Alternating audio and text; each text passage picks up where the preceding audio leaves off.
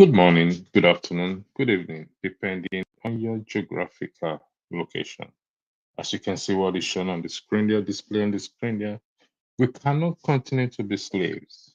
These are the words of one of the richest man in Africa by name Aliko Dangote. Now, many of us may have our reservations about him, without a shadow of doubt. But here he says, we cannot continue to be slaves. By this, we can argue that it's saying that we are slaves. Thus begs the question, who is or our slave masters? Here, let's hear from the horse's mouth. I thought building a refinery like this is, supposed to be a pride for everybody, because we're not the only country. Angola, they've been trying for 20 years. They are still trying. Uganda, they've been trying for the last 15 years. None of them. There is no production capacity in Africa. Only two countries are not importing, which is, Algeria and Libya. Apart from this, everybody is an importer. We cannot continue to be slaves while we export, raw material, then we import products. But you can see a regulator is given an excuse to continue to issue license for bad products just because he said that no, they don't want to create a monopoly. So how can we create a monopoly? I thought building a refinery like this is, supposed to be a pride for everybody, because we're not the only country. Angola, they've been trying for 20 years. They are still trying. Uganda, they've been trying for the last 15 years. None of them. There is no production capacity in Africa. Only two countries are not importing, which is, Algeria and Libya.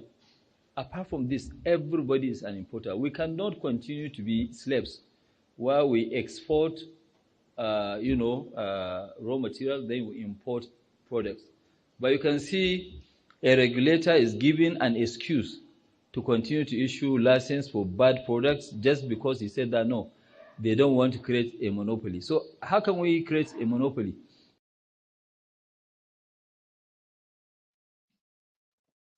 He said, I thought building a refinery like this. Now listen to this. The legitimate expectation from Nigerians, why can we be an oil producing country with 4 refineries and yet importing sometimes 100% of our petroleum product requirement? It's very sad. The GMD Emeritus has told you the steps that we have taken when the Port refinery is going to be in place. But I assure you, GMD will follow it up to make sure that within the life of this administration, before Baba's tenure ends in 2023, we'll deliver only 4 refineries. The legitimate expectation from Nigerians, why can we be an oil producing country with 4 refineries and yet importing sometimes 100% of our petroleum product requirement? It's very sad. The GMD Emeritus has told you the steps that we have taken when the Port refinery is going to be in place. But I assure you, GMD will follow it up to make sure that within the life of this administration, before Baba's tenure ends in 2023, we'll deliver only 4 refineries. The legitimate expectation from Nigerians. So, please, who is helping me to talk here? I thought building, yet we have 4 refineries. Worry, which I have been on several times. Port Harcourt, I think I've been there twice, if I'm correct. 4 refineries.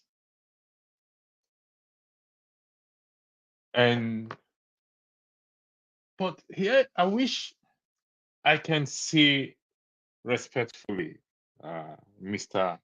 Aliko Dangote, and ask him, who are our slave masters? Who are these slave masters? Who is or our slave masters. Mr. James, thank you for joining this podcast this afternoon. Wonderful afternoon. Can you hear Please me? help me to understand this. Who, Yes. who is or our slave masters? You watch the two videos I played. We have our reservation for him, but he needs to clarify further. Not that he needs to clarify. Actually, he did point to who is or our slave masters. Certainly, it's not the people that we think, that we've always been thinking and arguing on this platform that they are. Certainly, they are not. You know the people I'm referring to. They are not. The individuals Aliko Dangote is referring to is you and I. We are now our own slave masters. I remember the words of Bob Marley, emancipate yourself from mental slavery, none but ourselves can free our own minds. We don't have chains on our neck. I mean, literal chains. We don't. But mental slavery from within our own self, having 4 refineries. Now, with Dangote's own 5 private-owned refineries. And we are still slaves. And some of us will come and say the white man is the one that is enslaving us. No. That's the word from one of the richest man in Africa. Whether it's also a slave master, we don't know. I don't know him. I'm not in a circle. Mr. James, the floor is yours to weigh in. Thank you for joining this broadcast. Thank you very much. You see, why is it dawning on him now that we are slaves? All along, according to him, we cannot continue to be slaves. When he says continue to be slaves, means all along we'll be slaves. Why is it that it is now that he's having problems with his business associates, that it has dawned on him that we are slaves? So who is the slave master? Exactly. Is he referring to the white man, or among we Nigerians? Let me play the video again. Definitely, let me play the video again. The answer is there, Mr. James. Let me play the video again. Here it is. Sorry, just give me 1 second. I will pull it out now. Here it is. Play. Now it's gonna play. Is supposed to be a pride for everybody, because we are not the only country. Angola, they've been trying for 20 years. They are still trying.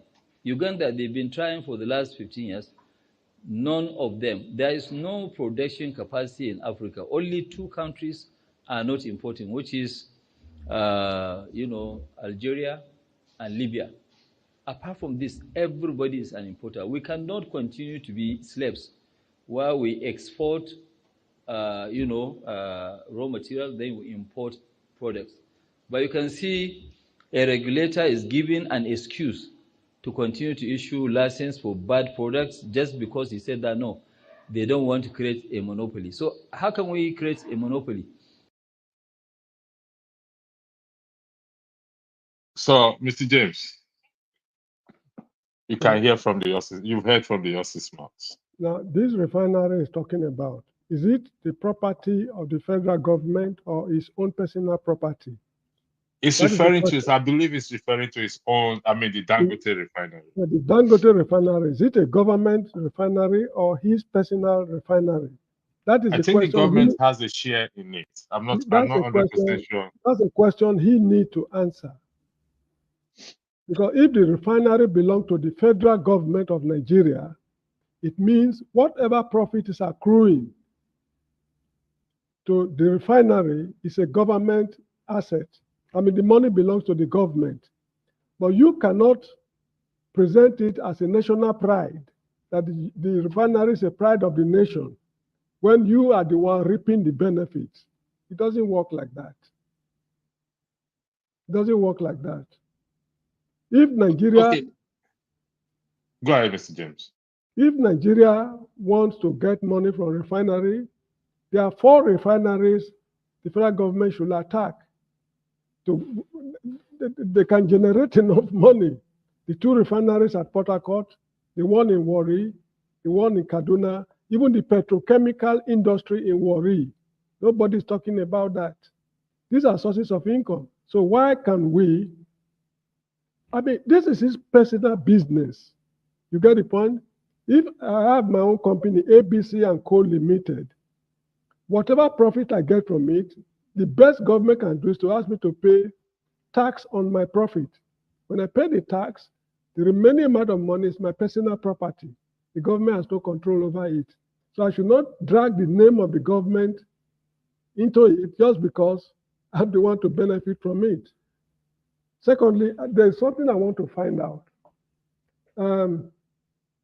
Please correct me if I'm mistaken. It's long I left home.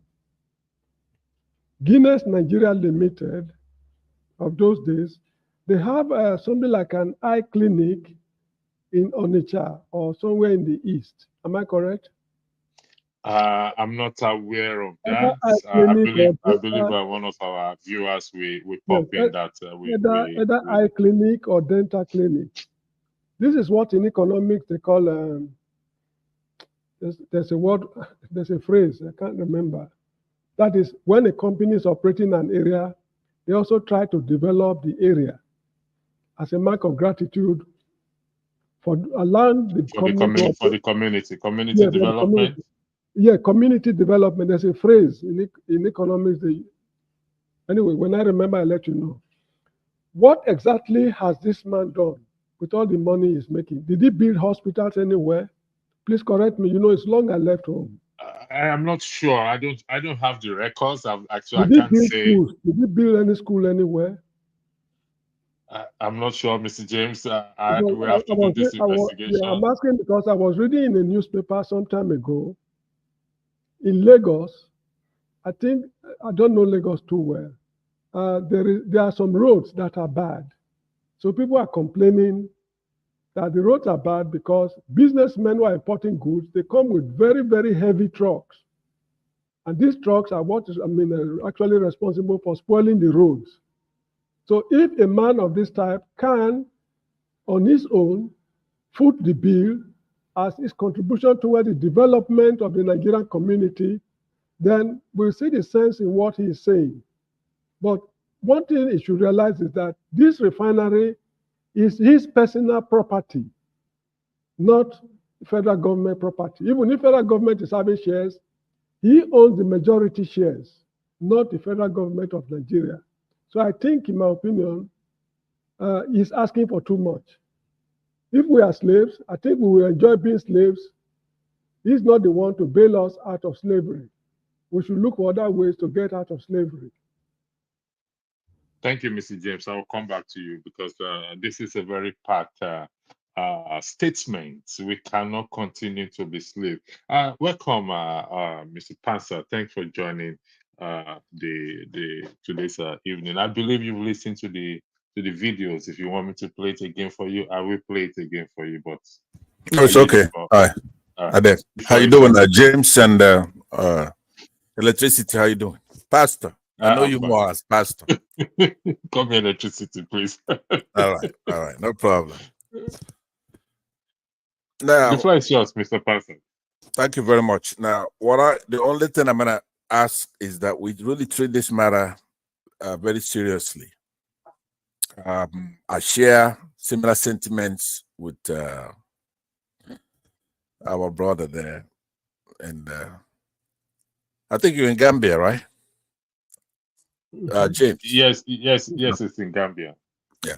So I share similar sentiments with him on this topic, but I want you to know, electricity, that this is a much serious thing that we're dealing with Dangote. Now, he happens to have antecedents. He's monopolized several verticals, industries in our country. So we could take a look at cement, sugar, tomatoes, all kinds of things. And he has no value added products, like he admits it. He's saying in that clip you played that we export raw materials and then we bring in refined products. And he wants us to take pride in owning a refinery of the magnitude that he's talking about. Now that's okay. But we have to be, the pride has to come from something. When you feel proud of something, it's something that you could demonstrate to the world. So what I want us to do is to be methodical in dealing with this issue. This is not about personality to bash Dangote or do that. No, it doesn't have to come to that, even though we should, but we're not going to do that here. What I'm asking you to take a look at is what NNPCL is saying, right? These are our regulators. They corrupted our oil industry, and it's like a private cabal, right? What they said, number one, they said that Dangote refinery is not up to 47 or 46% complete. That is a statement they made.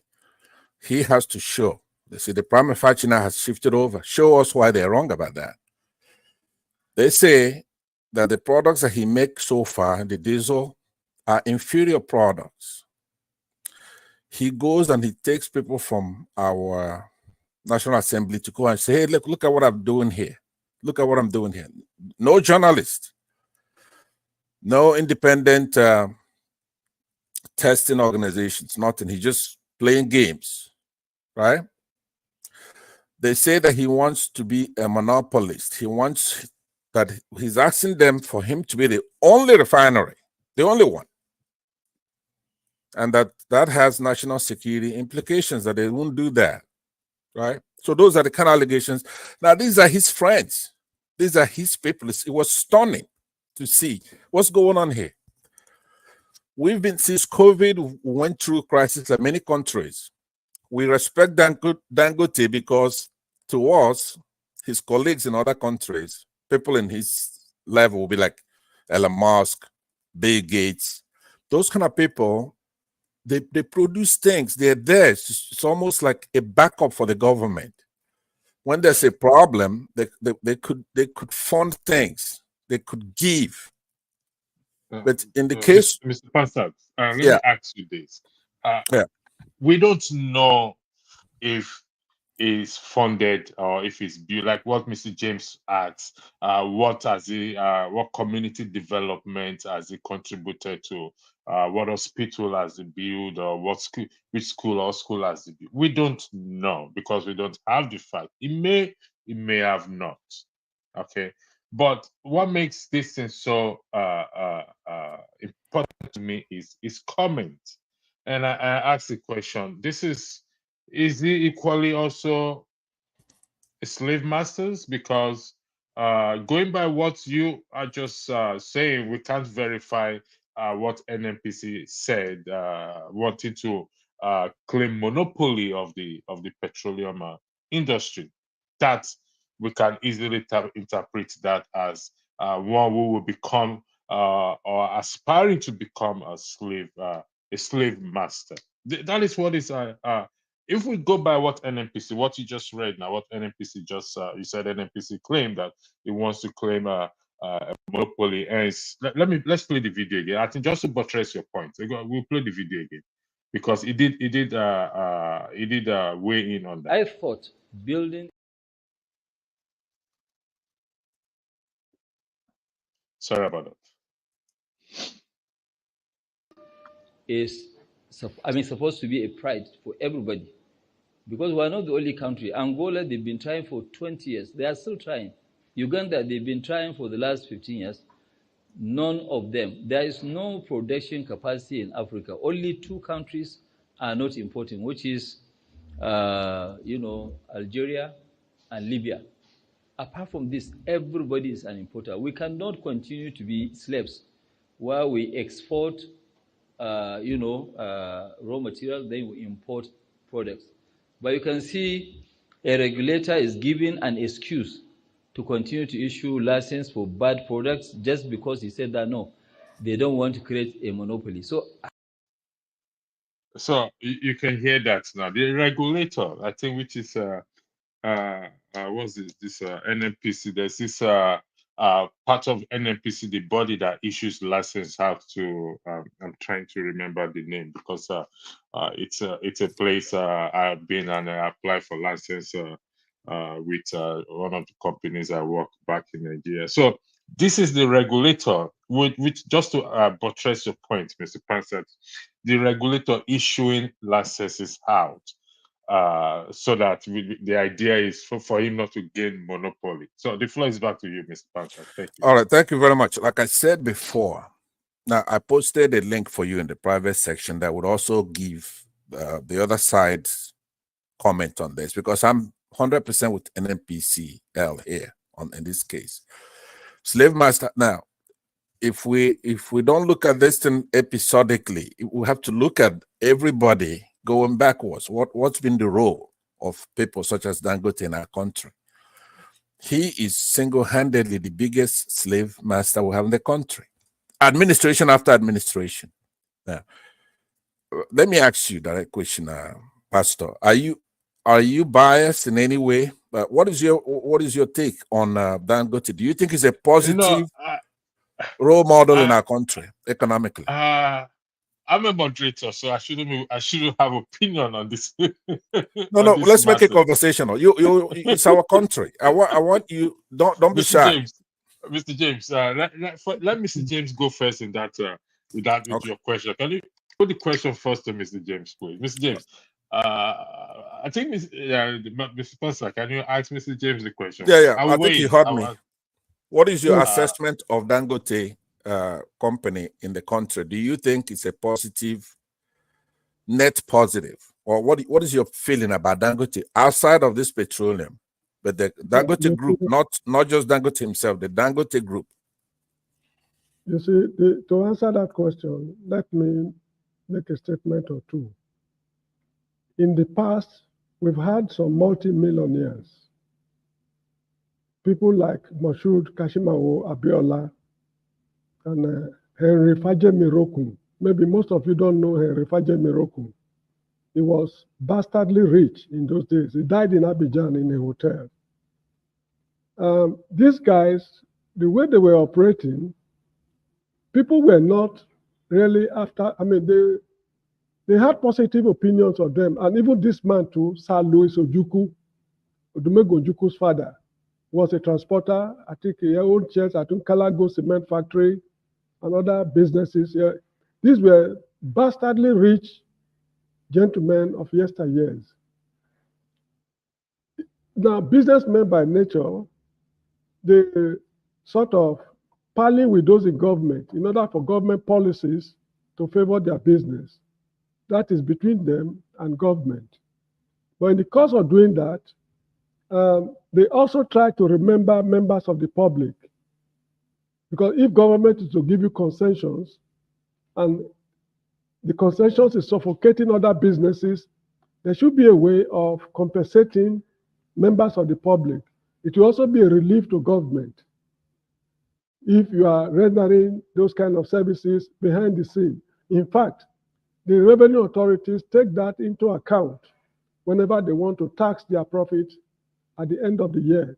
When they check their, is it trading profit and loss account, manufacturing account, when they're calculating their net profit, they take all these things into account before they know how much to tax them. This man, you see, I want to be very careful in answering this question, because somebody on the comments column said I'm talking like a hater. I do not hate him. I have no hate for my fellow man. The way, people have been complaining. I told you it's long I left home. But while outside, I listen to what is going on at home. People have been complaining about the operations of this man. If they are right or wrong, that is up to him to decide. But in my opinion, I do not think, considering the amount of substantial money he has ripped off Nigeria, he has benefited from Nigerian society, he's not doing enough to show signs of appreciation to the people of Nigeria. Because if you own, for example, a cement factory, sole importer of sugar or whatever it is, and other commodities, it's more or less a monopolist in a way. So monopoly is not being encouraged in any capitalist society. So if it's very close to being a monopolist, there should be clear empirical signs in the system to show that he is actually thinking also about the people, not just profit only. So that is how I see the man. All right. People should not see me as a hater. I No, benefit. don't worry about that, Mr. James. What Yeah. we are doing here, we're having a candid conversation. Like I said, what we should try to do is to just stay with facts and known doctrines, right? We know that monopoly has a lot of disadvantages. That is a known fact. Some of it is higher prices, low quality of products, reduced innovation, limited consumer choices, poor customer service, income inequality. We have all those things in our country, especially in the verticals that Dangote Group operates in. That's a known fact. But that isn't even the issue. Right now, we have to have a nexus to our main topic, which is this NNPC and the refinery. What we are fighting, what I'm concerned with, is the type of monopoly that he's trying to establish now. Pastor, the very first video I have there is NNPC's take on the Dangote Group. So at some point you could play that, so that those who don't know anything about the topic are wider audience. Is it the first? Is it the one? The second video I played? No, the first. This is when this NNPC went and inspected Dangote Group. Then Okay, they had I don't some. think I have that video yet, but this is I have it second in the private chat. If you just click on it, it will. Yeah. It will be difficult for me to play it because some of them has a YouTube infringement on it, and it has to be downloaded. Okay. So yeah. Okay, no problem. Now, what I want to say is that there are many types of monopolies, right? Now, if somebody goes and they invent something and they have intellectual property on it, fine, you could be a monopolist. But if you're going and having a legal monopoly, a monopoly which is in the form when a single company secures a sole legal right to produce such a product, not a natural monopoly. Not a state monopoly when the state says, okay, look, only the state is going to do X, Y, Z. But when you have this oligopoly, no competition at all, sometimes having the government close borders or impose restrictions on importation, so there'll be competition in price. Now, that's for a banana republic. Some of these things that we're talking about here, electricity, if you're in love with Dangote, I'm gonna break your heart today, because all I'm gonna be doing today is telling you the truth. These are verifiable facts. Mr. Pastor, you see, yes, sir. When I started, I said we all may have our reservations about him. Okay, we have to stay with the facts. The fact is, which actually which is the purpose of this podcast is, where he said we cannot continue to be slaves. As such, the question begs the question: who is or are the slave masters here, and how can we break free from these slave masters and enjoy the benefit of the freedom that other countries are enjoying. Because as he alluded to, the those who issue out petroleum licenses.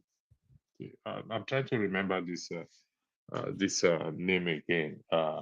So in Lagos, there's somewhere around Eric Moore. Maybe they've moved away from there. I don't know.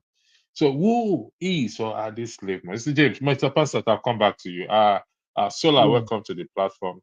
Mr. James, you wanted So to say something. you see, while he was explaining this issue of slave master, being a slave, it was when he was saying something about importation of petrol, that in Africa, only two countries, Libya and Nigeria, that don't import petrol, that other countries import, so we should stop being slave masters.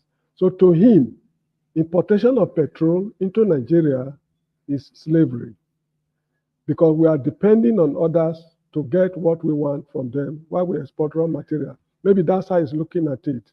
But the question I'm asking is, all along, you see, these refineries have not been working for almost 30 years, if I'm not mistaken. I stand to be corrected. For almost 30 years, it is now that his refinery is running into a problem that is dawning on him that importing petrol from the overseas is slavery. I think I disagree with him because, anyway, the phrase I was trying to remember is a social corporate responsibility. Okay. Yes, social I think somebody mentioned it in the. Oh, okay, good. Okay, good. Social corporate. Mr. James, Mr. Pastor, based on what Mr. James just said, let's just go by that argument. Let's say that is what Dangote is referring to. This petroleum product belongs to us. So how is it if it belongs to us, seeing that it belongs to us, how is exporting it and importing it back constitute as the people will refine it or the country will refine it being the slave master? Remember, these things belong to us, to you and I, to Mr. James, to Sola, to every Nigerian. It belongs to us. How does that, because we take it, it's in our possession, how does that constitute them being the slave master? Because we give it to them. Yeah, hello, Mr. Sola. I'll try to be brief so that Pastor can come to you soon. Now, I'm gonna, Pastor, at some point, I'm gonna bring you what the answer Mr. James gave you suffices for that little narrow area. But I want to bring you to focus on what we're talking about here, right? He's that distraction. He's trying to play the game. He's mentioned some of these northern African type of countries, not really a pure African, like a West African. He thinks he's lauding. He thinks that he's doing us a favor. He takes our over $2 billion to build a refinery that is probably not up to $1 billion, right? He's unlicensed. He produces inferior products according to NMPC. He wants to be a monopoly. And he's launched this thing fraudulently with Buhari at some point in 2021 or 2022. He dramatically came in there with the former president and launched the refinery. Since then, he's been saying he's going to open it in April, May, June, July, even this August. Nothing. He's got our 2-point-something billion. He's been paid. He single-handedly lowered our 20% stake in that company to 7-point-something% without judicial interpretation, without an arbiter. So I will indulge you just for a little bit on the semantic, on the soft layer, but I'm only here for the heavy stuff. Want to get down and treat this topic, right? Please, I'll come back to you. All right. Let's go to Sola, then I'll come back to you then, Mr. James. Mr. Sola, welcome. The floor is all yours, please. All right, thank you very much. I saw the topic and I said I should join. I lean a little bit to Pansat, and also I'm going to speak from two sides of the mouth, for and against. yes, Mr. Pansett is correct. It's going to be a monopoly. But when you look at it from the other angle, we've been importing, we will take crude oil. Who does it? Take crude oil, take it overseas, then refine it and sell the product back to us. And if someone has gained the courage to put part of his money on ground, and Nigerian government also, yes, you're correct, Mr. Pansat, funded him to build a larger refinery. He is a businessman, definitely, and it's still going to be a win-win situation. But the truth of the matter is this: NNPC will never allow it to see the light of day because of the corruption that is going on in that place. You see, apologies to people that live abroad. My brother, if you're in Nigeria and you move to those people in DPR and you hear what they say, you'll be amazed. Look at last year, was it last year or 2 years ago, that they brought a bad product into the country? Our crude that they went to refine, they came back with a bad product. So if we are suffering this, and I mean, I won't believe both of them because they're all playing games at the end of the day. But if Dangote is refining a bad product, Mr. Pansat, we can quickly go to him and we can start punishing him. I mean, figuratively, I'm not saying it is possible, but we can punish him because he's closer to us in Nigeria. But if they bring a bad product for us from abroad, who do we punish? Do you know that they bring, sometimes vessels will be on the sea, they will return the same empty vessel and they'll claim money for it? I want you guys to meet up with people that are in DPR. If you know one or two people, ask them questions. A lot of fraudulent act is going on in that place. And that is how some of these big guys as well, all of them have ripped out of it. The $multi, all of them, they have all chopped money through this process. So it's not maybe just one person. But I believe what Dangote is doing now is a good thing. I believe is a good thing. Later on, it's going to come to monopoly. But rather than making it come to a monopoly, then it should be able to drive NNPC to fix our 4 refineries. If we fix those 4 refineries, then our 4 refineries will get the first quota, then second, going to Dangote. But when you look at it on the other long run again, you want to shortchange the likes of Shell, Chevron, that have gone deep sea now to start drilling oil. These guys are businessmen. I mean, Buhari, for crying out loud, I mean, is it 2 or 3 years down the line? He has more or less collected the money, our accrued money, maybe a year or 2 years down the line. Who does that? So guys, I totally understand that on the longer run, it might monopolize it. Fair enough. At the end of the day, we are suffering. How can we have oil? And if you look at it, petrol, diesel are the determining factor of our economy. The reason why we have the high inflation is because of petroleum prices. The moment it goes up, everything, it affects everything. So, but if Dangote is refining it there, and we can get it as quick as possible there, at least it will reduce people's the cost of living and everything. I'm not saying drastically. I'm not saying from 1,000 to 500. No, that's what I'm saying. Even if it is 150 naira difference or 100 naira difference, it's still a lot of money on the longer run. So I lean on your side, Mr. Pansat. But at the end of the day, we want an immediate measure. We cannot allow. I don't have a side. I don't have a side on that. I'm just telling you the facts is the thing. Okay, right? Okay. Yeah. But it will help us to stop all these importers of petroleum bringing total rubbish to Nigeria and causing a lot of havoc in that country. Thank you very much. Thank you very much. Yeah, electricity. Let me just talk to solar for a minute. Now, Yeah, one solar, second, Mr. Passat. I'll come to you. yeah, Sola, thank you very much. The name I was looking for is DPR, Department of Petroleum Resources. They are the one that issues out licenses out to those who want to operate either in the deep sea or out on the shore. So, and you are 100% right. The things that goes on there. Listen, I speak the little knowledge I have, having been there at some point in my time in Nigeria, and the things that goes on there, it will amaze this house.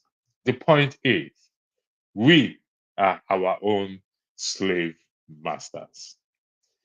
We own this petroleum product. We export this petroleum product out. We accept whatever they give to us without proper checks, without testing. I remember the time you mentioned where this inferior or fake petroleum product was brought in. A lot of cars got knocked in that process. I mean, I was in the mechanic workshop there, so as part of my job, and it was very sad. So we are all slave masters. How can we deliver ourselves? How can we emancipate ourselves from this mental slavery? Because mental slavery, it's more serious than the literal one. Mr. Passer, the floor is yours. Then I'll go to Mr. James.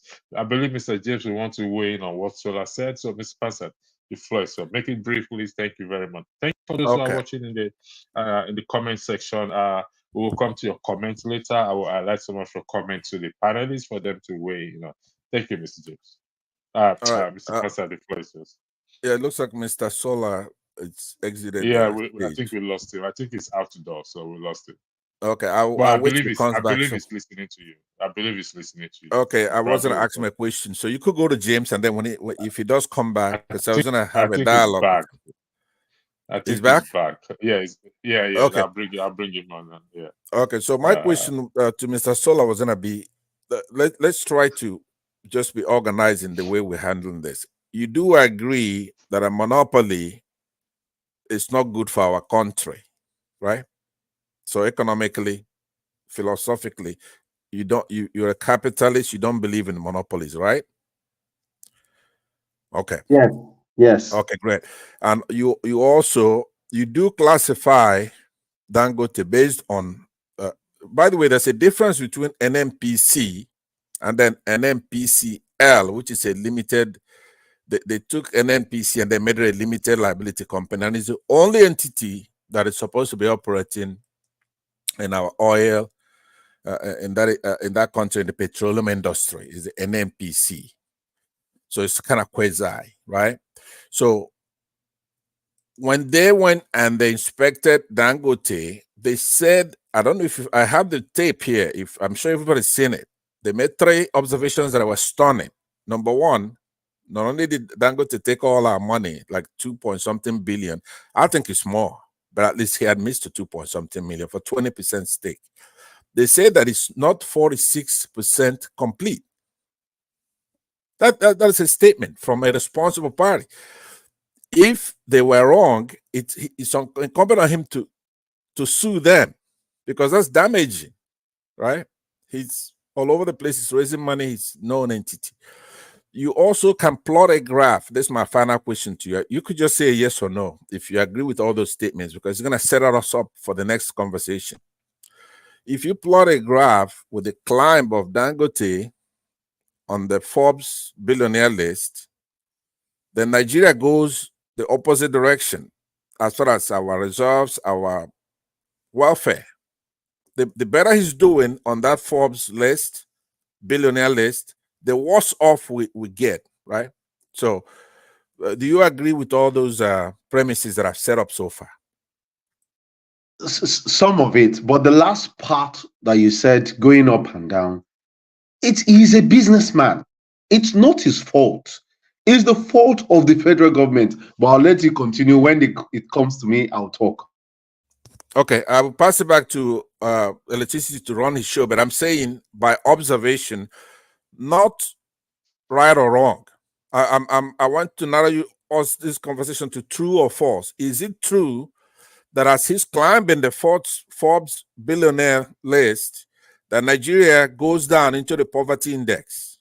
It's just a true or false. It's not whether it's a good thing, if it's his fault, if it's I bad. Just wouldn't an know that. observation. I haven't checked it, so I can't say yes or no because I haven't checked it or verified it. So I won't say yes or no. All right.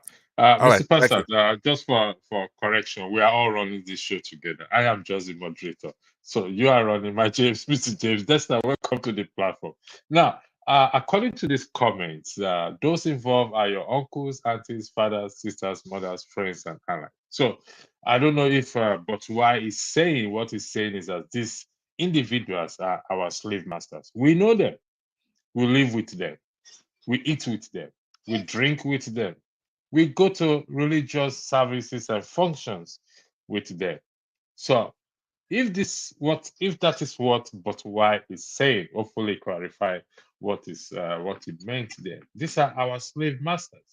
How do we is it going forward on this platform? Like I said again, I'll say we have to start a fast solution, primarily to educate how we educate each other, and to take this platform to the next level of where it becomes a place people will come and learn and learn and go back and also implement this stuff. Mr. James, the floor is yours before I go to Desta and I'll go to Sola again.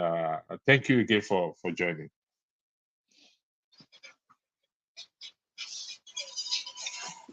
Okay. Now, Mr. But why? This is not a family matter. They can be our uncle, nephew, or whatever it is. We are dealing with national issues, not family issues. So if they are related to me or they are not related to me, that is not too relevant, if it's relevant at all. It's not too relevant. Then Fred Jackson said, grammarians are the most productive to any society. I don't think we are grammarians. You and me are citizens of the Federal Republic of Nigeria. These are things impeding our progress, your progress and my progress. I should not fold my arms and keep quiet just because people think that we are grammarians. If we do not discuss our issues, our problems, the government will pretend not to know what we are going through. And we just have to put up with whatever we are grappling with. So that is that.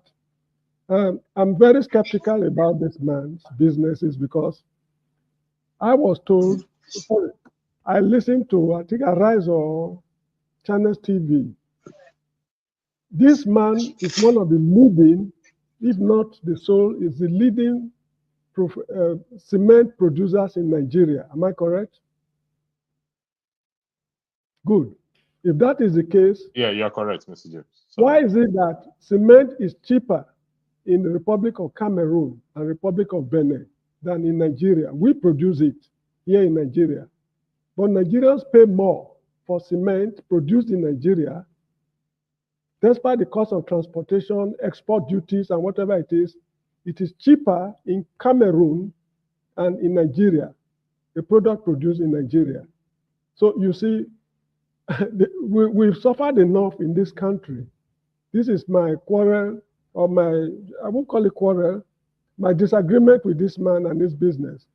Mind you, I have no hate for my fellow man. But a situation whereby you say, oh, he's a businessman. That's how they operate. But if you are a businessman, fine. One of the features of capitalism is competition. Because through competition, the best come out of people. You use your brains.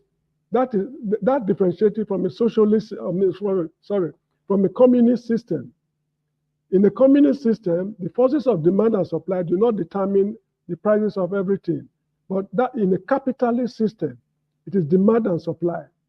So if you are using your influence in government to favor your business, and at the end of the day, you are now calling us slaves because things are not going your way. I think this man, in my opinion, I might be wrong, is not fair with us.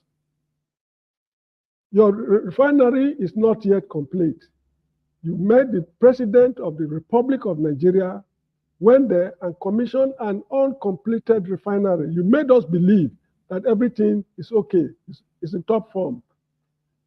Well, personally, I think what we should be discussing on this program is how do we revive the refinery? If we revive the 4 refineries, then we will know his business acumen. If he's a true capitalist who is able to operate within a capitalist system, if he's a real businessman, if he's not taking undue advantage of the country, repairing those 4 refineries will prove it. Because if the refineries are functioning and is able to operate to the extent that it's even driving them out of business, then we give it thumbs up. It's an astute businessman. But a situation whereby refineries have not been working for almost 30 years.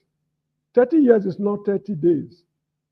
The government has been lavishing money there. He did not complain about slavery or the government to be paying workers in refineries that are not functioning. To him, it is not slavery. But now that his, business interest is being affected, he's talking about slavery. Actually, who is the slave master? He made mention of, he disclosed a startling revelation to the people of the Republic. In the Mediterranean island of Malta, there is a refinery there. If he had not run into problems with his refinery in Nigeria, this man probably would have kept quiet. He wouldn't have revealed what is happening in Malta. You get the point I'm making? So if he is having the interest of Nigeria at heart, I don't see why he should keep quiet for so long. We've been importing petrol. And now that his business is not going, you see, I agree he's a businessman, but look, national interest should supersede any personal interest. If my coming to Nigeria or returning to Nigeria will inconvenience Nigeria, will cost Nigeria a lot, it is better for me to stay outside Nigeria because that is my personal interest. His intention to maximize profit. If he's hurting the people of Nigeria, Nigerians have the right to cry out. I want to know how far he has discharged his social corporate responsibility vis-a-vis the amount of profit he has raked from the country that made him one of the richest men, if not the richest man in Africa. Thank you, Mr. James. Mr. James made a very valid point, which I saw Mr. Pansat nodding his head, which I completely agree with. 4 refineries, billions have been pumped into that refineries. Nothing has come up. He never cried out and say we cannot continue as slaves. But now it's whether it is a deliberate sabotage or an accident or whatever it is, he's saying we cannot continue as slaves. Eccentric, I'm not pronouncing it very well, eccentric cast. Thanks for joining the podcast. Before I come to you, I'll go to Solar first. Okay. Because he's going to weigh on what Mr. Parsons said and what Mr. James just said. This is very important. Mr. James just threw a spanner into the wheel, and that is why I said I'm just moderating. We are all running the show, and I'd like to thank those in the comment section and thanks the viewers. Don't forget to like and subscribe. It's very important for the good of this platform. Sola, the floor is all yours. Thank you. Thank you very much again. Like I said, I slightly disagree with Mr. James. Number one, for those of you living in the US, you can correct me. When Elon Musk was building his electric Tesla thing, I believe during Obama time, he threw money into it. Now, Tesla is the biggest electric car manufacturer in the US currently.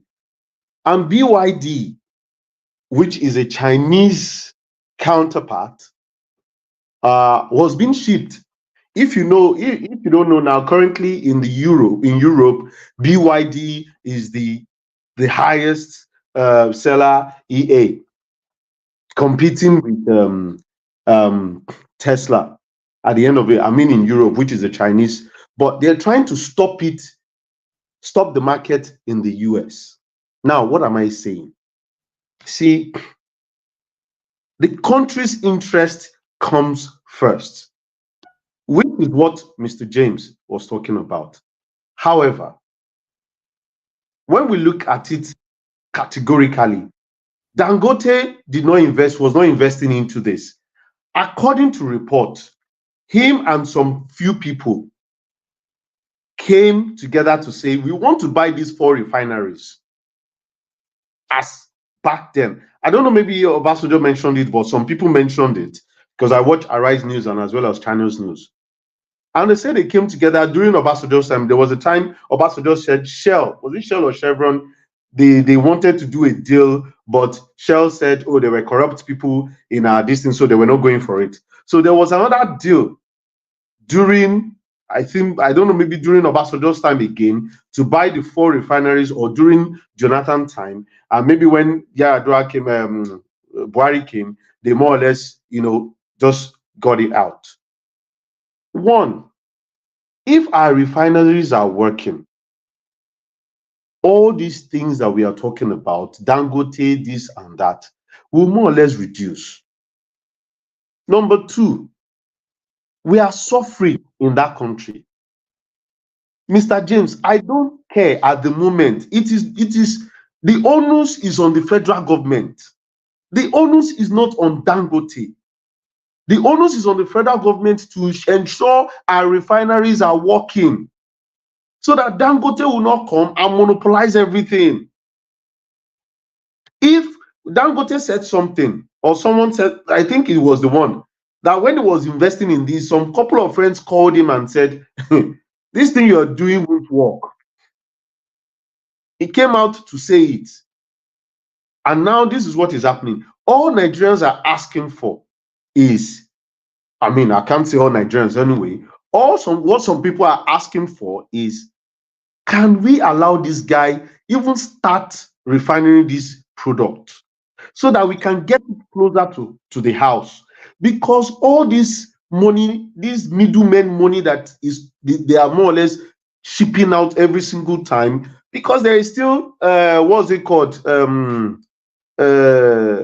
subsidy. There's still subsidy going on. All this one they are saying is just all fake. There's still subsidy going on. All this subsidy thing will more or less reduce. And you're correct. If this didn't happen to him, then, saying revealing of Malta will not come up. But to be honest with you, he didn't dive into that side, so it wasn't affecting him. So I think to him, it's fine. But now that he's diving into him as a business person, at the end of the day, yes, he has to more or less play the devil's advocate because he's a businessman. But I am not faulting him for revealing all of these things. I am faulting the federal government. I am faulting Labour. For how many years? 30-something years. Labour will never go out to protest against this refinery. Labour should be forefront to be asking government, is it that we scrap these refineries? We know that total scrapping, let people build refineries for us, than paying money for turnaround maintenance. Do you know the billions that goes into the turnaround maintenance, that for refineries that they don't produce anything, and yet they are putting money every single time? So, Mr. James, what I'm saying in a nutshell is this. Let us, maybe monopolizing us at the moment, maybe it is not. That is not what I'm saying.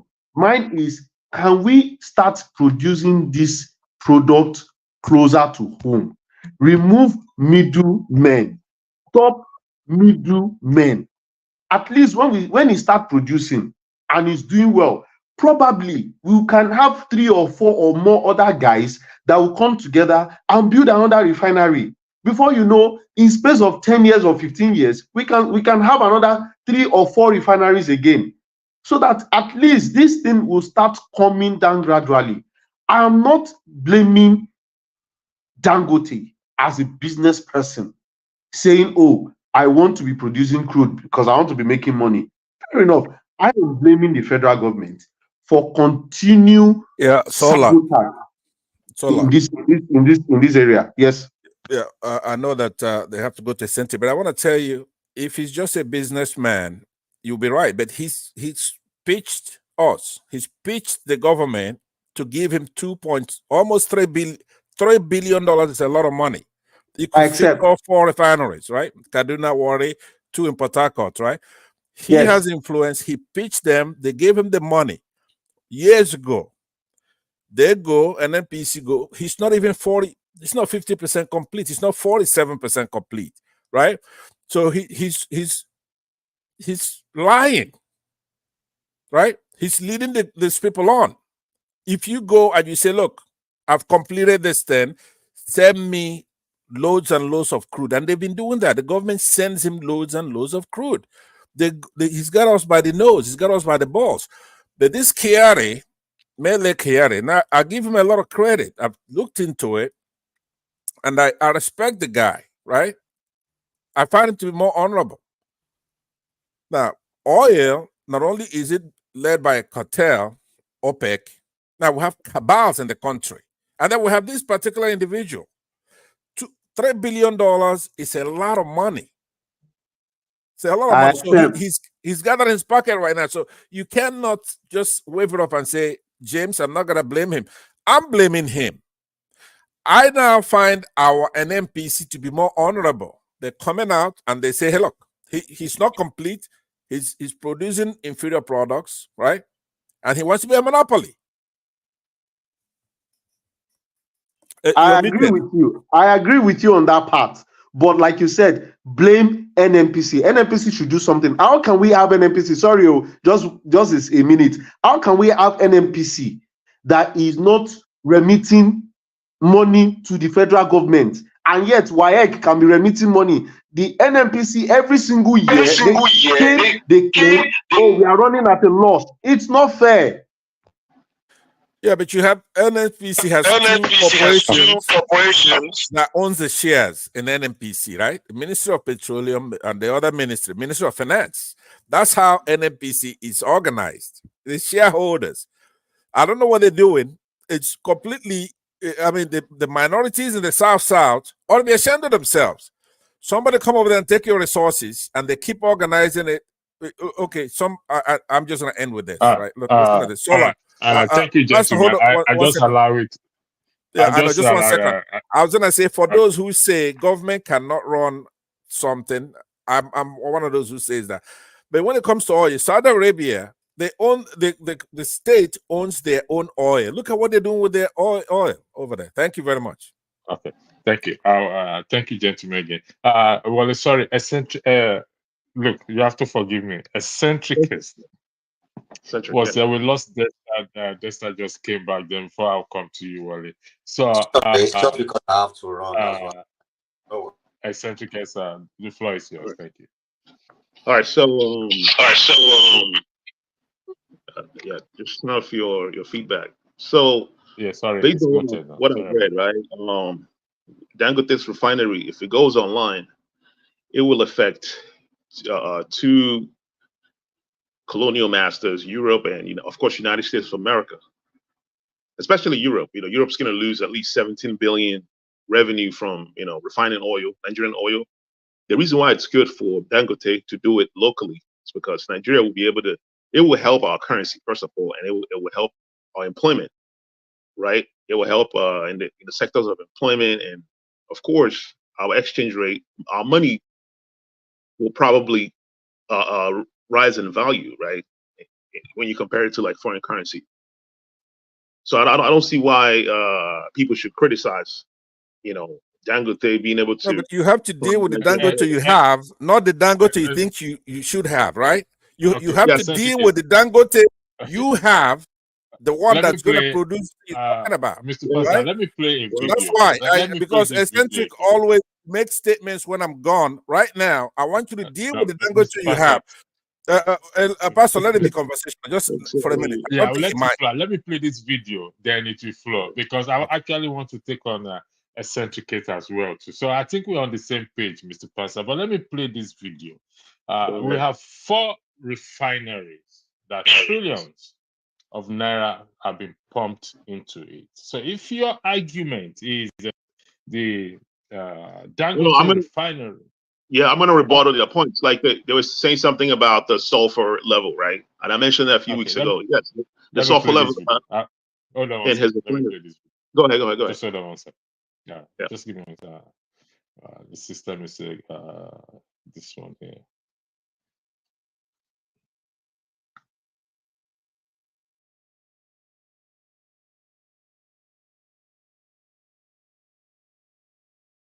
Refineries, and yet importing sometimes 100% of our petroleum product requirement. It's very sad. The GMD Emeritus has told you the steps that we have taken when the Port refinery is going to be in place.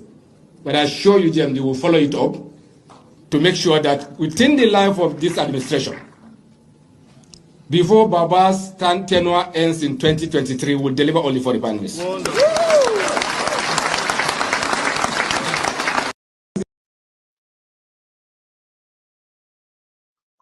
As you can see, what God cannot do does not exist. You just killed what I've just said. 2023, before Baba leaves, he said he's going to what? That is military that Mr. James was more or less talking about. And answered. And yet, nothing is happening. I beg. No, but the Pastor, your ability to be selective on the video you play from YouTube is uncanny. I mean, I have one here. No. I mean, you're not being fair here. No. Pastor, let me explain. Let me explain this to you. Before we play any video, this thing is causing problem even for Rudolph's channel because it's got so many strikes. So I have to be careful. Most of these videos have YouTube rules infringement on them. So if you play anyone's video, it's a property right, IPR, their own property right. They have a right to it. And so if you have sent me this video earlier, I would have downloaded it, upload it on YouTube in a private, put it on a private. Then I will know if there's a strike on it or not. Can you play Twitter, X videos? Can you play X? I think X can be played. I think Instagram can be played without. Okay, very good. Let me get that for you on X. If you get those ones, downloaded ones, please, so that it will be easier for me to play it. Okay. Eccentricate. Sorry, Mr. Wale is raising his hand. Desta is here. Mr. Wale, I have to be fair to the people that were here before you. So, I know. And if they allow me to, if they allow me to, then I will. Eccentricate and Desta. Do you want Wale to go ahead of you? It seems to be. You are muted, Eccentricate. Yeah, Wale, go ahead. Hopefully, Desta, is that okay? Desta, is that okay? Mr. Wale, make it people. Thank you. You are a gentleman. I won't spend more than 2-3 minutes. You see, referring back to that topic, that is it something to do with are we being enslaved or something like that? It's very, very difficult, and I think none of these people, even the West or the Chinese or other countries enslaving the country, even our own people, either Dangote or the cabals or the government, I think they are doing what they have to do as greedy, selfish human beings. But it's up to the people of that country to know that they are not slaves. But I think when you look at the country, we take pride. We love being slaves, honestly. Because if not, Mr. James was saying something about, you posted something earlier on that the people involved, they are from us. That is true. They are from us. I mean, look at say Kiari or one of those people. Is he the only one taking the money? Probably there are layers of other people benefiting from that money. Okay, look at the 75 million the Chinese company sued the federal government for. Who are involved? Are they not people? And when we trace down these people benefiting from this so-called enslaving our people, either through money or whatever, you will find out that my uncle might even be part of them.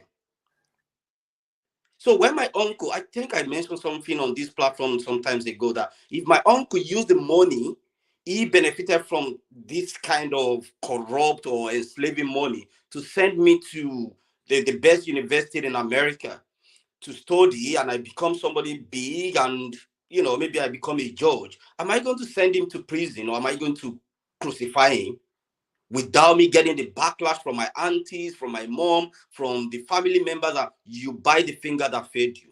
That is how this thing works. Until I'm able to say, you know what, I would rather go and work for my money without getting involved in any blood money. Because when you look at it, it's these people suffering. Okay, they take the crude oil.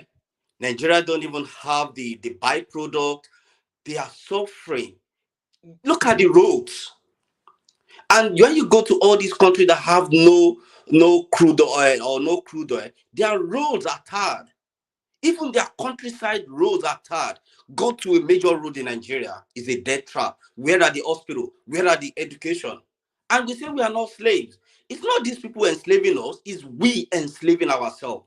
Until we look inward and reflect and think about humanity. Because when you go to churches or mosques, these people are there. We are praising them. They would donate 10 million naira for whatever we want to build our religious place. We'll clap for them. The senators will come back to our community. We will be dancing around them. Are we not slaves? These people, till Jesus come, they will continue to enslave us. And we love it. We love it, honestly. Thank you for giving me that opportunity to talk. Eccentric, influencers, then we'll go to Dexter, then we'll go back again to Mr. James Pansat.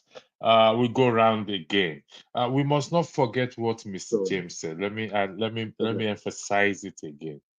Where was Aliko Dangote respectfully in respect to the millions and billions and trillions of naira that have been pumped into our four refineries? Were we not slaves then? Why did he not say anything? Why now that it's affecting him, it's saying we cannot continue as slaves? Eccentrica, the floor is all yours. Thank you. So I think we are misconstruing what Dangote meant by that statement, that we can't continue to be slaves. He's not referring to the elites in Nigeria. He's referring to Europe, man. Europe and United States of America. Because if you read an article from Reuters.com and some other Western outlets, you can see how the analysis of the situation, right? If Dangote's refinery goes online, Europe will be losing a lot of money, right? Because Europe refines our oil, and that's how they make a lot of money. A lot of refineries in Europe depends on oil refineries, right? Refining oils for Nigeria. Nigeria is one of the largest customers, right? That's what he's referring to. He's actually accurate. He's not referring to Nigerian leaders. He's referring to Europe. And okay, could I ask you a question, Eccentric? I agree with you what you just said. Yeah. As far as the veracity of what the emotions he's trying to extract from us, right? But two things could be wrong at the same time. Do you agree with that? Yeah. What are the two things that could be wrong? Yeah. Yeah. Go ahead. Whereby Europeans are trying to lord it over us, right? And be and take our resources, set our prices. Now the sad thing is that we have internal enemies, pretty much, who, because we have that sentiment and we're against that, and we're gonna do everything to fight that, then co-opt our economy, co-opt our resources, right? Try to monopolize it, and they don't make quality products. They're unlicensed, right? Yeah. They When you try say to when you say quality product, I know what you're referring to, right? The sulfur level on. Yeah, you say you're gonna discuss our sulfur level, right? So yes. So listen. let me just set it up for you. Let me rebuttal so that. Let me rebuttal that point. Mr. Panstat, Let me rebuttal that point. We're not gonna get along here. Let me tell you why we're not gonna get along. Pastor, once you go that route, we're not gonna get along. Hold on, Mr. Hold on one second, Mr. Panstat. Allow him to speak, then you will speak. I wanted him to be responsive, so I want to tell. He want to talk about sulfur content. I have a video whereby I'm giving you two sources now, whereby their claim is that Europeans and others make products with sulfur content of 660 ppm to like 1200, and then Dangote's is like 50 or 55. That is a chasm between those two, right? This is our NMPC. If they say something wrong, then he should sue them, because if somebody says you're making inferior products, they basically send you out of business. If he doesn't sue, the prima facie goes over to them, right? It's Dangote to show that he's not doing that. If European oil has higher sulfur level, how would it be better than Dangote's sulfur level that's 50? Like you're not making any sense on, and that statement makes no sense. You want to lower the sulfur level in your oil. If they have 660, I'm saying that Dangote's is 660 to 1200. That's not true. That's absolutely not true. Okay, prove it. Based on who's the source of that information? It's not true. It's not true. NMPC. I have the video. Please play the video now. Pastor, play the video. It won't be me against him. Play the video. Yeah, I know. I've sent it off for it to be downloaded until it sends back to me. Pastor, let me explain one thing. Yeah, hold on one second. Pastor, let me explain one thing in terms of playing video. We prepare before this podcast. We have all videos downloaded. So it doesn't work when you just send something to me. I have to send it to one of the moderators who downloaded it. He will not send it back to me again. I could play it for you. You want me to play it? I could play it. Whatever you want, I'll play it for you. Okay, hold on one second. We will come to that. Okay. Eccentric. I should be the moderator. I should be the moderator, man. Now Pouncer should not be the moderator. He should have been the moderator. He's an instigator. That's what he does, man. Yo, Pouncer, let's be honest here. The reason why you criticize Dangote is because he's from the north. Be honest, man. Oh no! You just went off the tangent, right? I want a class between you and I on weights today, because you think Pastor. Please. Well, I hate to interrupt the moderator, but I'm saying I want this guy and I to have a clash of weights right now. Okay, I'm challenging to debate right now. I will give both of you the floor. Just hold on, eccentric. All right. I have a personal policy. When I say personal policies, I don't tread on the path of north, south, east, west, or whatever it is. So I will appreciate if we refrain from that and we focus on the argument, please. That is me personally. I don't because what is on ground in the country right now, it got nothing to do with whether you are from up, north, east, west. It got nothing to do with that. We have the same problem. So thank you. I yield the floor back to you. All right. So I've made the point, right? The advantage of having Dangote refine the oil, we know it. We can research that. We have the information. We know what he meant when he says that we shouldn't continue to be slaves, right? He's referring to Europe, right? Because Europe depends on Nigeria, especially European refineries. Based on analysis, if Dangote's refinery go online and he start refining the oil, a lot of oil refineries in Europe will go down. They'll go out of business. Europe doesn't want that. Europe does not want that. That's why sorry for butting you. Sorry for butting you. Go ahead. If we bring our refinery up to par, yes, is it going to be the same thing? It is. It's going to be the same thing. It's the same technology, right? We have access to technology. This is not the dark ages. We have access to the same technology that they have. Are you alluding to the fact that also the Europe, America also are equally responsible for us not bringing our refinery up to par? Absolutely, I agree. Yes, absolutely. I yield the floor back to you. Absolutely, and there are sources out there, reliable sources out there, making such claims. It's not directly, but they're saying, "Hey, if this refinery goes online, these countries are going to have problems. It's going to create a huge problem in the West." You know, and let's keep it let me real. borrow your time then. Eccentric, because Pastor borrowed his time, so you don't have to come in. If he allows me, then that's how you make it conversational. Eccentric, you are setting up. Come on. I asked somebody, can I interject? You shouldn't open your mouth because it's between he and I. If he allows me to speak, then just stay out of it, Pastor, please. Right? If he doesn't want, he's gonna say no. I want to finish what I'm saying, but you shouldn't micromanage us. We just want to get to the facts. Could I continue? I think I'm going to rebut that because Dexter has not spoken. Dexter no, but if his time runs out, then you take his time from him. He says Eccentric's time. Please allow Dexter to talk, please. I mean, you don't want to send him to finish? It's his time. I want to ask him a question on his time. Go ahead. Yeah, yourself. So, Eccentric, here's my question. Because you are playing on our emotions and our sentiments. We want indigenous companies in our country. We rather Dangote. It's beyond that, though. Right? It's beyond having indigenous companies. I understand. So my question to you is that you do understand. I asked you before in the absence of the moderator. I said, yes, I agree with that. So don't set up a straw man. You setting that up. Nobody here disagrees with that. Okay. Mention the straw man. The straw man is to say that Europe producing for us is bad. Yes. Refining for us. Refining, producing, whatever, right? So it is bad, yes. Do you understand? So everybody here agrees with that.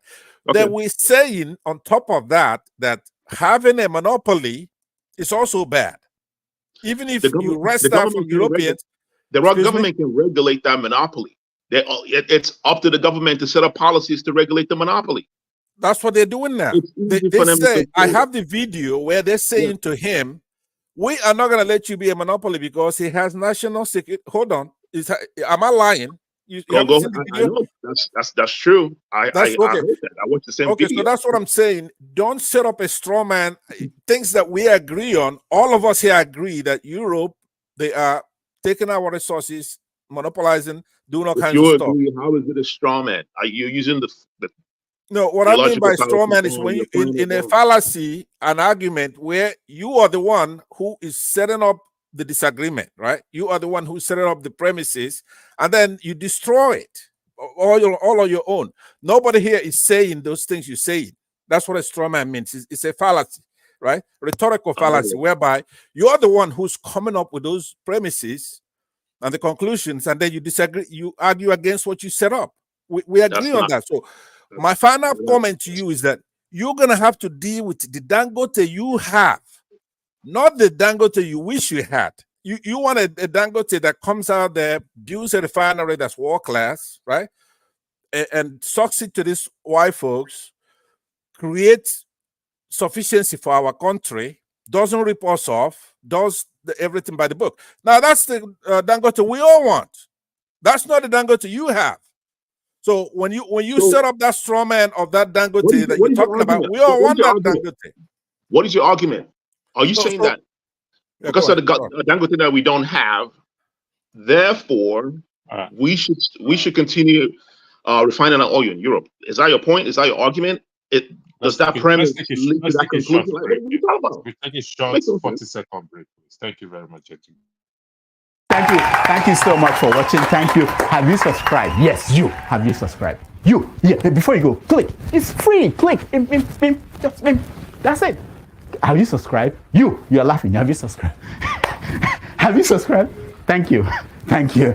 Thank you. Hey, madam. Thank you so much. I can see you. We have to get to 100,000 subscribers. By the end of the year, how are we going to do that if you don't subscribe? Yes, you. Yes, you're about to click off. Why? Have you subscribed? It's free. If you don't, ask your son, ask your daughter how to. Just one click. Thank you. I see you. Aha. Thank you very much. I'll see you tomorrow. All right, welcome back, gentlemen. Thank you for joining. Thank you for those of you in the comment section. Thank you for those who have like and share this video and also subscribed. Eccentricate, I will come back to you. Let me give for you and Mr. Passat to have the floor. I will come back to the both of you. Let me, who is somebody's mic is on. Dexter, can you mute your mic, please? Thank you. I want to go to Dexter. Dexter, focus on the topic, the statement Dangote made and the argument other panelists have made. The floor is yours. Thank you very much. Thank you, Electricity, and everybody on the panel. To be honest, what comes to my mind, I say, who has bewitched you, oh foolish Nigerians? who has bewitched us? We are busy running kitty kitty kata kata for things that are symptoms.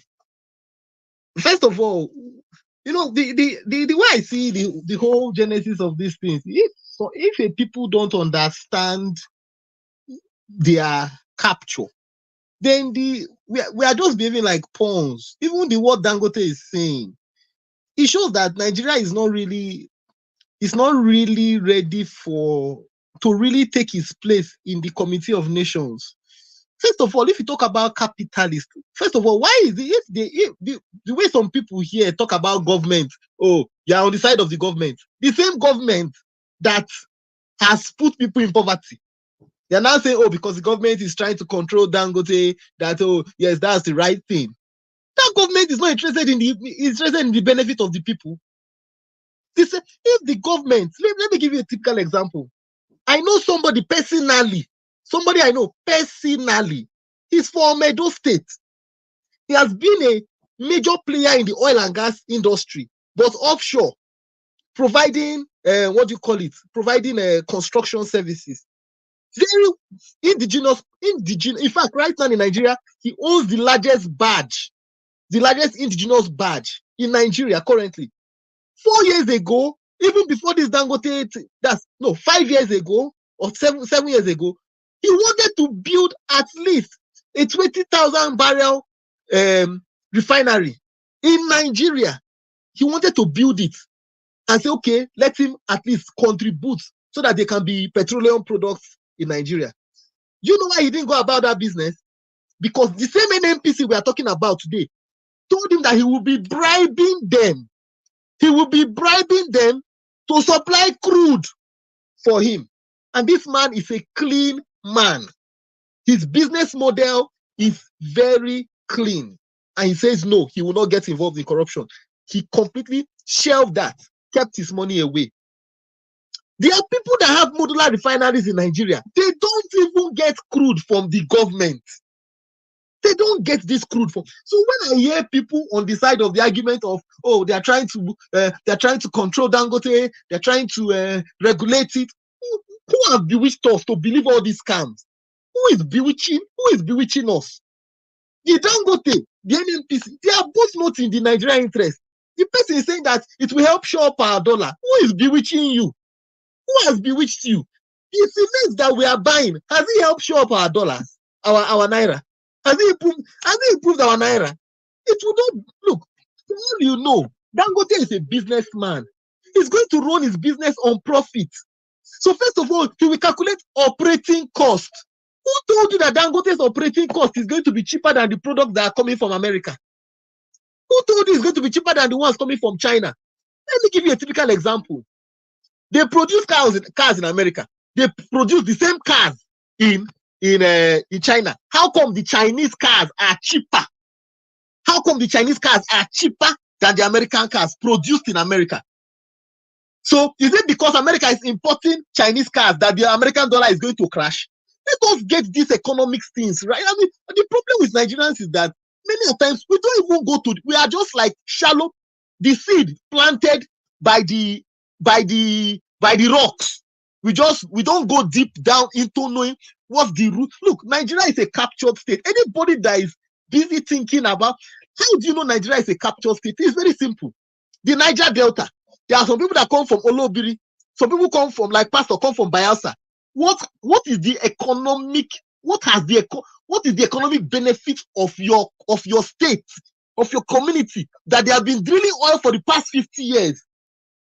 That just shows you that Nigeria is and if the people of Nigeria don't know that they are captured, and that the people that have captured Nigeria will not let Nigeria go. All these things is just the Dangote you're talking about has people on both sides invested in that his business.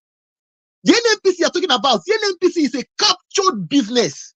NNPC was not created because they wanted to harness the oil and gas resources for the general public in Nigeria. That is a lie. How do you know that is a lie? NNPC has not remitted anything for Nigeria for how many years? Saudi Aramco is one of the best oil and gas companies in the world. It is state-run. It produces profit every year. NNPC has not produced profit for donkey years. And we still stay here trying to have the argument of justification of NNPC or Dangote. If you want to run a capitalist government, you will give licenses to everybody that wants to build a refinery. You will make sure that product is equally available for all of them. But Nigeria is not like that. Dangote now is only feeling the pain. Dangote now is only feeling the pain primarily because the truth about it is that there are some. It is not about the oil. It's not about the refinery. Somebody says it's about the refineries in Europe. It's not bloody about the refineries in Europe. It's about the Nigerians who have interest. The Nigerians who have the contracts to import petroleum products. That is what it's about. Nigeria's economy is not what will kill. It's not Nigeria's economy that will kill refineries in Europe. That's what this perception that if Dangote refinery opens up, then the refineries in Europe will shut down. It is not true. Let us stop believing that illusion. Let us stop believing it. The refineries in Europe, it is Nigerians that have interest, that have contracts. It's Nigeria that have, you know how they sell oil? They sell oil in futures. So Nigerians have already bought petroleum products in futures for the next 10 years to be supplied to Nigeria. Those are the people fighting Dangote. Because if Dangote says they should not import, that means that they lose their money. So in Nigeria, what we need to do is we should stop thinking like we should get to the root of it and stop this surface argument of is it Dangote, is it NNPC? Those two entities don't have the interest of Nigeria. And until we come to that, we are not ready to emancipate ourselves from this bondage. Thank you, electricity. Thank you very much.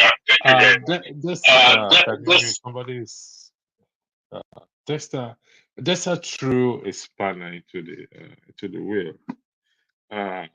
Cement, Dangote Cement is I think is the leading cement manufacturer and distributor supplier in Nigeria. Currently, I don't know how much cement is in Nigeria now. I've not given up. I would say struggling to put one section, and so going by the same topic now. Again, it's hard for people to build houses given to the cost of cement, building materials in Nigeria. So is cement being expensive? Can we argue that it is also one of the slaves masters because people cannot afford to buy cement? Like is it Mr. Pansat or Mr. James that said if you go to Cameroon, I think it was Mr. James, if we go to Cameroon and other countries, neighboring countries, cement are cheaper there. But in Nigeria, Dangote Cement is what? In fact, it has a monopoly of cement in Nigeria. AY, Madam Gladys, welcome. Mr. James, I'll yield the floor to you first, then we'll come to AY and Madam Gladys Sola. Then we'll now leave the floor for a little bit for Pansat and Uncle Pansat and Eccentricate to spike this. Electricity, quick one. Sorry, before you move to cement, I think you should allow us comment on the petroleum. Okay, gentlemen, let me. No, it's the same package. It's not separate, because if you look at the statement on the screen there, we cannot continue to be slaves. It's not just the petroleum product. It's him that made this statement. and it has monopoly at a point. I don't know if it still exists in Nigeria. It has monopoly of cement in Nigeria. Now, So, Mr. James, the floor is yours. yeah, Sorry about that. I mentioned it earlier on. Yeah. It is Dangote cement produced in Nigeria that is sold in Cameroon at a lower price. The same thing with Republic of Benin. This is the point I'm making. It's not that he went there to set up a factory and those kind of stuff. No. Now, in Nigeria those days, while I was there, we had a Wekoro cement factory, Okpela cement factory, Nkalago cement factory, and one somewhere I cannot remember. They were competing, and cement was affordable. All of a sudden, after I've left, they said it's now Dangote running the show. People are finding it extremely difficult to build houses now in Nigeria because of the price of cement. Now, the question that is bugging me is this. Is it really true that government cannot run businesses? I'm asking this because there was a time we had a Nigerian national shipping line with ocean-going vessels. It was nationalized. Sorry, it was privatized. And after privatization, the company died a natural death. We had Nigeria Airways. I remember at the time, we had 22 aircraft on on their fleet. It was privatized and it died. There was an insurance company, Nigerian something insurance company or so. I doubt if that insurance company is still surviving till this day. Nigerian External Telecommunication, privatized and it died. All the dams in Nigeria, Kenji Dam, Shiroro Dam, or whatever dam, there's no government-owned dams in Nigeria today. They are unable to supply water, they are unable to supply electricity.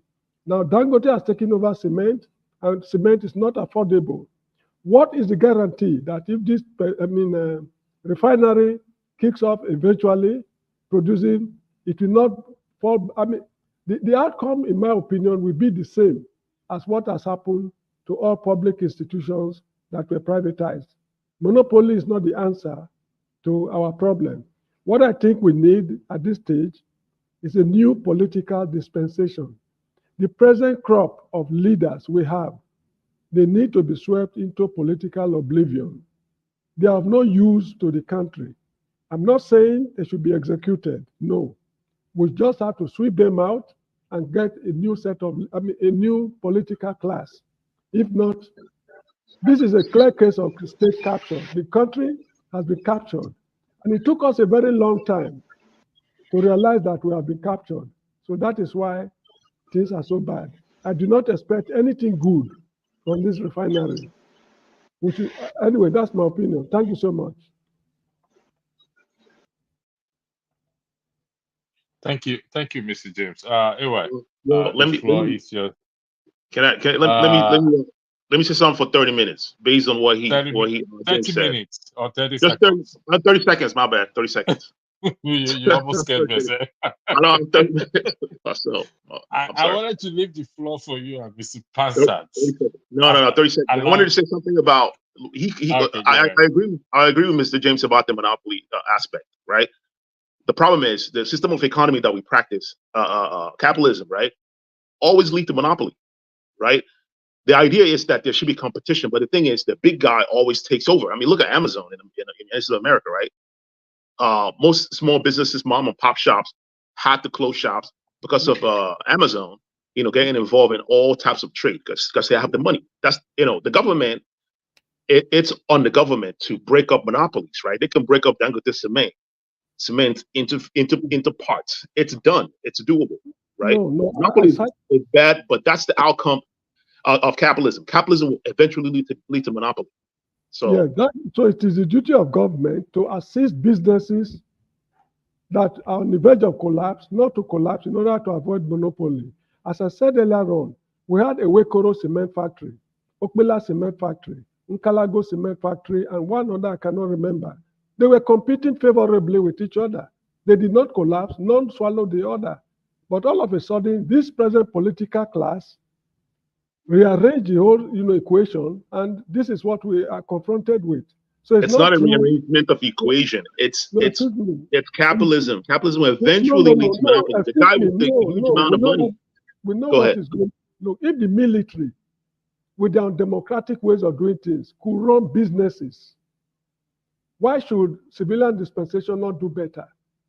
Look, there's something going on among the ruling class. Now, let's look at this Dangote problem. When he cried out that his refinery is being stifled, what happened? The ruling class went behind the scene almost instantly. They solved the problem that he should pay for his for his crude oil in Naira. They wasted no time. But if it is a matter concerning you and me, it will take a whole century for them to address it. Look at the case of the Inspector General of Police. It took them no time before they passed the bill. Look at the issue of finances in the House of Assembly. In less than a week, they passed their bills. But if it is what is affecting the public, you are not a member of that class, take it or leave it, it will take a whole century before the problem. James is right, but Mr. Centric, let me just warn you that It's one my of the things turn. I'm going to be doing, I'm going to be checking you on what the fallacy of equivocation, which is what you just did now. You're using capitalism, and then you kind of change the meaning of that word, right? So I will be checking you as you go to AY. Whenever you commit any of these fallacies, I'm going to check you on it. Capitalism causes monopoly. Thank you, gentlemen. Anyway, the floor is yours. Thank you. Anyway, before you speak, let's see if we can lighten up the mood a little bit with this. Just to lighten up the mood. It's nice sometimes to see a different face. Just 1 second. I just want to lighten up the mood.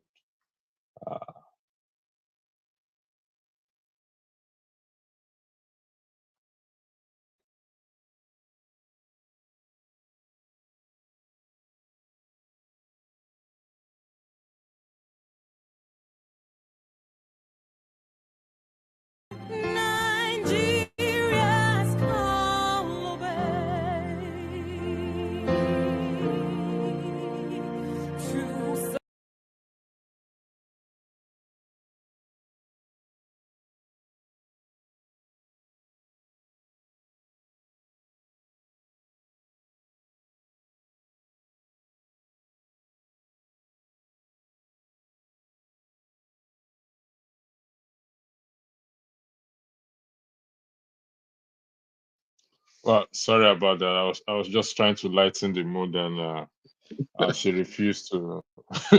She refused to sing for us. Oh, I think she's back now. So what's gonna happen now is we'll be timing us because we have enough people on the platform. Before we will now give Uncle Pansat an eccentricate. We will be having this conversation soon after this one. Soon once we go around again. So I'm gonna take this thing off so it's not doing us any good. So anyway, the floor is all yours. Thank you. Hey, finally. Good afternoon, everyone. Mr. James, special greeting. Pastor, I know we'll be agreeing on some few stuff. I think we will disagree today. Cedric, solar, are you going to give us solar electricity now?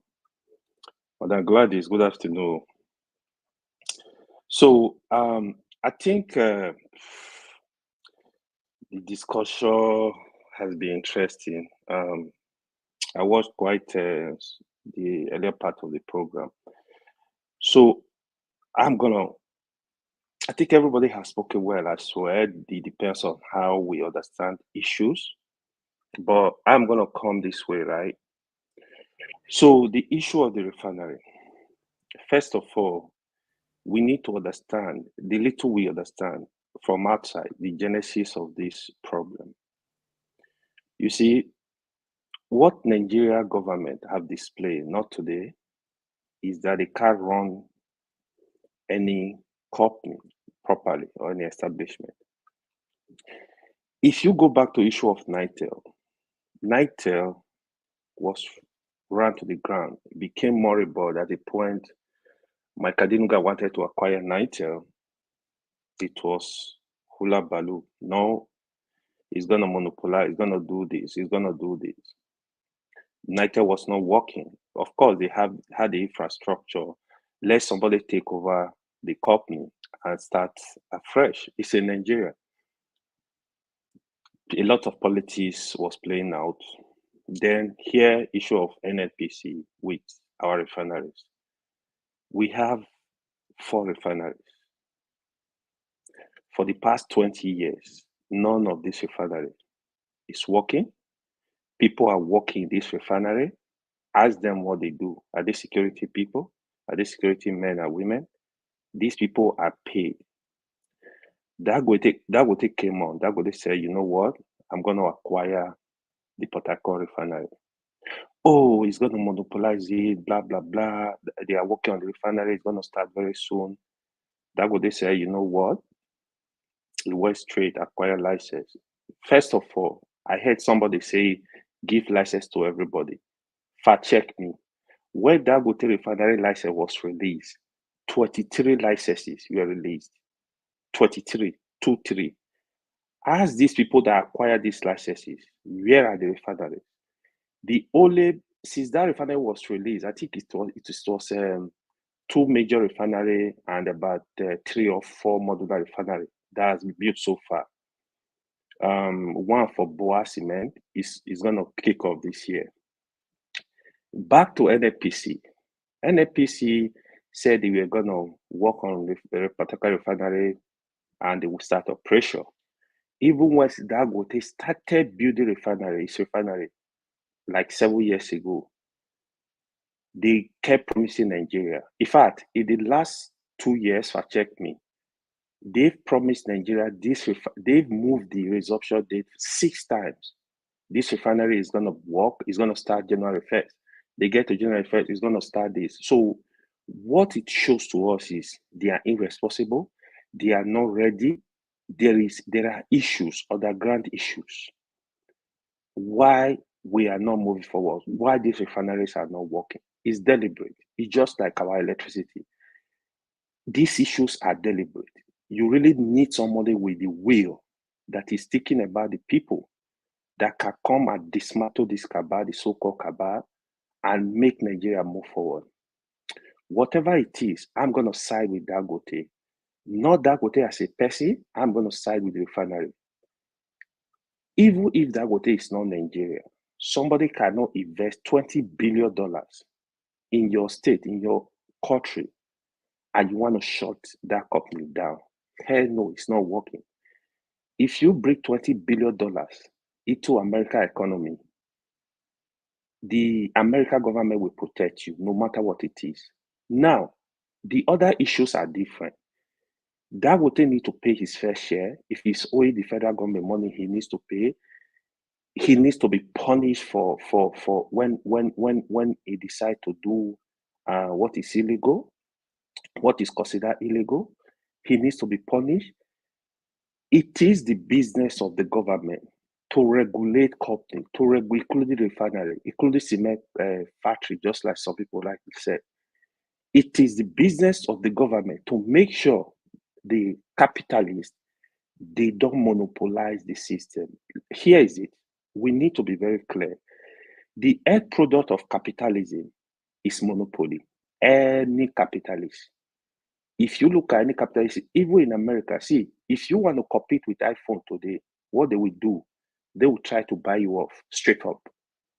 If they can't do that, they will look for other means to knock you down. See, but it's the business of the government to make sure they give a level playing field for every company to operate. Even the issue of cement, it was the same issue. So, for example, I've heard people say, what was this man, that got to cripple his cement business. This popular man from the East. So, these statements are not true. Also, we need to be confirming a lot of issues, right? Before Dangote started cement factory in Nigeria, at a point, we were not producing cement all over in any part. We were not producing cement. What they were doing, they were importing cement and bag the cement. Well, Obasanjo came into power. Obasanjo said, listen, I will not let this go. You guys, he gave them like a timeline. if you don't start producing cement in Nigeria, we're going to shut you down. That was exactly what happened. I'm not saying the government somehow, they are not compensating this man, they are not giving him some credit to expand his business. Because the way, Ibeto, yes, the way we discuss this issue is, the way we're taking it, right? We don't want the country to develop. People have to develop this country. Okay, what people are saying that will try to monopolize the oil and gas company, right? Industry. Why don't you move it to electricity and monopolize it? Let's have light first before we start discussion. Why don't you move it to steel industry and monopolize it? Why don't you move it to a lot of industry that need to be monopolized? Please, if you have the resources to invest, go to Nigeria, go and monopolize it. Monopolize it. We want you to do. So these issues, to be honest, the Dangote refinery is a national asset. The government need to protect it. If you want to collect it from Dangote and make it work, sorry, collect it. let me interject you there, if you don't mind. Go ahead. You just said the Dangote refinery, it's a national asset. The government. I know a lot of people will come after you, Uncle Pansat. I will explain to them. I want to expatiate on it. You said Dangote refinery should be should be protected. How about our 4 refineries? Should they not be protected? I didn't. Okay, good. Yeah. Are you done? Should they not protect our 4 refineries? Dangote is a private refinery. So yes, they should whatever protection it has, it should. But how about our 4 refineries that is relying waste? Okay, that was why I tried to explain the genesis of this problem. The NNPC, you see what they're doing attacking Dangote refinery? They are not ready for this our refinery to work. Do you know Port Harcourt refinery? The money they have spent try to get that refinery working today is almost equivalent to what Dangote used to build this refinery in the last 10 years. Go and confirm. They don't do nothing. Even see, let me tell you, the honest truth is you need to privatize those refineries. If you don't, they will never work. You need to provide. Now, here is why I said Dangote refinery is a national asset. When you have a company that is going to employ thousands of your citizens, when you have a company that is going to provide in thousands of indirect jobs, you protect the company. In America today, where you hear like any company, any big company, they are in trouble, the government will come in, they will spend money, they will do everything to make sure this company is working. Any developed country will do that. You don't allow any company that is employ thousands of people to go down. No, you don't.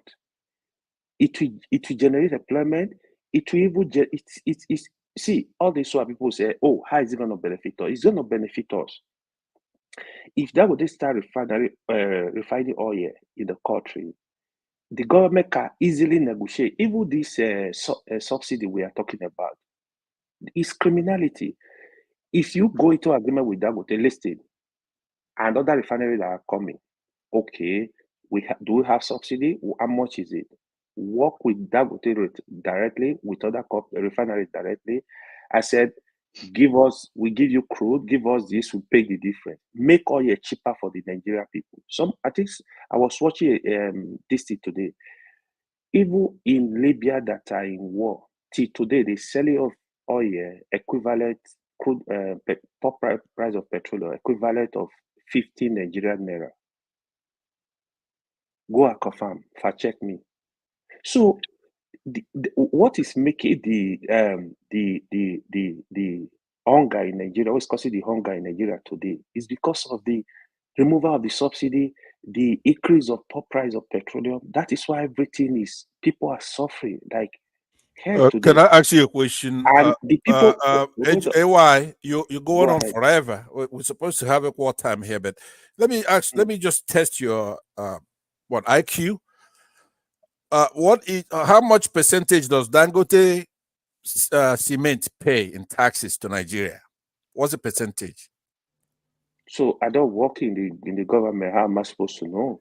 That Okay, is well, question for the government. you're talking as if you know everything, right? You don't know No, I don't everything. know. You don't know everything. So what I'm saying to you is that How will when I we know everything? no, That's not because possible, you're Pastor. non-responsive to the question posed to you. Go ahead. What's the Pastor question? asked you a question. He says, "Look, we have 4 moribund refineries, right? You're taking pride in the uncompleted Dangote refinery. Why don't you have the same patriotism for the ones we have?" That's a question that you drifted away. I just answered it. Dangote paid 173 billion naira in taxes in 2021. Let me say the question that I asked was about the cement. Hold on, the cement right there. I noticed the timing of the pastor leaving is usually when he knows I'm going to say put it on the screen, then he disappears, right? But whenever he comes back, I'm going to ask him to put it on the screen so that it won't be my word against your word. The point is that he pays 1.6. He paid 173 billion. That's what it is. No. I said Dangote cement. He has a lot of stuff that he does, right? I just gave you the number. No, hold on.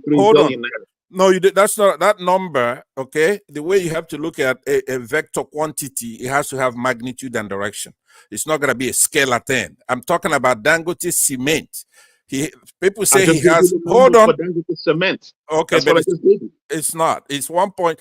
It's one. I'm talking about percentage now, right? If he makes $10 trillion and he pays that amount you're giving me, I didn't hear what amount it was. We'll have to deal with the percentage. He pays about 1 point something percent. Now I have an article that's a very caustic article that was written on him in 2017 because I want to remove it from the present so that we could look at his antecedents when he will achieve what you want him to achieve. Because in the cement, he's already achieved it, right? And then you see the prices that he charges, right? He made 90% of his wealth in the cement industry. Right, hold on. He made 90% of his money in the cement industry. The gross margin of Dangote cement was as high as 70% gross margin. And then it's slowly, hold on. You've been talking forever. Now, he slowly brought it down to 50% in 2016, whereas the average in the world is 17.2%. Dangote, it's ripping off our country, right? He paid 17%. Pardon? He paid 17% in taxes. So I don't know. He pays 1 point. Oh, come on. I want the article. Pastor, what is his source of information? I have it right here. You see the article that says Naira Matrix on the private chat? Just click on that. Hold on. God damn it, hold on. These are brand you know what? Because electricity is not here. If you want to go to the mod, I'm gonna go to the mod with you stupid son of a bitch, right? Gentlemen, don't interrupt me unruly. I want him muted. I want him muted. Please, could you show the article so that it's not my word against their word, both of them. Show the article. The published article. Naira Matrix. Electricity, don't listen to him. Don't show you. Let me finish my thoughts. No, but don't electricity. Don't just warn him when he does that. Remove him. Don't just say. Don't say that. I want him punished for doing it. I'll listen to everybody. So, can we just take a little bit? Let me finish my thought. Just 1 second. Let me finish. You finish your thoughts. You finish your thoughts. Very good. Just hold on 1 second. I need to step away. Adama will be sitting for me in the meantime, and will be moderating on my behalf. But okay. I'm just stepping away, but I'm still in the background. So she will continue. Adama AY has the floor. Then you go to Madam Gladys, and Mr. James is there. Pansat, Uncle Pansat, and Eccentricate. They've put up a battle. They have their boxing gloves on, so Sola is there as well too. Thank you. They're going to have a debate. Is that what you're saying? You just give them a bit of a floor to. I mean, you just give them a bit of floor. Uncle Pansat, we don't have any debate. Sola is always there. Every one of them is. He's not being cordial. I can't have a debate with him. Just let everyone in the panel go. Okay, everyone in the panel go. Uncle Pansat, Yeah, let me finish. majority has the vote. Thank you very So much. who's speaking right now? AY is speaking after AY AY is is the next speaking, then person. you go to AY has Madam been Gladys. speaking. Let's put it in the Yeah. right tense. AY has been speaking, Okay, he for has been almost speaking, 15 so- minutes, right? Okay. 15 minutes. That's a long time. I have more. Okay, okay. Can I say something? Greetings everyone. My name is Adama, and I think the fair thing to do is to put everybody on a timer so that it's fair. So once your time is up, please, while the person is speaking, please, even though you do not agree with what they're saying, please do not interrupt. Please. Thank you. LY is over to you, and I'm going to start with you. Your 5 minutes starts now. Thank you. I don't even need 5 minutes. I've actually speaking quite a lot. I don't need 5 minutes. I will give some time to Pastor to yarn his rubbish. So let me finish, right? So in general, in summary of what I'm saying, right? Look, I like the way Mr. James was coming, handling this issue basically. It is the business of the government to regulate all these capitalists we have, regulate them, regulate what they are doing, monitor their activities. But we don't have that because of corruption. These people collect money and go and sit down. In essence, the issue of Dangote refinery, it doesn't matter who is Dangote, but the refinery, as long as it's set up, needs to be protected. If the government needs to collect Dangote refinery, make sure the refinery is working. It's not my business, but the refinery needs to be working. It's going to create jobs, like I said, direct and indirect jobs. It's going to open up that whole environment. So we can't keep importing fuel into the country. We can't continue this way. We need to start from somewhere, somehow.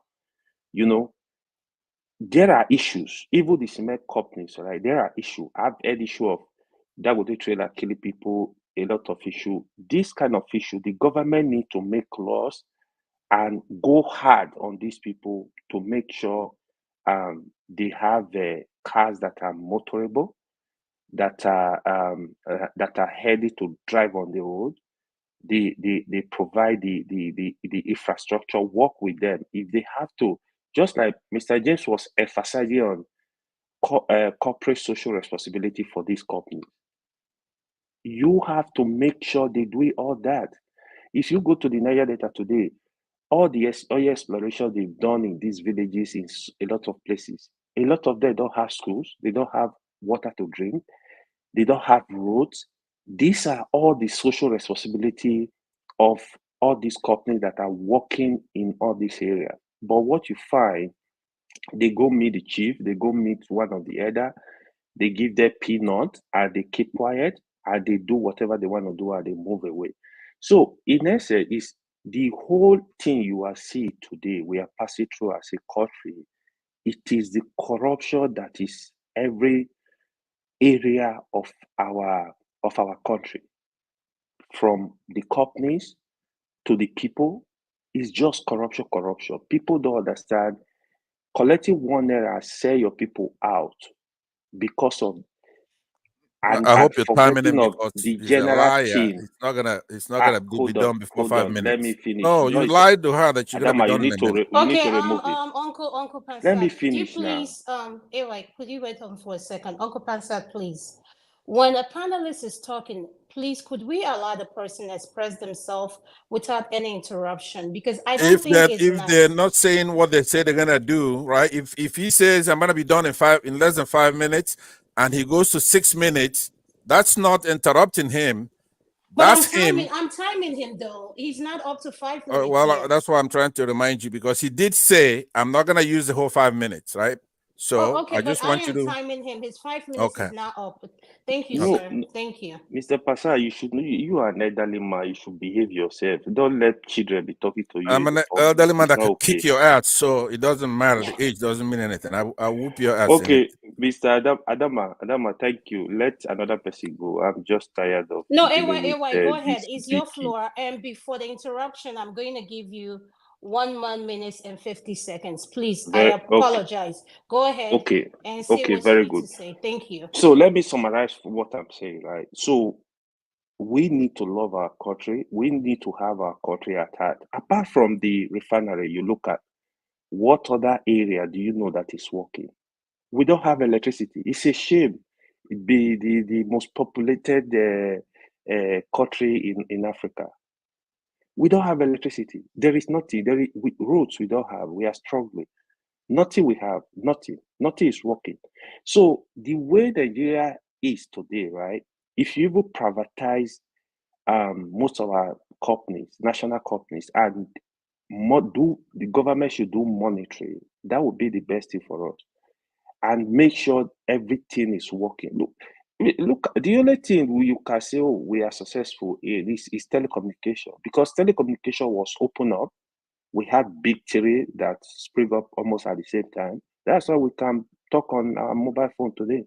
You have to do the same in other area for the country to start, moving forward. Otherwise, we are not going anywhere. How can a country that have been producing oil since when that we cannot refine our oil for over 30 years now? So it doesn't make sense. So again, the whole refineries we have in the country, we got to look for a way to make sure they are working.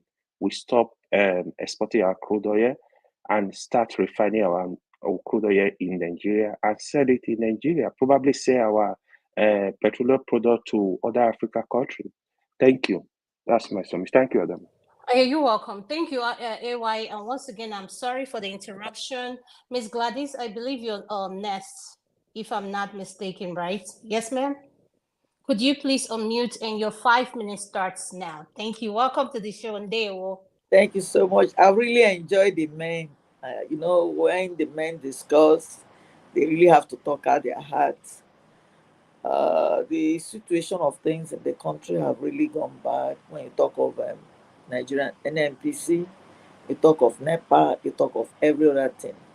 What is the best way out for us to have these corporations working? In the past, many years back, NNPC was doing very well. There was no problem in NNPC. But I think where the problem started was where a lot of things were not taken into consideration. A lot of people wanted to be in positions to handle a lot of things that they were never used to or trained for. They mismanaged NNPC and things went bad the way it is. And for Dangote to have come in, and he's doing very well according to people I do not know. Because when you talk of cement, how much was cement in the past? Cement was not very expensive. But now I understand that cement is going for, is it 30,000 or 40,000? I don't know. At the point when we started, cement was going for 3,000. It was going for 1.8. Many of us built houses in Nigeria and the rest of them. But if we talk of monopolizing things in the market system to make things to work well, if those that can manage this our system can come out, if they can function very well, I do not see any reason why we can go against them or fight against them. The most important thing I think is that if there are people who are on ground who are ready to step into the system and get these things fixed out. If recently we were told that Ajip was sold out, people are busy accumulating wealth onto themselves, things that they are supposed to do, they are not doing them. We're not really happy with the kind of stories we're hearing from Nigeria. What is the way out? How are we going to make things work? The crude oil, how are we going to manage it? Can we effectively have our own crude oil refined in Nigeria than sending it out for people to go and refine for us and then bring them back onto us at a higher cost?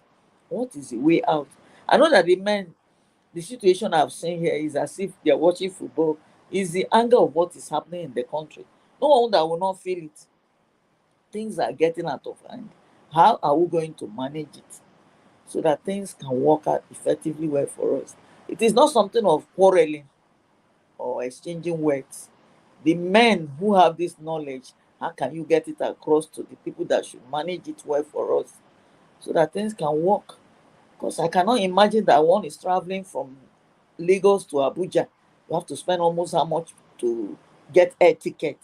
I know that air ticket even here in abroad is expensive. But the Nigerian system, NEPA is not working. You get to the hospital, people are dying. where they are supposed to be giving oxygen. They don't give them oxygen because the electricity is not functioning. And then the private hospitals that want to use gen or whatever it is to work, the kind of money they ask for, they will even tell you to pay before they can treat you.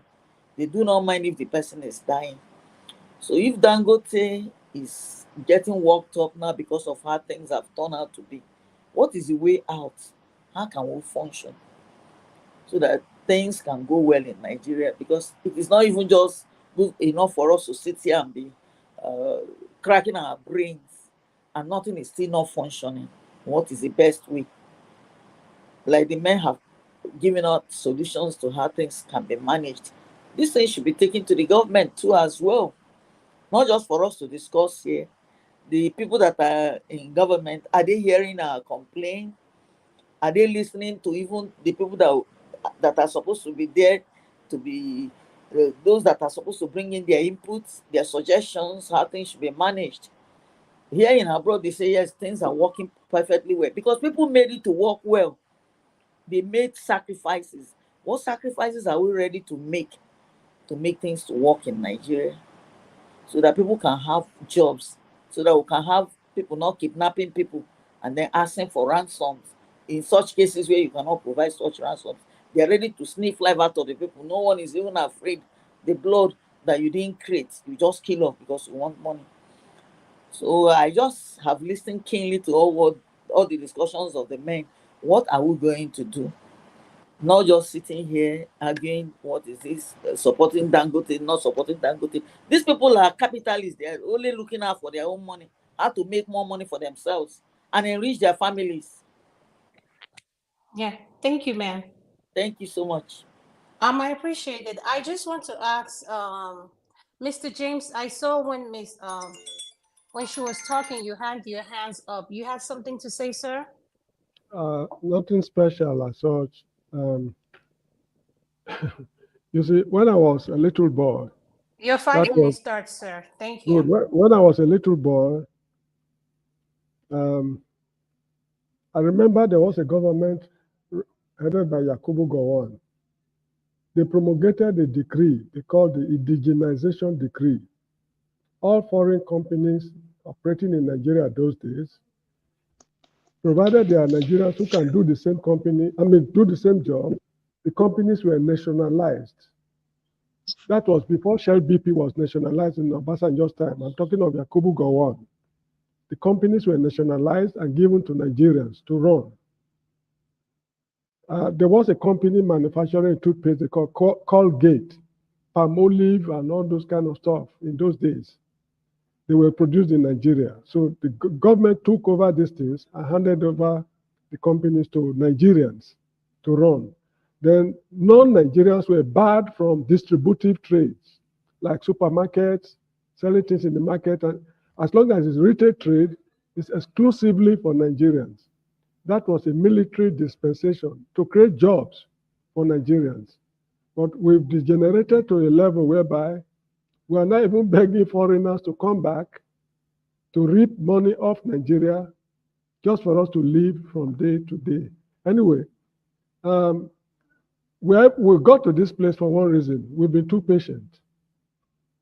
If you drop a fish in a basin of hot water, if you drop it, the fish will jump out immediately. But if you drop that same fish in a basin containing tepid or lukewarm water, because the water is very comfortable, the temperature is very comfortable, the fish will be cooked in that water. Because as the temperature is increasing slowly and it's enjoying the warmth of the water, the fish will not know when it will get cooked. This is the situation we find ourselves in Nigeria. We've tolerated the ruling class for too long. At this stage of our development, we should not be talking of reviving our refineries. Instead, we should be thinking of how can Nigerian engineers build refineries for the Senegalese. I remember when Alaja Steel was opened, the government of Ghana sent some students to Nigeria to work in that steel to get used to certain things there. That was when Nigeria was Nigeria. The root cause of the whole problem is the political class. We just have to change them. If we do not wipe them out, just forget it. This problem will continue to continue. We should be tired of saying we are tired. We should be tired of saying we are tired. On these platforms, I've seen a lot of intelligent young men and women preferring ideas. In the course of my traveling to different countries of the world, I've come across extremely smart Nigerians and also Africans. But because we are more in number, I come across smart Nigerians more than other Africans. We cannot continue like this. If not, we'll be wiped out of existence. It's just a question of time. So please, ladies and gentlemen, I would like to sign out because it's nearing bedtime here in the Gambia. I have to go home. Thank you all so much. Thank you, sir. Thank you. Mr. James. Yes, please. Thank you for joining, sir. Thank you. Thank you for thanking me. Thank you. You're welcome. I just want to ask Cedric and Uncle Pansat, are you guys still open for debate? Because I want you both to go last. So I can acknowledge Mr. Christian. And if you're open to I want to go for the debate. I'm ready for the debate, but I also want to speak, right? That's separate activity. Yes, I'm down for the debate. Yeah. Cedric, are you down for it, or what's your input? I don't know what we are debating. That's the problem. Okay, can I give you guys 1 minute so that you guys can both come to an agreement on what you're debating? Then I can let the other panelists speak. Then we'll come to your debate if that's okay. Uncle Pasad, what are you guys debating? Okay, what there's been a development. Normally, I don't divulge what's said in the private section because it stays in the private section. But in the private section, Mr. Eccentric Cast stipulated to the core issue, which is on the issue of monopoly. So now I posted something to say to him, if he stipulates to that, if he agrees to that, then he has to agree to everything else. If he says that's okay, then there's no debate, right? Because he agrees. But if he says no, there's still something to be ironed out that he could forge the debate and we could have it. What's your opinion? Just because I agree with part of your statement doesn't mean that I should agree with everything. That's an illogical statement. I have to take you hostage once you submit. When you surrender, I have to capture you as a hostage. Okay, etc. How about we do this? Why don't you state your part? Let him state his part. Don't focus on his statement. So that way we have a meaningful, mindful. I think we all will learn from hearing you both. Are you okay with that? Well, sure. Yeah. Why not? All right. Thank you. So, Ms. Adama, you need to tell Pansan not to insult, etc., not to insult anybody. That's the rule. If he does that, then we'll I think we should yes, I agree with what AY said. Please, Cedric, Uncle Pansat, when you're having your debates, you cannot use curse word. If not, I will take out the both of you. Please, we have to be respectful. I don't think there's any reason for that.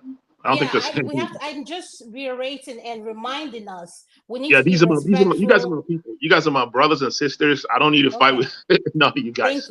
Thank you, Uncle. Okay, Uncle Pansat, you have 5 minutes, and after that, I'll go to Sola. Then, Mr. Christian, welcome to the show. Then you'll be next. Thank you. All right, thank you very much. This 5 minutes is not part of the debate. This is just my time. I'm next, right? Let me find out. This is my turn now to speak, right? Yeah, this is your 5 minutes to speak. Yes, sir. Okay, first of all, let me say that I'm quite proud of you, Adama. You're very fair, firm, and I gotta tell you, in other platforms that I've watched you, I can say that you're quite an addition, not only to this platform, but to our country, and you should keep it up. Thank you, sir. Yeah, on the do you have the ability to play a video or at least to show an article? Can you show an article? This is the problem with showing those things, infringement. Okay, fine. Here, I'll give you an article. That's not an infringement, just an article. So I posted an article. It's not a matrix because I'm gonna read it myself. very fast so that our Okay. audience, yeah, you But just put just it know up. that your 5 minutes is going on. Yeah, while it's we're part of my, talking. yeah, I'll use Thank it you. instead of, yeah, okay, thank you very much. So once you put that up, my time would start because I don't know how long it's going to take you to put it up. No, your time has started Don't put already. it So up, if you want they're to, gonna ban this. They're gonna yeah, we can't let put him it read up. it. Just Be let reading read it. it. Yes. No, I want you to put it on this. It's an article. Don't listen to AY. He's here to troll, right? Just ignore that AY is here. He's not. He's here to just make noise. Okay. Remove him This when is I'm what I talking. want you. Okay, this is what I want This is you an to article. understand. Okay. All right. It's not a Uncle video. Pansat. Yeah. Okay, Uncle Pansat. Can I be fair to you? Yes. Can you highlight the point of those article?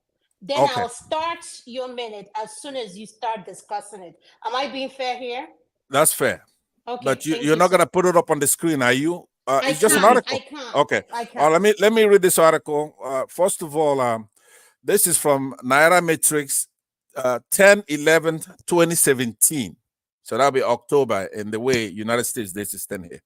So it's called Double F explains why Aliko Dangote is bad for Nigeria. This was 7 years ago, right? Article. It says, in one of the most scathing articles you can read online, an analyst and a frequent contributor to Nairametrics, Feyi Fawehimi, unloaded on Aliko Dangote, the richest man in Africa. In the opinion editorial, which was featured on QZ.com, he explained reasons why he believes the billionaire may be exerting an unhealthy influence on the government, the economy at large, and the lives of average Nigerians. In effect, he opines that despite all the hype around him, Dangote is bad for Nigeria. Here are some of his key taking points. Dangote has made more than 90% of his wealth from the cement industry. He currently has a 65% market share, meaning that in effect, he decides what the price of cement in Nigeria is. The gross margin on Dangote cement was as high as 70% a few years ago and has slowly come down to just under 50% in 2016. While average cement profit margins around the world was 17.2% in 2015, Dangote reported a 42.3% margin, almost 3 times more than the global average. In 2013, Dangote Cement had the highest net profit margin among the world's top 15 cement producers, 52%. The next most profitable producer had only a 17.8% margin. Despite these statistics, the monopoly is set to continue. Dangote has 90-year mining licenses for materials like limestone, even though its cement plants have a 50-year lifespan. So he can afford to mine limestone for the rest of his life without paying a single kobo extra to the federal government. For those who are usually swept away by the Keep Nigeria Money in Nigeria anthem, such as electrocentric cast, Dangote, they're singing, you'll be surprised that the federal government is not making so much of a public gain from Dangote's activities. Between 2010 and 2015, when Dangote Cement earned around 1 trillion naira in profits, it paid only 12 billion naira in taxes, just a 1.2% tax rate. 1.2. This is due to pioneer status, quote unquote, a Nigerian arrangement that is supposed to encourage investment in industries which the Nigerian government deemed in need of support. How Dangote's 3 cement plants can claim pioneer status 10 times in 11 years within the same industry is baffling, right? In a way to say it's unlawful. It's a scam. All in all, what Dangote has contributed to Nigeria through his cement factories are a lack of innovation, very few jobs, little addition to government revenue, and billions of dollars into the Dangote coffers. Basically, in his opinion, Dangote is bad for Nigeria. Now, that is one thing. That is indisputable. It's not me talking about it. Besides, it's 7 years ago we're talking about. Okay, so your 5 minutes has started now. Okay, thank you. So now, what I want to talk about, because we don't want to talk about personalities. That's not what I'm here for. I could care less. I don't have time. But in that country, in our place, that's in a Madabunjani. It's an Igbo adage. Madabunjani. As we're there starving, no jobs, students are out of school. There are people who are causing that. There are key individuals who are the problem.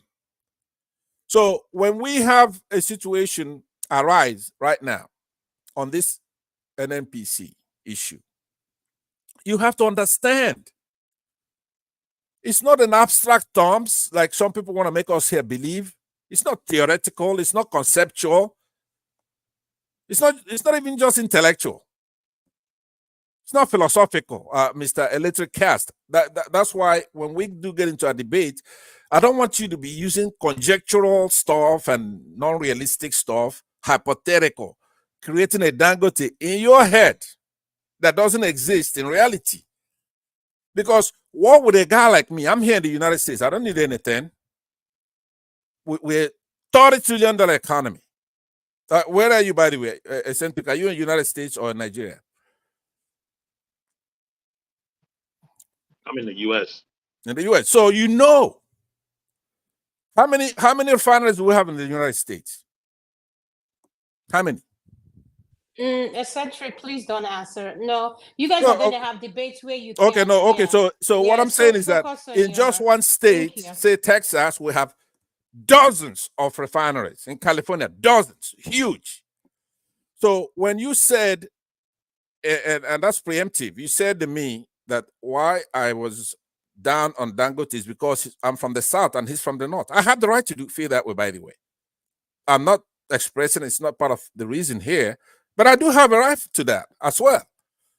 We cannot have a guy come from the North and come and sap all our resources from the South to Lagos. Right? What do you think we're stupid? And then take almost $3 billion from our coffers. We need, do you know how much $3 billion is? That could build refineries in every state. Modular refineries. I'm not one of those guys that go around saying, boasting to Americans, for example, say we have the biggest refinery in Africa. That doesn't do anything for me. I want a lot of I want the products. I want people to do what they're supposed to do. So maybe you're being condescending, thinking that we Africans, we don't deserve what you have in America. And if you're doing that, I want you to cut it out. I have a lot of Nigerians, smart people who are here, like I'm here. Nigeria GDP is like 20-something billion dollars. My neighborhood, we have that kind of money here on the streets here. It's nothing. So I want you, I also do recognize you as my brother, obviously. You might even be the same tribe as me. But we're gonna have to talk some sense into you so that when we come here, we're gonna have to make the entire country good, not just the North, right? There's a lot of people who are smirking like AY, say, yeah, two Igbos are fighting, and I want to take away stuff like that from him, right? So I look forward to our debate. Yeah. Okay, so thank you. I yield back the balance of my time. People don't appreciate me no matter what I do. Thank you. I'm yielding back to almost 2 or 3 minutes here. I know. I appreciate. I really. Let me ask Pascal one question. Let me ask Pascal one question. AY, you can ask him a question for 1 minute. Then Sola, I'll go to you. Then Cedric, you have your 5 minutes, and after that, we'll start the debate. Thank you. Yeah, Assad, I want you to answer this to the public. Why are you so tribe by everything, tribe? And the other thing is, why do you like insulting people? Is it because you are an old man, you are behaving like the way you are behaving now? Is it age that is disturbing you? What's the problem? Well, let me first of all respectfully. Yeah, that's no problem. I know you went serious, but I'll make it a serious thing, right? Look, why? I am misunderstood. I come from a country where tribe is an issue. Now, look at me, a Pan-Africanist like me, right? Highly intelligent guy. I'm a genius. I come on the platform and I'm talking tribe and clan. Why? Because of Nigeria. That's where Nigeria has made it. We cannot be in a country where we're blessed with enormous resources, vast human resources. Look at the people we have here now, very smart people, and those in the comment section, and those who are listening to us. Nigerians were blessed.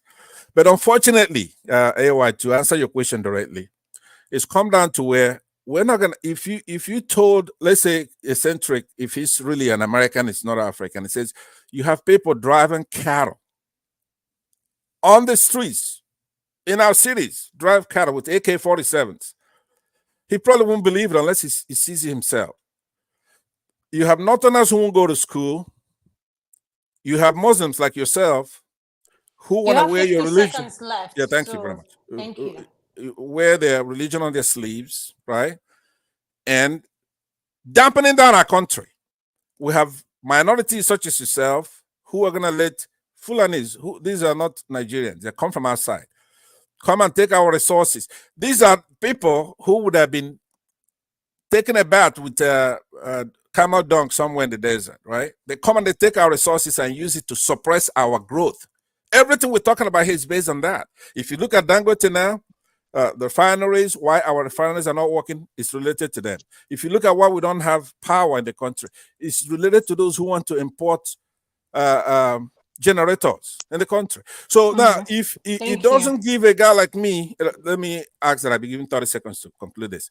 So it doesn't give me pleasure to talk about this. Trust me. I mean, Nigerians, the best way, which is what I was thinking about, is just ignore the whole place for now. You're not going to take anapa.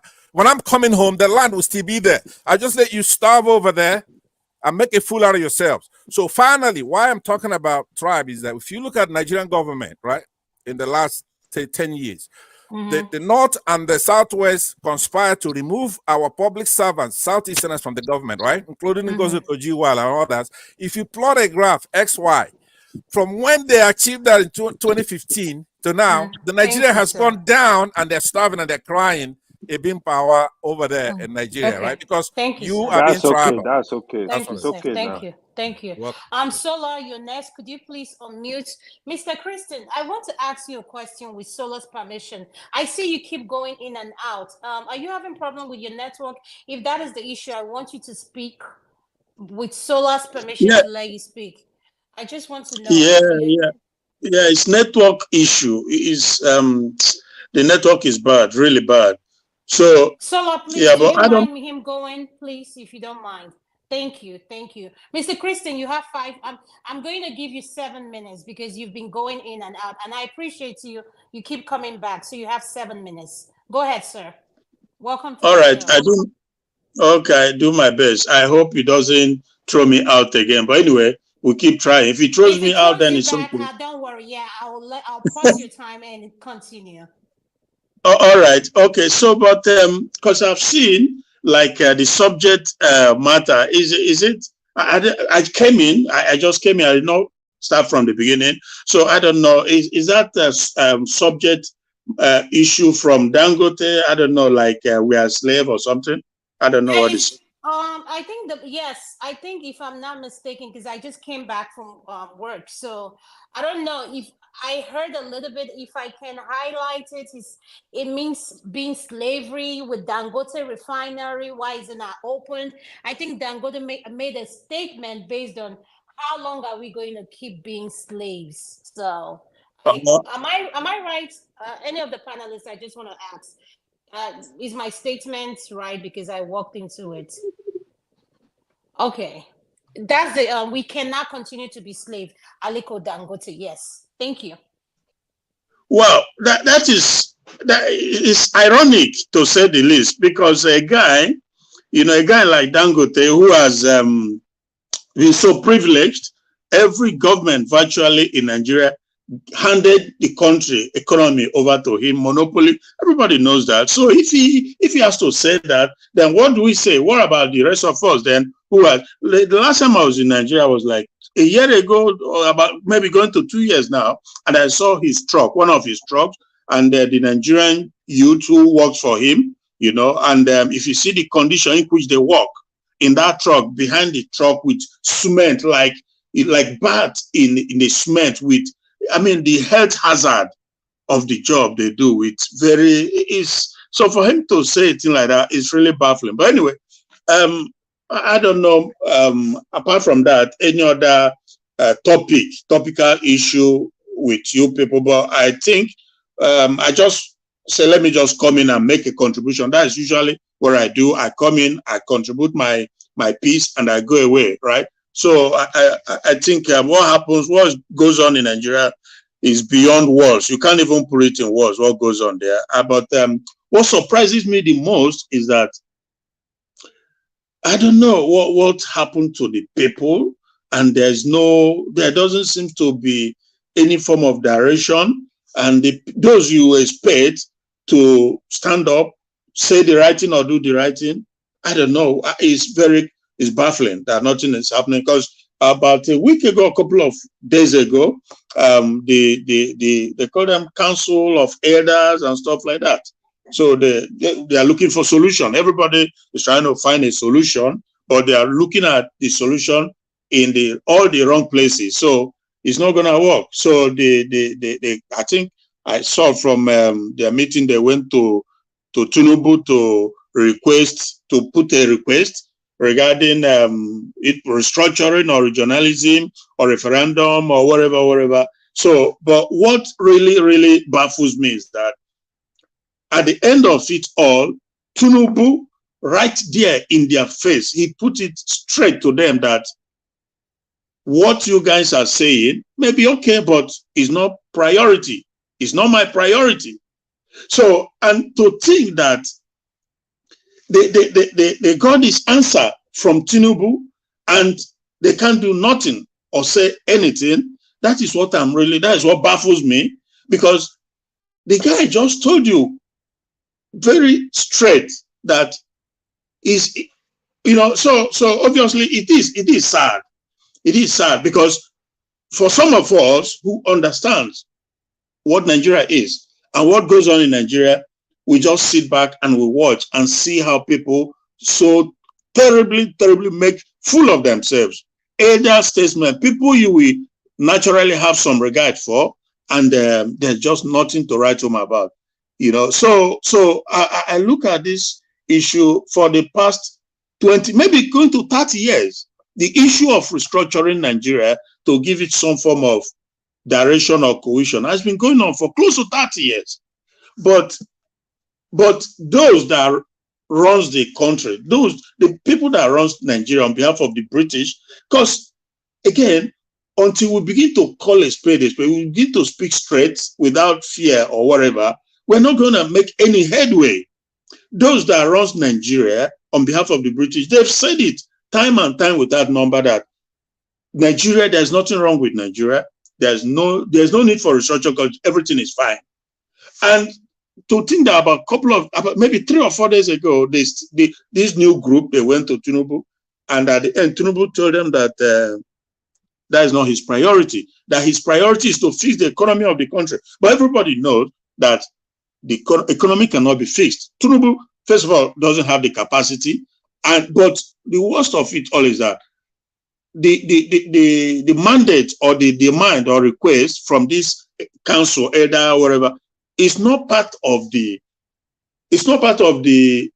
mandate or manifest or things given to Tinubu. And so again, until we begin to be bold enough to speak the truth, we're not going anywhere. Tinubu he's just buying time. He's just to, as usual, spend his 4 years or 8, 2 terms, as the case may be, if he have the longevity of life or whatever.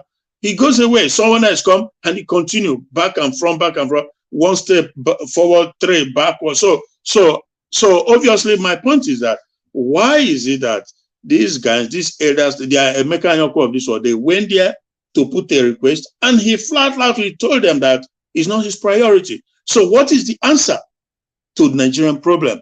We know what the answer is, but that black dichotomy, that syndrome, which has always been the issue of the black man, will continue to play out, because Nigeria is like how should I say? Nigeria is just an example or picture of everything that is wrong with the black race. I'm sorry if I have to say that. So my point is, yeah, even this elder council, they know it's just, again, people that they don't like to tell themselves the truth. They like to, just deception. They know that nobody's going to restructure Nigeria.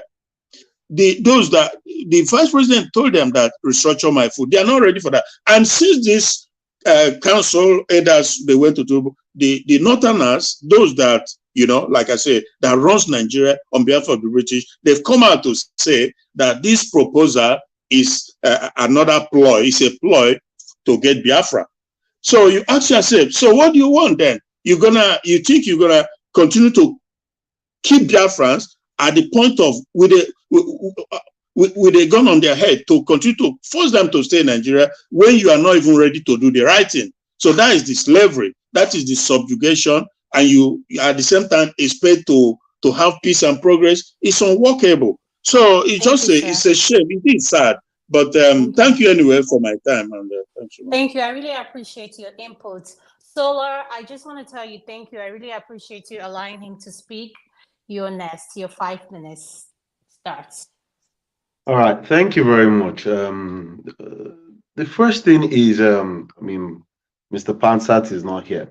And that's what Eccentric Cast asked him. Is he aligned with we importing fuel into Nigeria? Number one, I'm not supporting Dangote. Dangote is a monopolist. Dangote is a capitalist. He can do whatever he wants to do. You know, Pansat was asking question about the cement, that how much is he paying, this and that. First question is this: where was the federal government when they were allocating him Obajano cement, Ibese cement, Benue cement? Where were the federal government? I mean, where were people that are speaking now? The question, and I keep saying it every single time, the way and how we're going to fix Nigeria is if we, the people, especially labor, come up. I'll give you an example. If anything happens in the US or abroad, I mean, Western country, you see their labor, you see a labor movement because they want to stop it. Also, you will see people in the parliament. It could be in the parliament, it could be in the House of Rep, or for and against. They will come up, they will speak. You know, the last election, they voted some obedient movement guys, some labor guys. Where are they now? Are they speaking for the people? They are not. Now, when it comes to this refinery thing, I am not for Dangote. I am for Nigeria. To be honest with you, I want more refineries in Nigeria. I want us to stop refining from abroad. The question is, allow this guy to start. Then give others that want to get license, give them the license to build. Now, federal government said last year, oh, by November or December, oh, the Port Harcourt refinery, it will spring up. Till date, they released another one to say by August ending or by September, oh, the Port Harcourt refinery or Warri refinery will kickstart. It will not. They will never. It shall not. That's the question. And that's just the begging truth. For me, Madam Gladys has asked the question, where is the way forward? The way forward is a labor movement. When I mean labor movement, I'm not talking about Labour Party. I'm talking about protest. We are not protesting to shut down any country. No, we are protesting this time around for our refineries to be built, to be working. This caricature labor or whatever wage they brought up now is nonsensical. Because if Dangote refinery is working, yes, I can say, and we are producing locally, even if it is our own refinery, it will more or less make the minimum wage work. But if we keep on importing fuel, it will not work. So the only reason why things go up in Nigeria is because of fuel. It's because of all of it, because majorly fuel. If we can allow this guy to start, I am not saying that Dangote is the only one. I am saying build our refinery, let it start working. Let there be competition between Dangote refinery, our major refinery, and the people that are importing. Let us see which one will work. Break it open.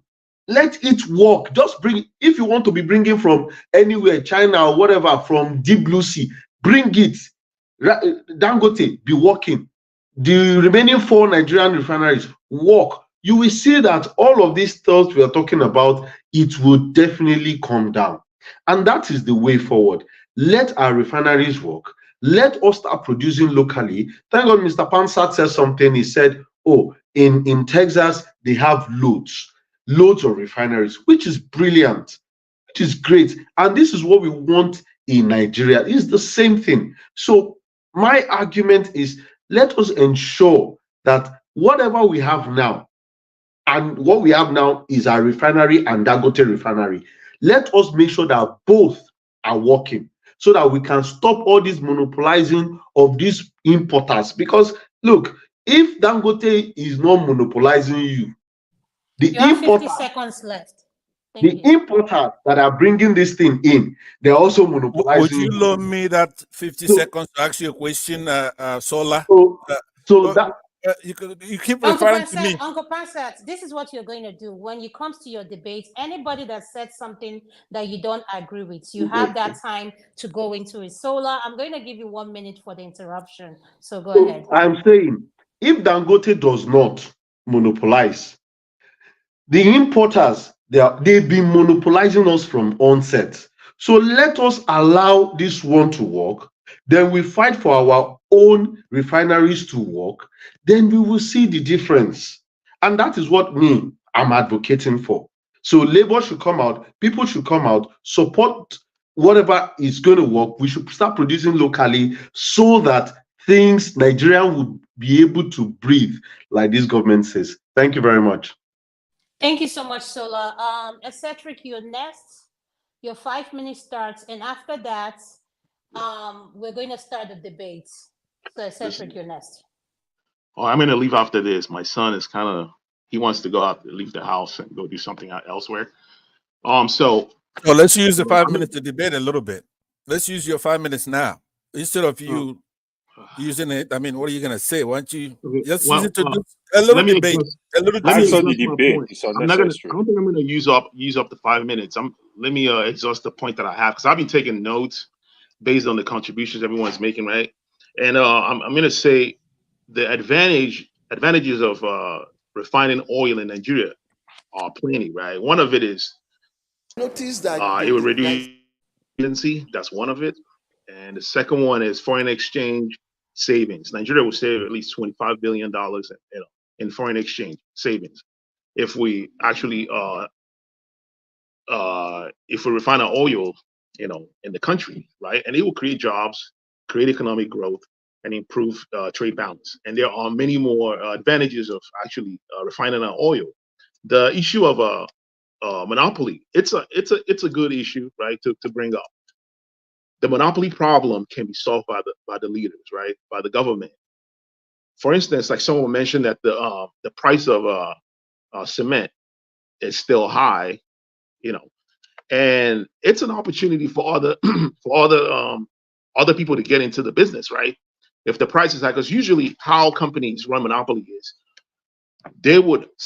I would use Amazon for instance, right? Amazon will reduce the prices of goods on their website to lower the prices, right, of produce, forcing customers to come to the company to buy to their website to buy products.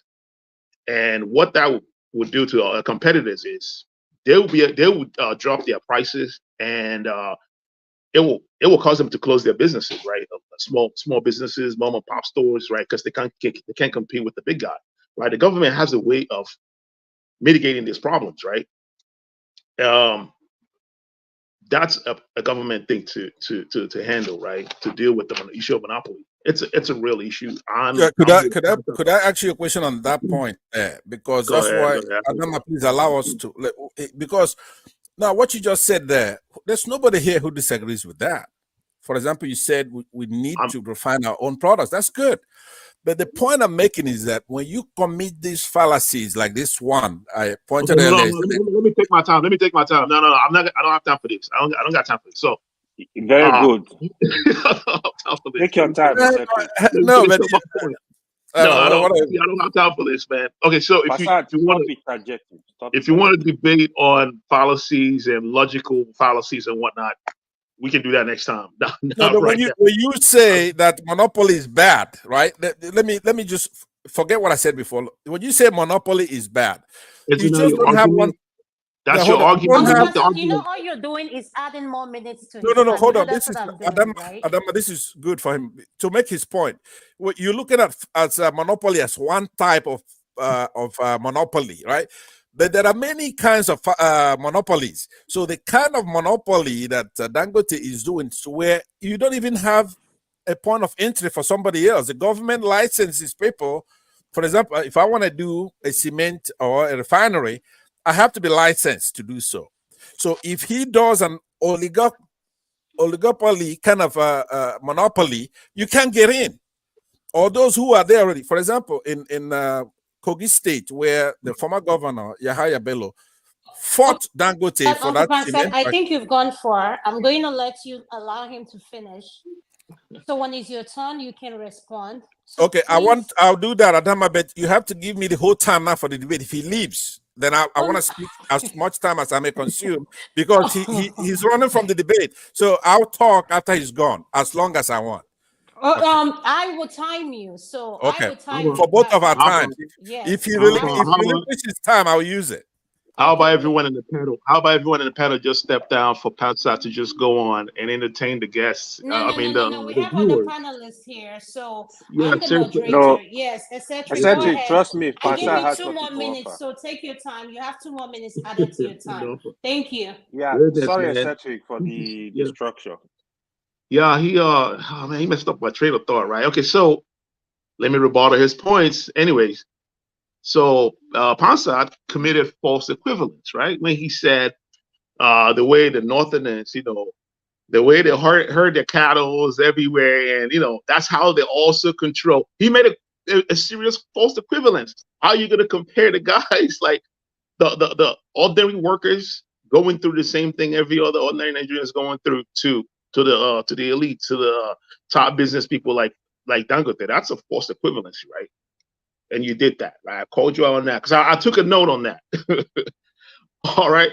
And then he made circumstantial ad hominem attacks. So let's say if you're from the north, right?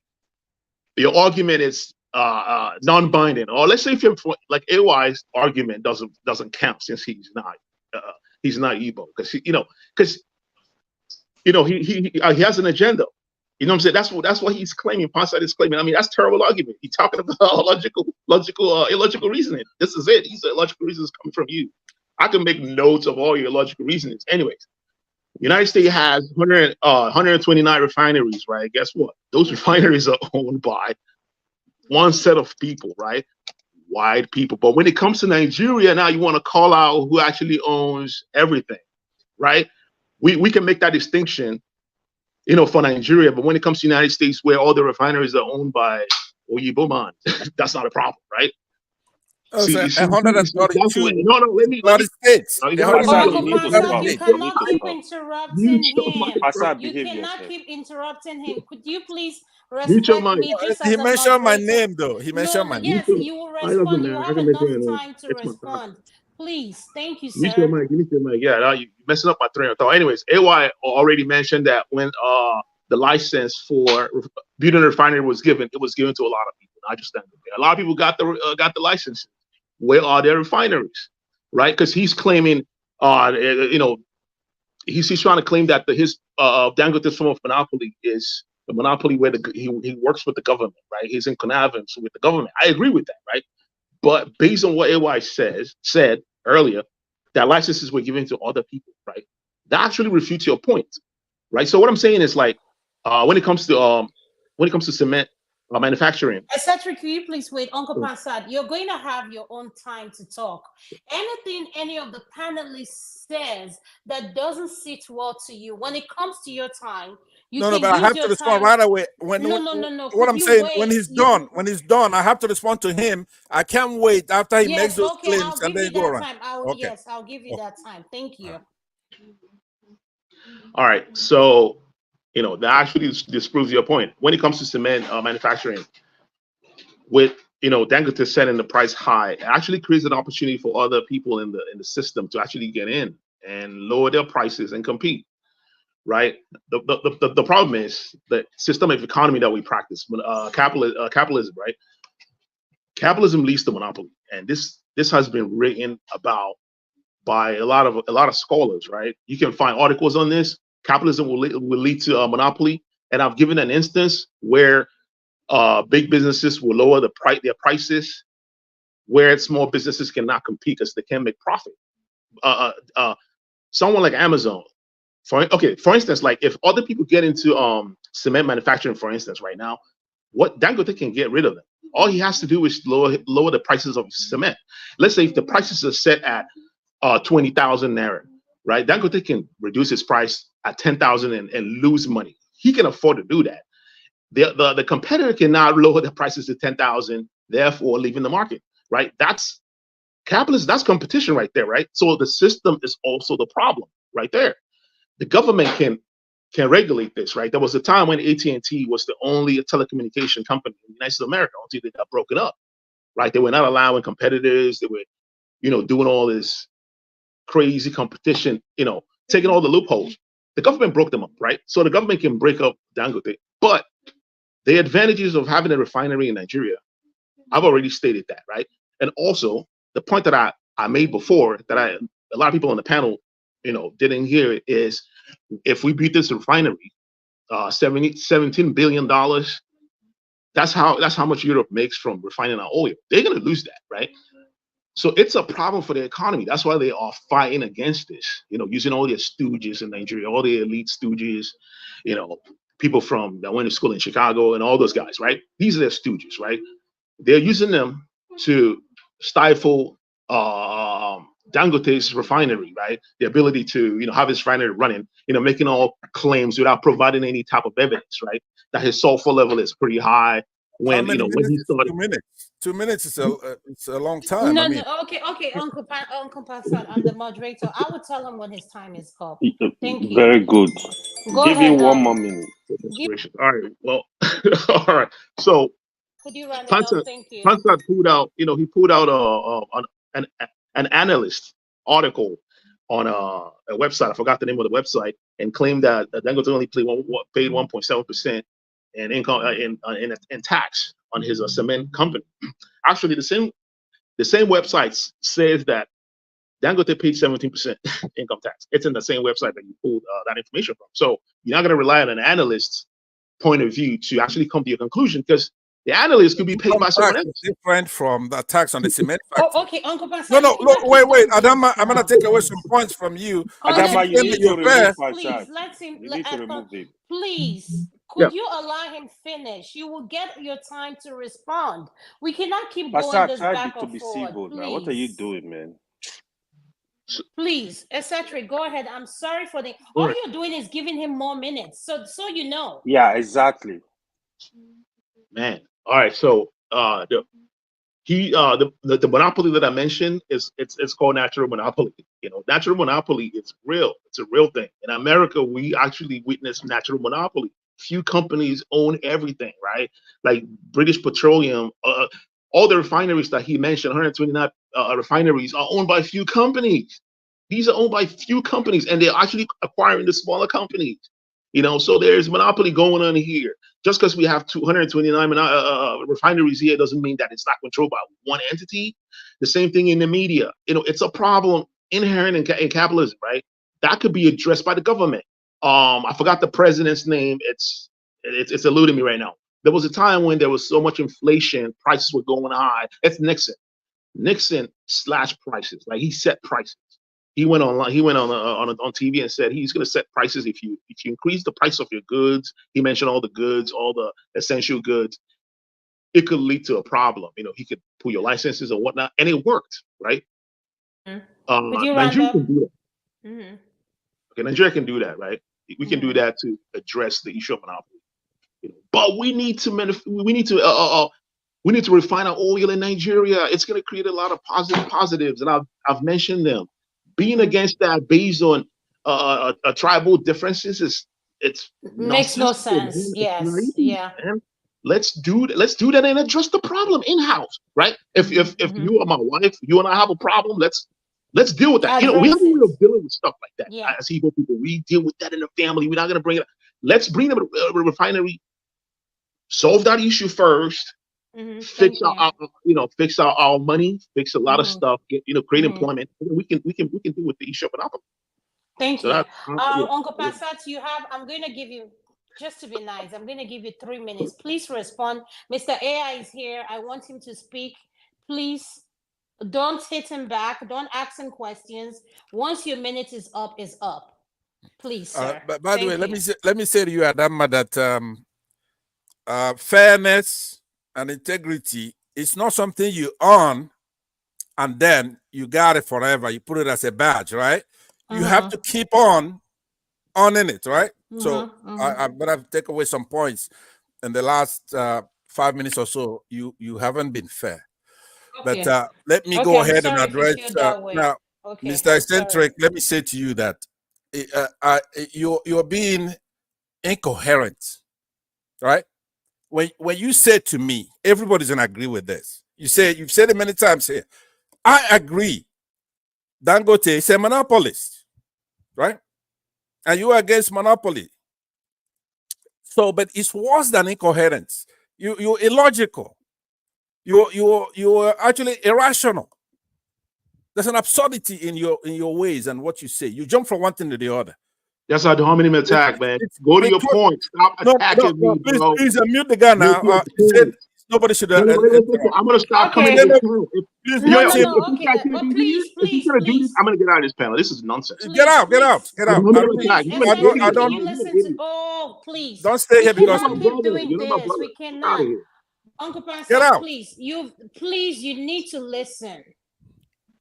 All right, so he's gone. So let me conclude what I'm saying. But Uncle Pastor, I want you to listen to something. You interjected and interrupted him 3 times. And he earned more time for it.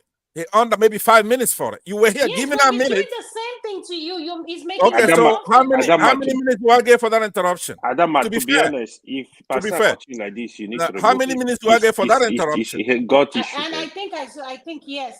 Uncle Pastor, you need to remove him. Stop. No. I don't want to remove No. Why can't you have a debate? If you remove me, you lose. Let me handle it, please. You remove me, you lose. I'm the star here. I'm the star. You remove me, you lose. I agree with you. Okay, 3 minutes. Go ahead. Thank you. Like what? How many minutes do I get for AY interrupting me and the other boy interrupting me? I said I gave you. I'm starting your minutes all over again. Okay, thank you very much. Now, you're warming to my heart back again. You get a couple of points for that fairness. Now, what I'm saying is that this guy, he comes here, he says, "Oh, Dangote is some kind of natural monopolist," which is a lie. Big lie. It's a very big lie. It's not a natural monopolist. This guy has no intellectual properties. He doesn't have any. Have you ever seen Dangote's intellectual property? He's competing in the tomato. He competed with market women in tomato. In the cement, he ran eBay too and others out of business. He's using the government. As a matter of fact, what he's doing is more sinister than a monopoly. It's some kind of oligopoly, true, but he uses our legislators, our government.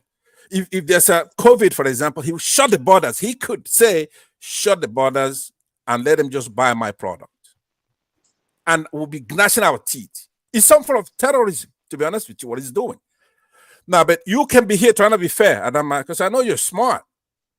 When a guy like me come on this platform to talk, right? I'm not here to be running my mouth with AY. You shouldn't even have AY address me here. People like that. I'm here to discuss our national problem. I'm a Pan-Africanist. I'm not a tribal or clannish or whatever. But if the problem is tribal, I'm going to talk about it in tribal terms. You heard Dangote speak here. Does he sound smart? Like he's even educated? We have a lot of educated people. Just because they're from the South and they're Christians, they can't get a shake in that goddamn country. So I'm supposed to come here and be a nice guy. Where's his intellectual properties? Because even that, like he was saying, because he's smart here in the United States, he cited AT&T, they're big monopoly. The government has mechanisms to break up monopolies. They have all kinds of ways to make sure antitrust Of course. By the way, Christian, when you were speaking, I made a comment in the comment section to say that I associate myself with your remarks. We've had a lot of people here, smart Nigerians who've come here to talk, but idiots like this AY is going to come here to make us shy so we can't talk because of if you say something, when I'm speaking anthropologically, right? Now he's listening. He's listening. Tribally, right? Can you be? Please, AY, please. Pastor, you heard what he said. You keep admonishing him. I want him removed. No. I can't have him.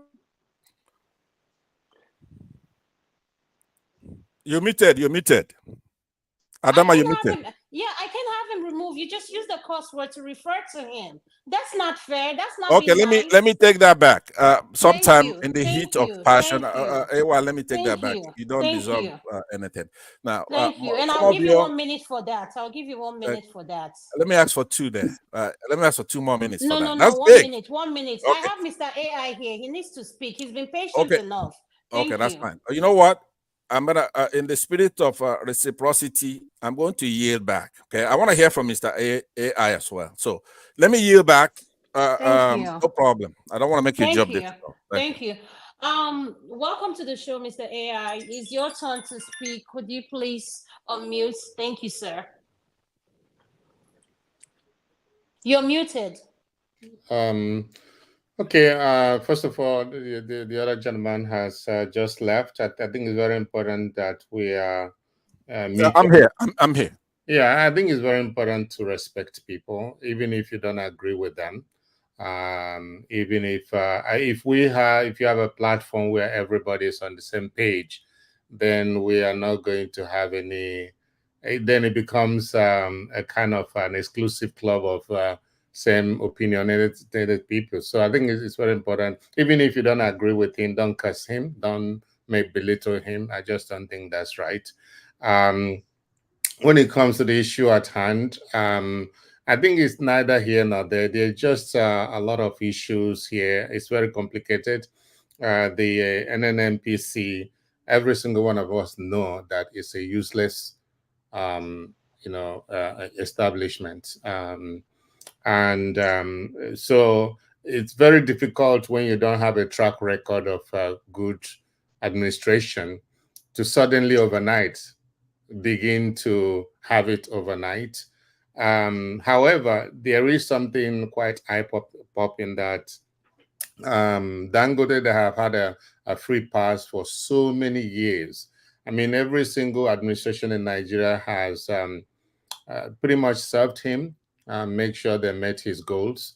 Suddenly, they are saying no to him.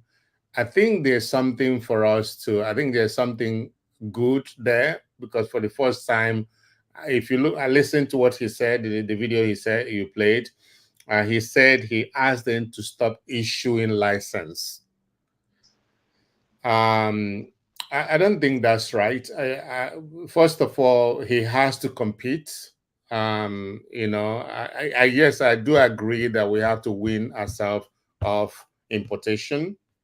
But at the same time, he has to begin to put out a product in the market, and people can use it and see that the price is good and is competitive. Then they can gradually reduce the license while we encourage other investors to have more refinery. There are a lot of people in Nigeria who can have refinery if the government would allow them. So I do appreciate them saying no to him, saying to them, you should stop issuing license. I don't think any individual, and I think why this became public is because in the past, he had done that and the government had listened to him. The other administrations had listened to him. That's why nobody heard about it. But whether it be cement or sugar or whatever you want to talk about, that he had been able to get a free pass in all those areas. The reason why it became public is because he said what he said to them, and they said, no, we don't want you to have that monopoly. Now, I'm not here to bash Dangote. I don't care. He's He's a businessman like any other person, and I'm not going to bash him whether he has intellectual property or not. After all, when you listen to Enosim Moto speak, he doesn't sound brilliant. He doesn't sound like a Harvard-educated guy, but he's a brilliant guy.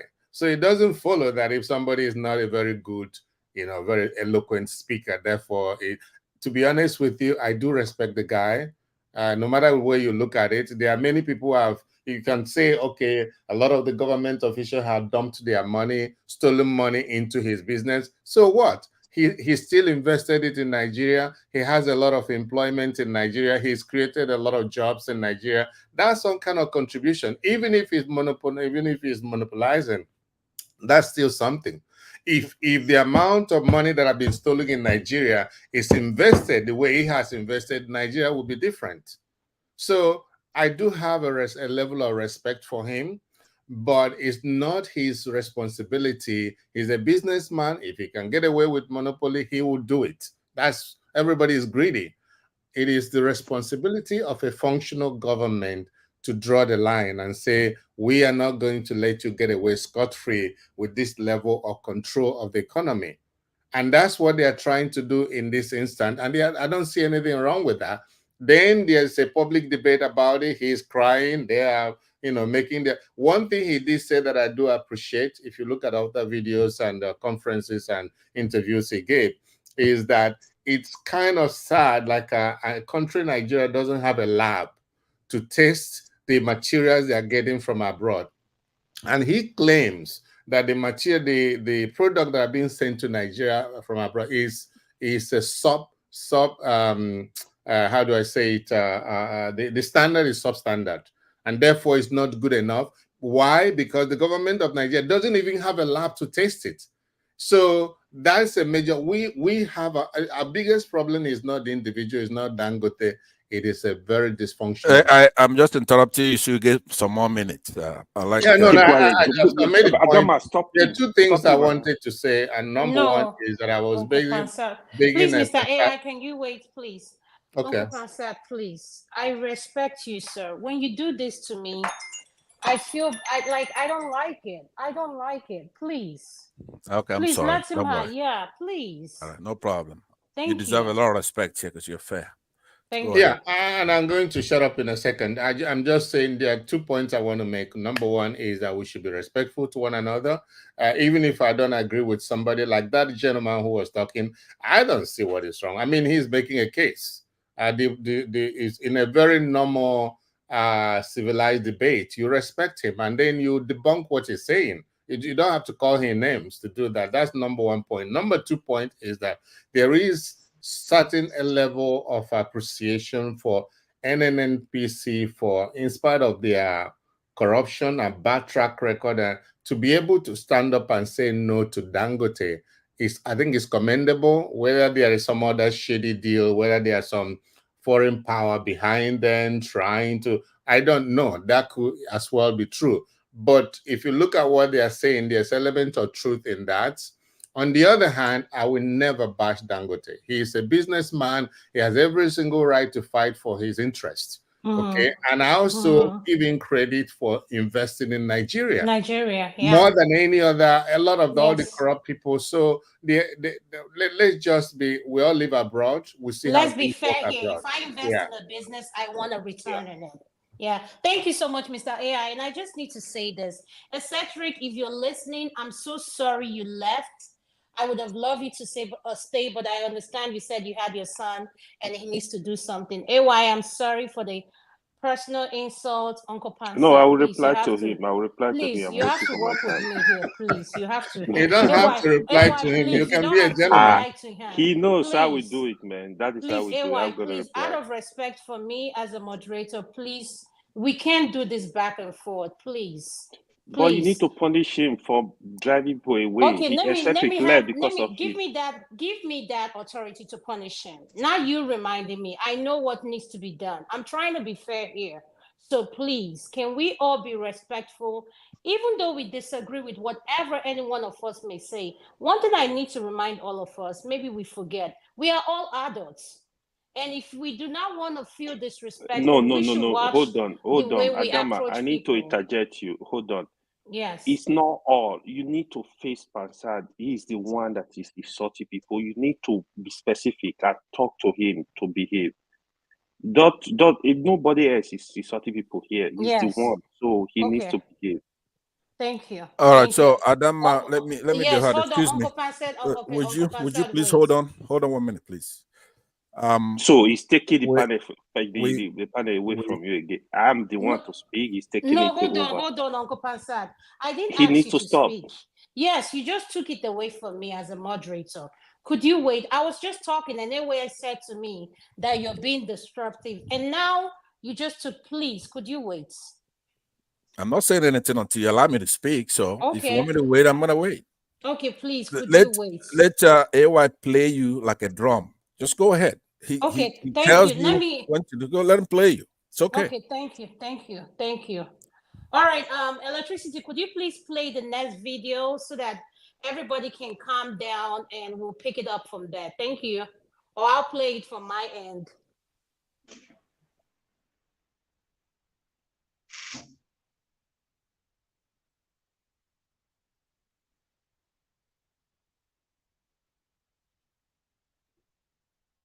Notice that there is heavy decline on medical brain drain.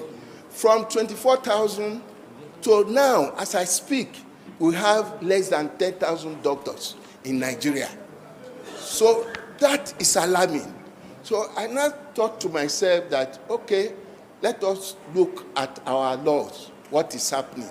I noticed that, look, the vacuum is that immediately after housemanship, we notice that most doctors, because of greener pastures, there is a capital flight from Nigeria abroad to UK, America, and all that. Now, government has invested so much money in training these medical doctors. So if you realize, if they can now take advantage of our situation, okay, and now open their doors, because just recently in 2020 UK opened healthcare visa to people. They were all going to UK and US too, and Canada.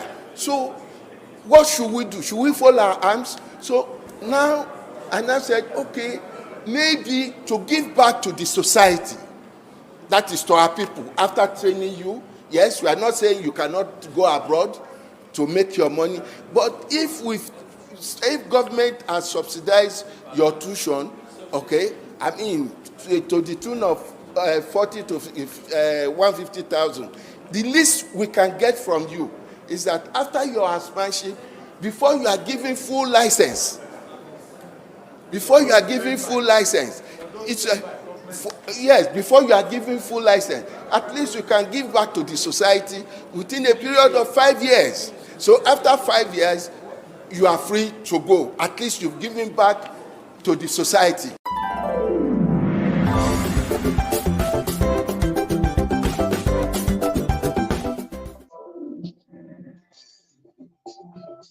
We just saw the video that played, and I feel is something we all can weigh in and to change the mood. We just saw the video that played, and I feel I'm hearing myself back. Thank you. Can you guys hear me? Okay, thank you. This is something that has to do with healthcare, and it breaks my heart as someone who is in healthcare to see the amount of doctors, nurses leaving Nigeria. So we're going to change the mood, and we're going to start from you, Uncle Pansat. Everybody has 5 minutes, and we all weigh in on this topic. And I want us to go from there. Uncle Pansat, can you mute?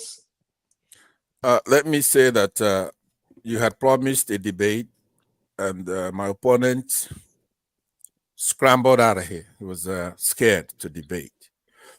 And you promised you're going to give me the time to then use both of our times. You're going to, and that's very important, conclusion that I want to have to this stuff, because you have people who are respected, such as AI, who is milk toast and unenthusiastic in embracing the facts. He does agree with the position, but he's doing it in a way that he's saying, I mean, I didn't insult anybody. I said that the gentleman was incoherent, that he stipulates to monopoly being a bad thing. That's what I'm talking about, his position, not him. He's my brother. He's from the same tribe as me. And it's an awesome tribe, by the way, the Igbos, Southeasterners. I'm very proud of my tribe. There's no doubt about that, even though I'm a Pan-Africanist. But what I'm saying is that he's like Mr. AI here, who agrees that monopoly is bad. And I'm not happy sitting here when we're talking about these things and what it does to us. So I was going to have Mr. I don't think they have time for me. I want him to name out some virtues, right? I yielded my time. When he came in, I said, you know what? I'll yield back. I want to hear from AI. Did he show any gratitude for that? No Nigerian shows gratitude.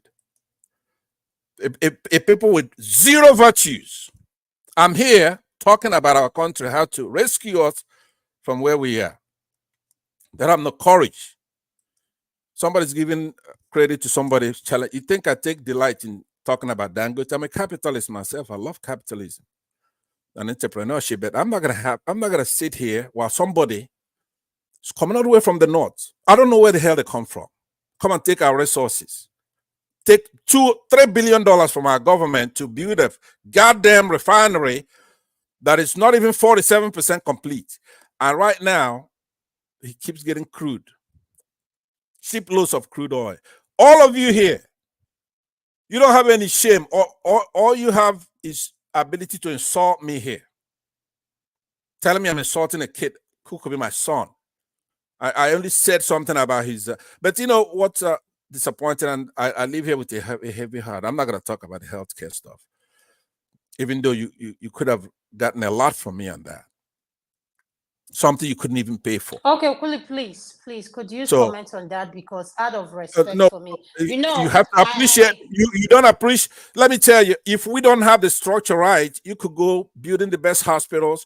If you have people, right, imperialists, local, Fulani imperialists, come and take our oil, take our money, won't complete refinery, carry their cattle all over our country, use military soldiers when Showore goes there to protest for you all.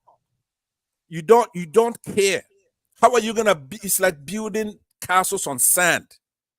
This Dangote, if he's captured, I'll be nice because we're on TV. I'm put in custody.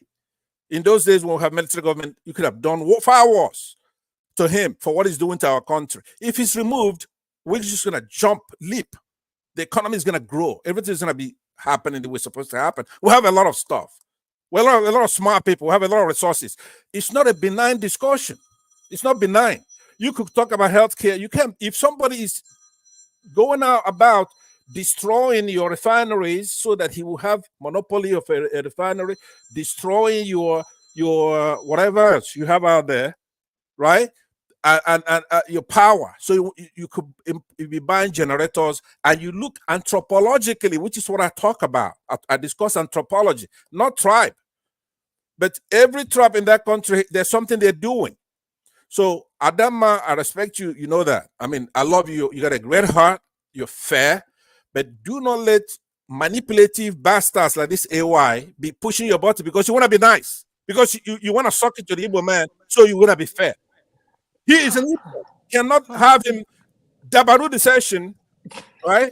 And then in order for you to be nice, because I see a lot of Igbos are in that situation. My friend, if not now here, Adama, so Yes. you allow him to keep insulting people, right? I'm going to follow Cedric because somebody said it's your uncle. Let me allow you guys to just keep going. No, AY, I'm going to exit. I don't have time for this kind of madness. AY, can you wait, Thank you. please? Could you wait, Why please? do you want to wait? Let him go. But what contribution has he made here since today? Tell me what he said. Uncle Pansad, you cannot keep insulting people. Disrespecting right. people. Excuse me. I came in AY, come back. Please. AY, if you can hear me, please come back. Tone is not your turn Come to back, speak. AY. Tone is not your turn to speak, please. No, wait. Just hear me out. Tone, 1 please. microsecond. Tone, you need 1 to microsecond. wait. No, wait, Tone. Before Uncle Pansat go, I've got a message for him. Please, and I'll just wait. leave. Please, you need to wait. AY. Hello? Yes. He's talking. Uncle Pansat is talking. If he wants you to talk, I need to get the permission from him. So you cannot just come in and just start interrupting. Thank you. Uncle Pansat, could you finish? Do you want Tone to talk so that way I'm asking for your permission? Can Tone speak? No. 1 minute. I'm only giving permission for you to remove him from the platform, right? He has nothing to say, and I will be done. I'm done because, like he said, all we do here is to be insulting ourselves, right? If Chowore goes there, they put him in custody. Because what kind of insult? If I take an insult, he's nothing. People who are in custody in Nnamdi Kanu, Chowore, nobody. There's no virtue among Nigerians. What have I done to be AY is known to be somebody who comes here just, I guess, for the guys. They want to be talking and making noise. I'm not here to knock anybody, but I'm going to respect the panel that you have them assembled. So I will yield back. You do whatever you want. If Tone wants to address me, I'm here. You could address me. Brother, can you spare me 1 minute? Yeah. Can you spare me 1 minute out of your time, please? Yes, sir, go if ahead. you don't mind. Okay, yeah. Please, Tone needs to talk. Okay, but I've been here before him. I've been here before him, though. He just came in. I want to give him 1 minute to respond. So, Tone, please, Mr. Christian, let Tone talk. Let him respond for 1 minute. Then right. Uncle Pansat, I've not come here to insult anybody. But as a matter of fact, if you've been reading the comment section, I passed on a message to you. I don't know whether you read it or whether you blocked me. All I want to say to you is I want to apologize to you about some certain things you've been saying, which I found out. Because there are a lot of moderators here that are swinging both ways. They've got no integrity. They've got no shame. In fact, I found out one of them works for the DSS. You know who I'm talking about. Now, I've just come here to apologize. This platform is just going down by the day. A lot of people in one man's that work for one man and all that, they also come here. Even some of them are moderators now. No integrity, nothing. I'm a man of integrity. Even the present person that is even moderating right now works for one man. So what are we talking about? No, she's so listen, she's damages, all right. if you're listening to me, I've warned you, your show is going down. Pansat has warned you many, many times. You don't want to listen. Yes, I know, Andrew, whatever you call your name, you're part of that gang. I know that is running down this show. I will tell that in your face. And that's all I want to say. Thank you and good night, everybody. Okay. Thank you. So can I? Could you please, speak? Mr. Christian, could you wait, please? I just want to make this statement, and I'm making it publicly. We have platforms in YouTube, and last time I checked, so Tone, I know you're listening, so I want you to listen carefully. We have a lot of panelists, moderators who go to other platforms. I'm not any different. I don't have any contract with anyone. It's my right. I'm entitled to go to whatever platform I want to go to. It doesn't have to sit well with you. When it should bother you is if I am speaking the way those platforms you're talking about talks. This is part of the problem we have in Nigeria. We want to tell people how to talk, how to act, and we forget one thing, that we are all grown adults. I'm a grown woman. You can't tell me what to do. You don't have to like what I do. But one thing you're going to do, you're going to respect me. You don't have to like it. The owner of this platform knows what I am doing. And yes, I am entitled to go into wherever I want to.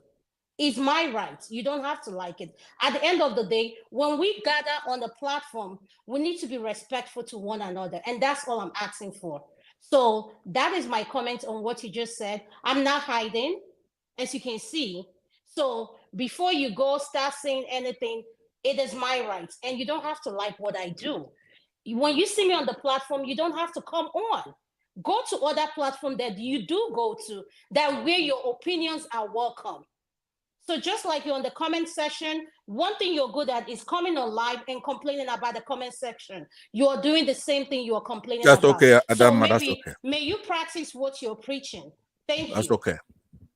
In your case, he got it wrong, just in your case. But everything else he said was the gospel truth there. The things that he said about me, I'm not used to receiving any positive thing from him. But we can move on. I think Pastor is here. Yeah. Yes, sir, go ahead. Christian, go ahead. Okay, let me just say something. Mr. Christian, you can, Mr. Christian, I'll give you 5 minutes, so it's your turn. Go ahead. You can talk. Thank you, sir. All right. Okay, so the thing is, I keep wondering, I just cannot, for the life of me, figure out how anybody with even half a sense will expect Nigeria to neither prosper nor have peace, given what is obtainable in Nigeria. The way I look at Nigeria, and I don't know why people don't see it that way. Nigeria is a hostage. Nigeria is a captivity. Nigeria is, which other word best qualifies Nigeria? The fact that from the get-go, yeah, the people were forcefully amalgamated, forcefully joined against their will, without their consent, by the Lord Lugard and his crew. Now, fast forward 1999, a constitution was adopted that again refuses to give the people a chance in the form of referendum, at least to decide if they want to be in Nigeria or not. How on earth do you expect that Nigeria is going to have no peace or prosper? It's just not possible because, like I said, we are under a bondage in Nigeria. I am from the eastern part. It's a bondage, and there's no way you can kidnap me, deprive me of my chance to decide if I want to be in Nigeria. Over 70 to 80 million people, then you expect me to love Nigeria. It's never going to happen. Now, my thing is this, yeah? If they don't want to do it, that's fine, but they can be rest assured that Nigeria is not going anywhere. Because if you hold somebody down, yeah, if you pin somebody down, that person you pin down is not moving. And you that is holding him or her down is not moving either. So if that is what the people want, so be it. But I can assure you that there's no way Nigeria is going to move an inch in terms of prosperity or development, because over 70 to 80 million people, or not just, even way more than that, they want to have a say. In the UK here, Scotland was given a chance to decide, and they did that. We know the result. And in 2016, the British people were complaining that they want to get out of European Union, and they gave them a chance to decide that, and they got out. So why is it that the black people, because of that same old issue, are incapable of neither behaving like a normal human being with developed brain or acting like such? So it baffles me. It simply baffles me. You want to force people to be in Nigeria, and you think they will give you flour? Jesus Christ, that is a question nobody has ever been able to answer, quite frankly. So Brother Passato, anybody can, if you don't mind, you can speak to that, because I cannot figure out how on earth that is possible. Okay, thank you. Madam Gladys, are you there? Could you please unmute? I just want to make sure you're there. If you're not there, I'll go to the next person. If not now, welcome to the show. Yes, I'm here. Could you please turn on your camera, please? Okay, thank you. Thank you, thank you. You saw the video that played about the healthcare workers leaving Nigeria. We know why you saw the video. So what's your opinion regarding the video that played regarding us losing doctors, nurses, going to other countries to work after they've schooled in Nigeria? Thank you. My dear, people have their personal opinions about what they need for themselves. You can see what is happening in the country. The health system is not working. Even those that have to work, that believe that they want to work for the government. My blood brother is a medical doctor, but he has refused to join his family in UK. I don't know why. Because he's still in Nigeria. I look at him, I say, what is he doing in Nigeria? He has the documents, he has everything. Stay back in UK with your family. He doesn't want to stay. I do not blame them, because the so-called government officials, when they are sick, they go abroad to seek for treatment. So they need to take care of themselves and their families. So you can't imagine that where the minimum wage is 70, is it 70,000 naira? Sorry, I'm trying to call it dollars. What is that going to buy for someone? It's not going to buy anything. So if they have a greener pasture where they want to relocate to go and make life better for them, I don't blame them until the country is fixed. Right now, the whole thing is in a mess. Nothing is working in Nigeria. I'm telling you the truth. Corruption has eaten deep into our system. Nothing is working. So I don't know what the next line of action is going to look like. I do not want to use the word as a woman, because if I say it here, this even the woman is agitating for that. I pray that the cloud that is gathering, let it be a very peaceful one. That's just my take here. Thank you. Thank you so much. Yeah. To say to my opinion on that subject when it played is, I heard there's even a ban on any healthcare worker leaving the country. There was a video I watched, and she was someone that worked with Dr. Rudolph Adeolu. She did a segment on it. And it's sad that our senators, whatever politicians, whenever they get sick, they leave the country. And I said to someone, can someone name me a level trauma 1 hospital that is fully equipped, that is just not made for the high and mighty who can afford it, made for everyone? I'm yet to hear anything, but it is what it is. And my heart bleeds, because when it comes to healthcare, we're not even talking about mental health. Mental health.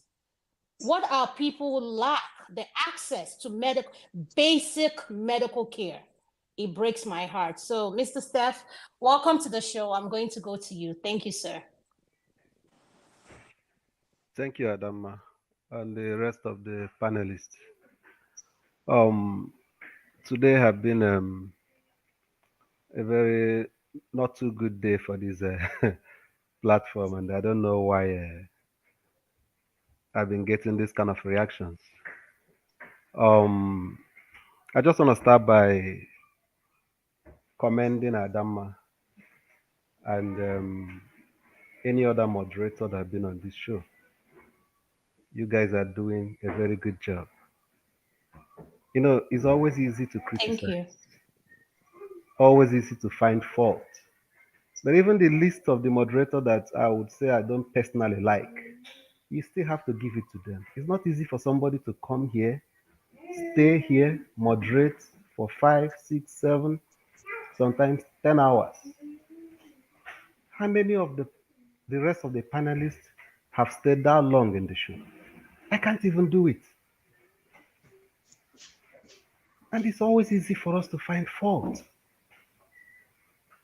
I mean, I think it's unfair. When we criticize them like that, it means that, and we think that we are protecting Dr. Damages, we are, casting doubt on Dr. Damages' sense of judgment. Because there's nobody that comes here to moderate that was not given the go-ahead by Dr. Damages. So it means that we are saying that he doesn't even know what he's doing, that he's so dumb that he don't even know that such a moderator is not supposed to be in the show. That's not fair. I mean, we may have our personal differences or what we don't like in somebody, or You cannot like everybody. The same way everybody cannot like you. So having said that, I think on the issue of the the medical whatever, it just resembled the way the National Assembly, was it last week or last 2 weeks, wanted to legislate patriotism. There are certain things you shouldn't just begin to legislate. Let's start from them, the politicians.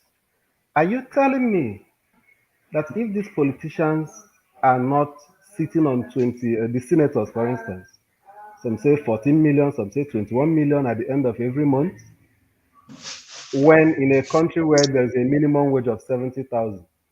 So if there is no greener, if there is a greener pasture for those politicians outside of Nigeria, where they could play politics and make more than 21 million, how many of them are going to stay in Nigeria doing politics? That's the question they will never answer.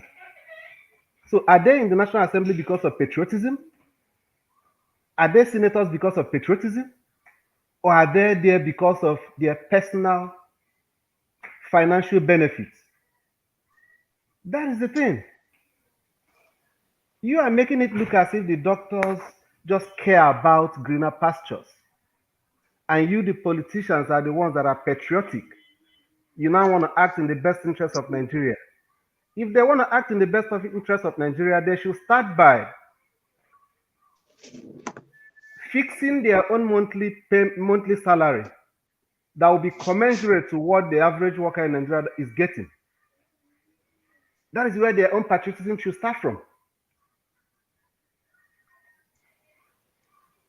I think they are they're just looking for things to make it look as if they are working for us. They are not working for us. Anytime the doctors or the medical professionals in Nigeria go on strike and demand for improved working conditions, and at the end of the day they don't get it, the government claim that they've won, right? The country actually loses. For each of those strikes over the years, the country loses. Because when the government feel that we've won against the medical practitioners because they couldn't get everything that they wanted, right? That day they've lost so many. That day so many doctors, so many medical professionals made up their mind they're going to leave this country. So why were they fighting for those better living conditions? They are fighting it because of patriotism, because they're looking for something that will give them reason to stay. But the so-called politicians, the senators, the House of Reps, what do they do each time those people embark on those strike? They twist them and make sure those better living conditions, working conditions are not provided for them. And then you want them to stay. You want to impoverish them? That's not fair.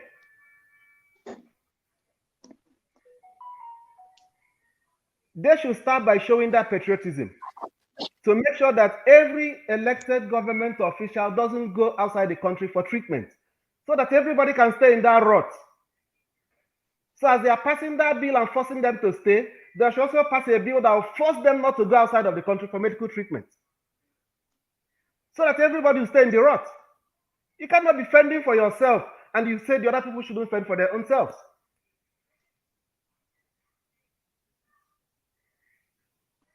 By the way, Ewa, I appreciate you for coming back. So let me go to briefly touch on what you guys said before. And before I do that, I just want to talk to my brother, because he once mentioned my name earlier on. But I'm not going to talk to him in bad faith, my brother Pansat.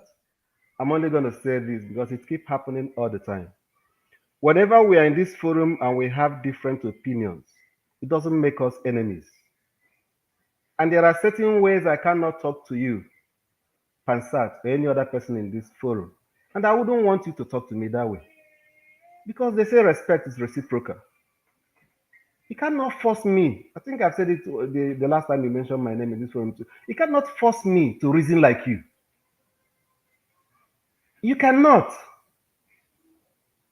We may be saying the same thing at the end of the day, You cannot force me to say it the way you want me to say it. No, it's not done. You have your own reason, you have the right, to have an opinion. You have the right not to like somebody.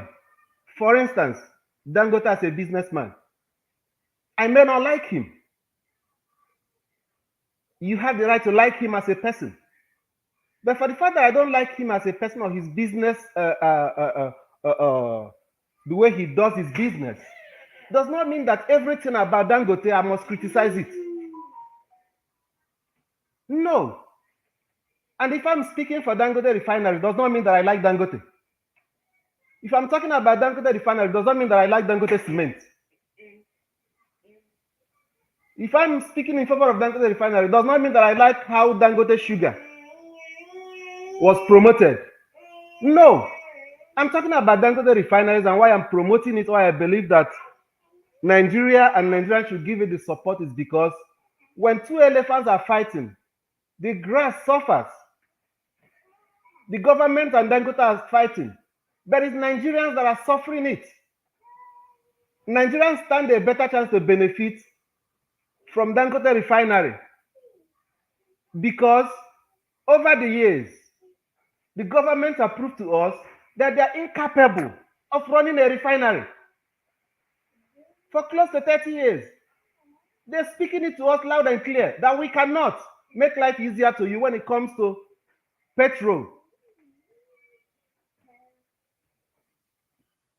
So if they have said that, and Dangote, as bad as he can be, have stepped in to say, okay, let me come and fill the gap.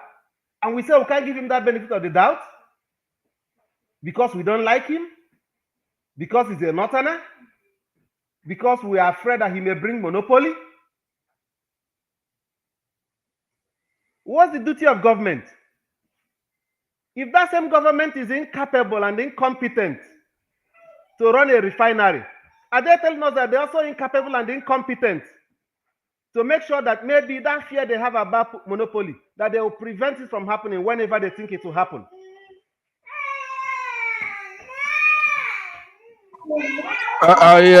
Pastor, I think Adam, I don't know if he's away from the. No, I'm here. My brother just addressed me, and I want to be able to respond. The jurisprudence, the Western jurisprudence is that. Yeah, hold on. If not, Shep, please, just hold on. Can you mute Pansat, please? Please mute Uncle Pansat, please. Let Mr. Steph finish his. This is exactly what I'm talking about. You know, we come here, we spend hours on this platform, we talk about a better Nigeria, and we are so divided on something basic. Like, we can't even have a conversation without someone having a problem with what you said that doesn't align with your own view. No, but I have to respond, right? Please, Uncle Pastor, it's no problem. He can say what he's saying, but I have. You will respond. Adama, if you can't stop Pansai, close this program. It seems you have a way of supporting my mic, people. Pastor. How can an old man be behaving like a kid on a public platform? Pastor, can you just shut up? Pastor, you are not older than that. You are an idiot, How many Pastor. refineries did you build? You are an idiot, Pastor. Right? If you are not taking care of Pansai, if you're muting my mic, the program. If you're muting my mic and you're letting misbehaving all day, talk to me the way he's talking to me, and you're muting me. Something about this madman. What does he say about you? Continue in this way. AY, please calm down. Yes, I know. Why are you muting my mic and letting that boy? Pastor, you AY, stupid son of a bitch. Adama, why are you muting my head? Why are you letting him talk to me and you muting my mic? I can't take this cuss word again. I'm removing him, please. It needs to stop. Please, we can't. We can't, please. Okay, thank you for protecting. AY, please. AY, there's something I need to ask of you, please. If I'm in your shoes, I'll be mad as well. Please, I'm begging you. Do not stoop to his... Please, I'm just pleading with you. I won't be happy Passat is the problem, period. Call it what it is. I don't want to stop begging this question. Passat is the problem of the platform. If you remove Passat, everybody will be fine. It's simple as ABC. He's the one that don't allow people to have different opinions. There is nothing more. Okay, Stop looking at it's everybody. It's not everybody. It's Pansat. It's the problem. Call him out. What are you doing? Let me just round up.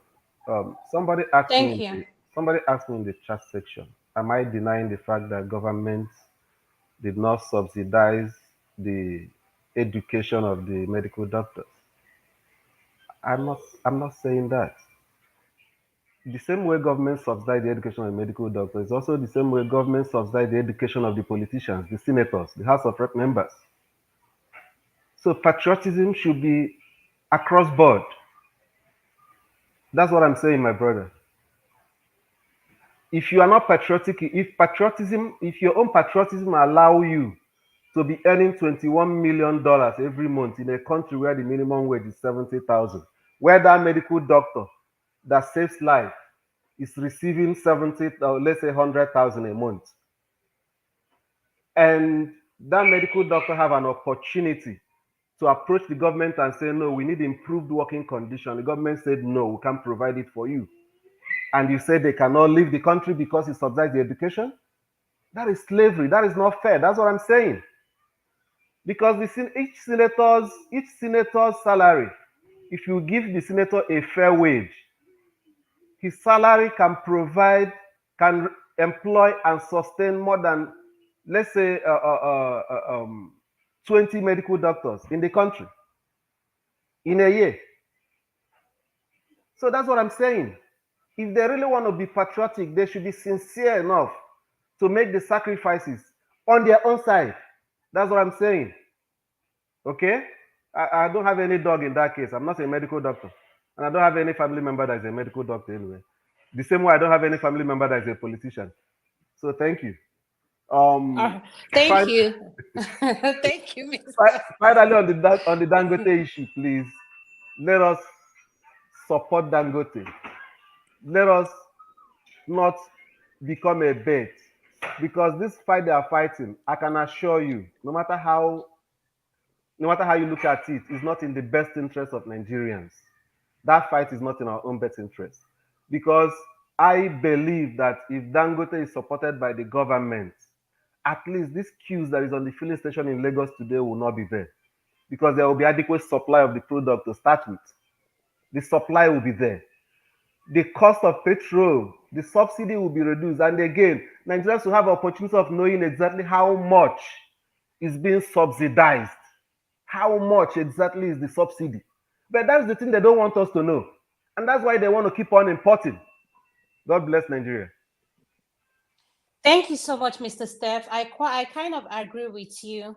But do you know what my fear is? My fear is, you know how you travel back to Nigeria with your kids, or you go to Nigeria personally. None of us know when we're going to need medical attention. And if it happens, what are we going to do? Somebody said that the worst doctor you could have a doctor that is not well compensated. That is a doctor that is not happy working, doing his job. Yes, it's true. It's true. It's true. I agree with that person. It is true. Mr. AI, thank you for being patient with us. I just want to apologize on behalf of the platform. This is not how we are. I'm embarrassed. I wanted to walk away, but out of the respect I have for Mr. Rudolph, I couldn't walk away. AY, personally, I just want to tell you I'm sorry. I'm not supporting Pansat.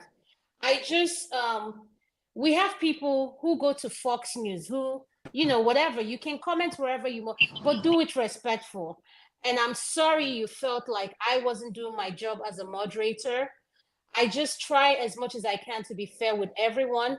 So I take fully responsibility for his actions. And I'm very sorry that you were personally attacked and Eccentric was attacked. And I just want to apologize to you. I'm so sorry for having that done to So me. let me come in, right? So the reason why I'm saying you are supporting Pansat, you can't allow somebody to be bashing your panelists. You know me, I can reply in the strongest term, but I decide not to be foolish like him.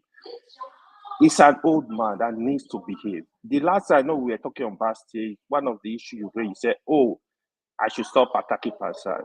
Listen, respect, I live with respect, but if you don't want it, I will grab it. And When people are different, let them be different. You can't be looking at every national issue through tribal lens. You're not going to get results. Yeah. If not now, it's from the same place as Fasad. I can tell you, not because he's here, I agree with 85% of his submission on this platform. Reason is he sees things not from a tribal lens. It doesn't mean he's not Igbo. He's Igbo. He can decide to fight for his people. There is nothing wrong with that. But you can't accuse him of being tribal. Every issue should not be looked at from tribal lens. We as a country, if Nigeria want to look at issue from a tribal lens, divide the country, let every tribe go, period. You will never move forward. You have to look at issue from a nationalistic view, like what will benefit our people. It's not about us. We don't even live in the country. I quite Thank agree you. with everything you said. I quite agree with everything you said. Once again, I want to say sorry to all the panelists. Like I said, I'm ashamed, but it is what it is. Human being. I say this: we are all adults. I can't tell grown people how to act. You know, I don't even tell my kids how to behave because they know better. So I'm sorry, Mr. AI. I'm so sorry, sir. You're next. Could you please unmute? Thank you, sir. The whole thing is it's very entertaining. I think sometimes people have to know how to control their emotions and sentiments. You know, if you really want to be rational, you can't let your emotions get the best of you. That doesn't make any sense. First of all, I just wanted to. I think I think most of us here will agree that the biggest problem we have in Nigeria is leadership bankruptcy, you know, and idea bankruptcy. A lot of people in that populate our leadership corridor is just one of the most I don't know I can't find the right kind of you know, people say that somebody whose house is burning and is busy pursuing rats, you know. And so when I look at our leaders, when you look at the discussions in the assembly, it just doesn't make any sense. The guy who is talking about, you know, banning people who are graduates from getting jobs abroad, that's not the issue. The issue is that the system is broken, and the people who, you know, Adam, you are the moderator here. You are supposed to be the just person who doesn't curry favor with anybody, or you have to be impartial if you are going to do it right. And being impartial means that there are people who will be offended with you because they want to have their way.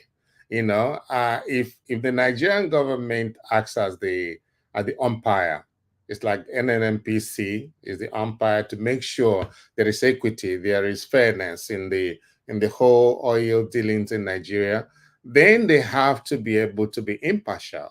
You know, you have to be able to say, okay, Dangote, thank you. You build a refinery, but you have to compete. Okay, we have to make sure there are other competitors. That's how we drive price down. It's not a question of, okay, you know what, we'll stop issuing license so that we can allow you to, yes, it's a local refinery, great, that's wonderful. But there has to be competition until that time where maybe we'll have 3 local refineries that are working. Then they can compete against each other. At the moment, the only competitor he has are, you know, foreign imported, you know, products, and it has to happen for price to come down. I wanted to say, you know, mention the whole medical doctors exiting, you know, the whole thing. The main problem is that the people who are in government, they know what is wrong, but they don't want to do it because if they do it, they're going to have a disadvantage. It's not going to favor them. If they do the right thing in Nigeria, all those guys there who are talking, they all know what the right thing to do, but they don't want to do it because it's going to affect them. Trust me 100%. Most Nigerians don't want to leave Nigeria. If Nigeria functions, a lot of Nigerians will go back home. most medical doctors don't want to go abroad to practice. They want to practice in their country. Nigeria has a great culture, great food, great music. What does anybody want to come out to do? What is it that is here? Skyscrapers, and if the good roads are there, electricity is there, you make sure that every institution is working very well. The university, if you go to university, instead of spending 8 years or 10 years to graduate, where you can spend only 4 years, if that is functioning, students get into university, graduate at the right time without spending unnecessary long time to graduate, and then graduate, there is no job because the institutions are all broken. I have had accidents in Nigeria multiple times, and in one of the occasions, somebody died in that vehicle because the place the accident happened, it's middle of nowhere in the express road between Benin and Lagos, and the local hospital there, clinic, they had nothing, like nothing. There is nothing. There is no bed. There is nothing. And the woman that was in the vehicle died there. You guys are here. You have never experienced it. I was attacked by the bandits, and they shot me, and I did not get medical treatment for 7 hours. I'm not joking. I wish I'm making this up. Did you just say 7 hours? 7 hours. I did not get any medical treatment. I'm not joking. The place they eventually the Good Samaritans took me at the local place, the clinic there. Even the stretcher they brought, the 4 wheels, one of the wheels was not working. There is no foam in them. I wish I'm making this up. Are you serious? Huh? Are you Oh serious? yeah, very possible. I'm not making. I was shot. They spread. In the United States here, we call it drive-by shooting. These guys came out from the bush and they just attacked me. And I just came back. I just picked up the car in Lagos and I was driving through Benin. It's just immediately after Okada. If you are going to Benin, and at first I was just hearing. I thought it was just pebbles that were falling on my car. I didn't know that it was bullets. And I was just trying to put music and all. I said, what's that? There's no vehicle in front of me. So where are all these pebbles coming from? And then it was when one of that went through the windshield, I realized what bullet. Then I looked in front of me. There are 2 guys with AK-47 just actively shooting in front of me. And it's funny because it was just at about 4:30 p.m. Before the New Year's Day. It was New Year's Eve. So there's no vehicle in the road. And these guys were actively spraying bullets on the vehicle I was driving. So I decided, I know that I was going to die. I said, you know what? I'm just going to give them a run for their money. And at least if they're going to kill me, let them work a little harder for it. So I decided I was not going to stop, and I'm going to put the vehicle right in front of them because they didn't have any vehicle. And the way they were dressed, very well that, they just came out from the bush. And so what they did was but before even I got to where they were, there were just too much bullets in the car already. So they ran into the bush and then they took cover and just started spreading the car. And I got hit, in the stomach because I have to hide underneath the dashboard. So the tires were punctured. And I said, as long as this engine can run, I'm not going to stop this vehicle until the car just breaks down. And that's what I did until the car the engine, because there's just too much bullet on it. My stomach was just gushing with blood because, it was just too much. And so the place I stopped, they had to, it's a long story, but they decided to go back to the man that helped me with his son to go back to Okada. There's only one clinic there in Okada. They got there. The man had nothing. I'm not joking. It has nothing in that clinic.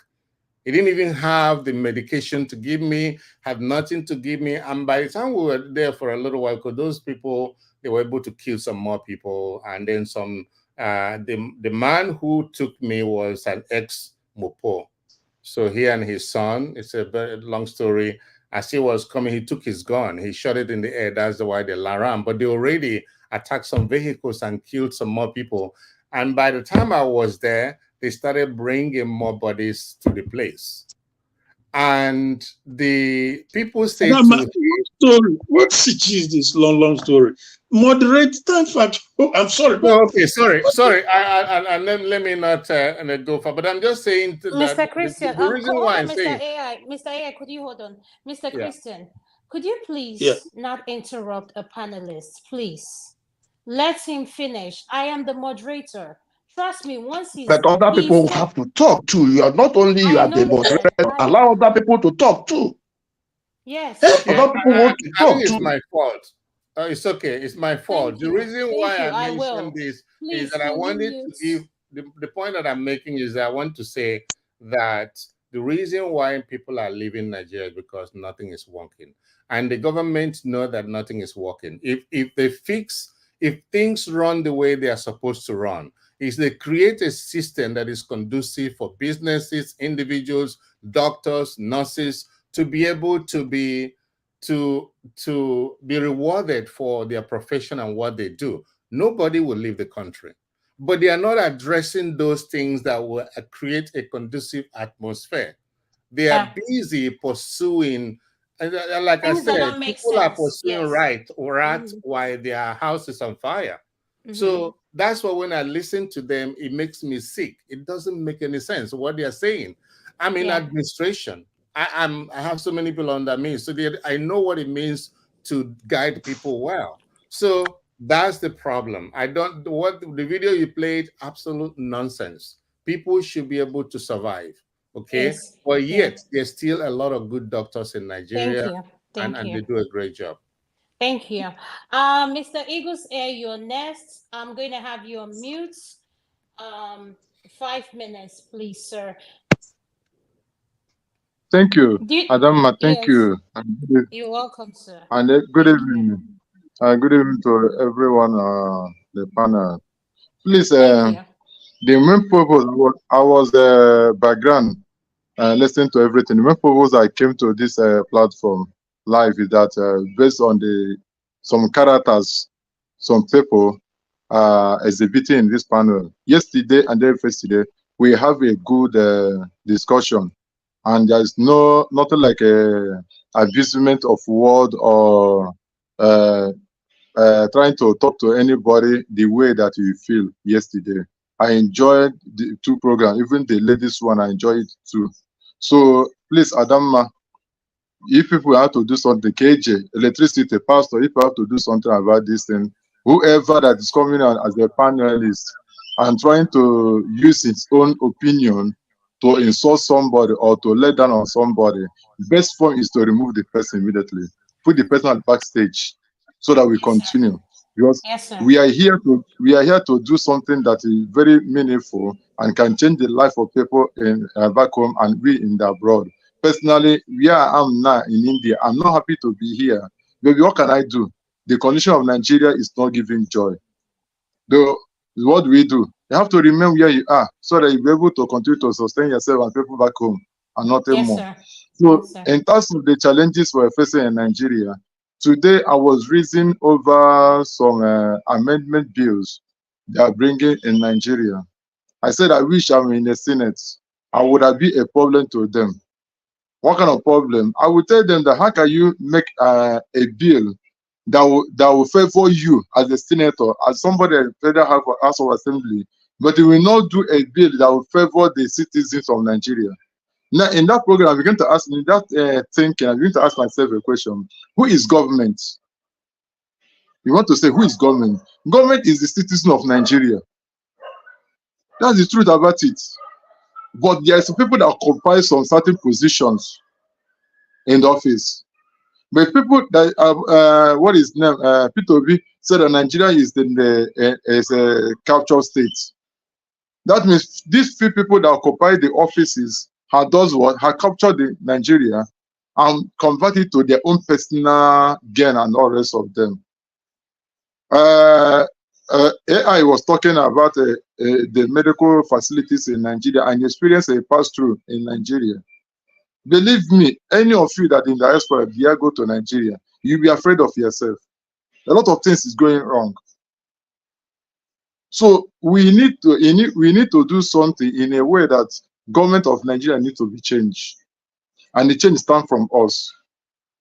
How the change starts from us? The way we approach to each of us here, the way we talk to each other here, the way we act, the way we behave here, determine the change starts from us. I cannot come and tell Adama or electricity or AY or KJ, anybody to change whereby I'm exhibiting by character. It's not going to work that way. So we change from the place, the little office where we are, to progress on another side of it. I have a medical doctors in my family. I have lawyers in my family. I have a magistrate in my family, including lecturers. I have them in my family. The same son name with me. Whenever you want to talk about Nigeria, they will tell you, please forget about Nigeria. Nigeria is not working. Nothing is working in Nigeria. That's what they tell you. Please, you in the diaspora, please work hard and survive that place. But if that's on Nigeria, Nigeria is gone. And nothing more. So the problem we have right now, those people that find themselves in that seat in Abuja and all the rest of them, how did they get there? What are we going to do to make sure they do not get there again? That's the most important, the important message. How are we going to converse? How are we to converse? How are we going to sensitize Nigeria, those people in Nigeria, our brothers and sisters who in Nigeria, for them to do the right thing, forget about rice, because whenever you talk, they give you rice. Even whenever you cry, they give you rice. When you demonstrate, they give you rice. You shout, they give you rice. You have headache, they give you rice. What are we going to do to sensitize their knowledge, to reform them, to transform them, for them to know that if you collect rice or collect this thing and allow these people to be there, the thing will not sustain you more than 24 hours. And they'll be in abroad, or they'll be in Abuja. 50 seconds, sir. You have 50 seconds, So, sir. Thank you. In my own submission, what we need to do in this platform, one, to send a message across our people that we have back home that they should do the necessary thing in voting and do the right thing to secure their vote, not allow these people to go there again. So after this video can be shared and other people share it in other Facebook and everything, they will get the message. Not after sharing this things here now. If you go to YouTube, you cannot get it, you cannot share this thing to any platform, any Facebook on everything, because an issue. How did they go to get information? Thank you so much. Sir. Thank you. Mr. Clifford, could you please unmute your nest? Thank you, sir. Thank 5 minutes starts now. Yeah, I don't have, well, I will not use up to 2 minutes. I wanted to ask who removed PANSAT, because you people cannot remove PANSAT and leave AY. Or you want to tell me that you didn't hear AY insulted PANSAT? That is double standard, what you people are doing. So you people stop blaming Tone or anybody that are criticizing you people, because that is double Clifford, standard. were you watching the program? Were you watching the I program? was watching since, even when you were telling Adama to stop to remove PANSAT, when he was discussing with the centrists, you are gaslighting all the time. Remove PANSAT. Even you didn't want PANSAT to talk. You are the one causing the whole problem. So Adam, this guy should not manipulate you. You didn't hear when PANSAT, AY insulted PANSAT before you remove PANSAT. So that is this double standard I wanted to correct. You people should stop it. Clifford, let me remove myself so you will be happy. Electricity. So you'll be happy. Will you yeah, be happy? You can go to hell. I don't care, because you are one of the problem. I have been watching you more than a year here. You are the problem. That is the problem Nigeria have in you, Kolata, some other guys. So you people should stop pretending tribal. You are the most tribal person in this platform. You forefather. So you people should stop all this game. Every time tribe. But you are the main people causing the whole problem we are having here. You people should stop it. And anybody that remove PANSAT, shame on that person. That is what I want to say. Thank you. Thank you, sir. We appreciate your input. Thank you. AY, please, you're going to be next and your 5 minutes starts. Mr. KJ, welcome to the show. And there was, sir. Oh, okay, thank you, Adaba. At least we have peace now. You see, a lot of people have made very beautiful arguments here. One is, if you listen to what, if not now, I know it changed his name anyway, was saying, like, that is just the way to go. See, the issue of Dangote refinery, just like what Steph said, it's not about Dangote. I remember when we were having issue of Allen Onyema here. Same thing I said. Nigeria, we don't know what is our own.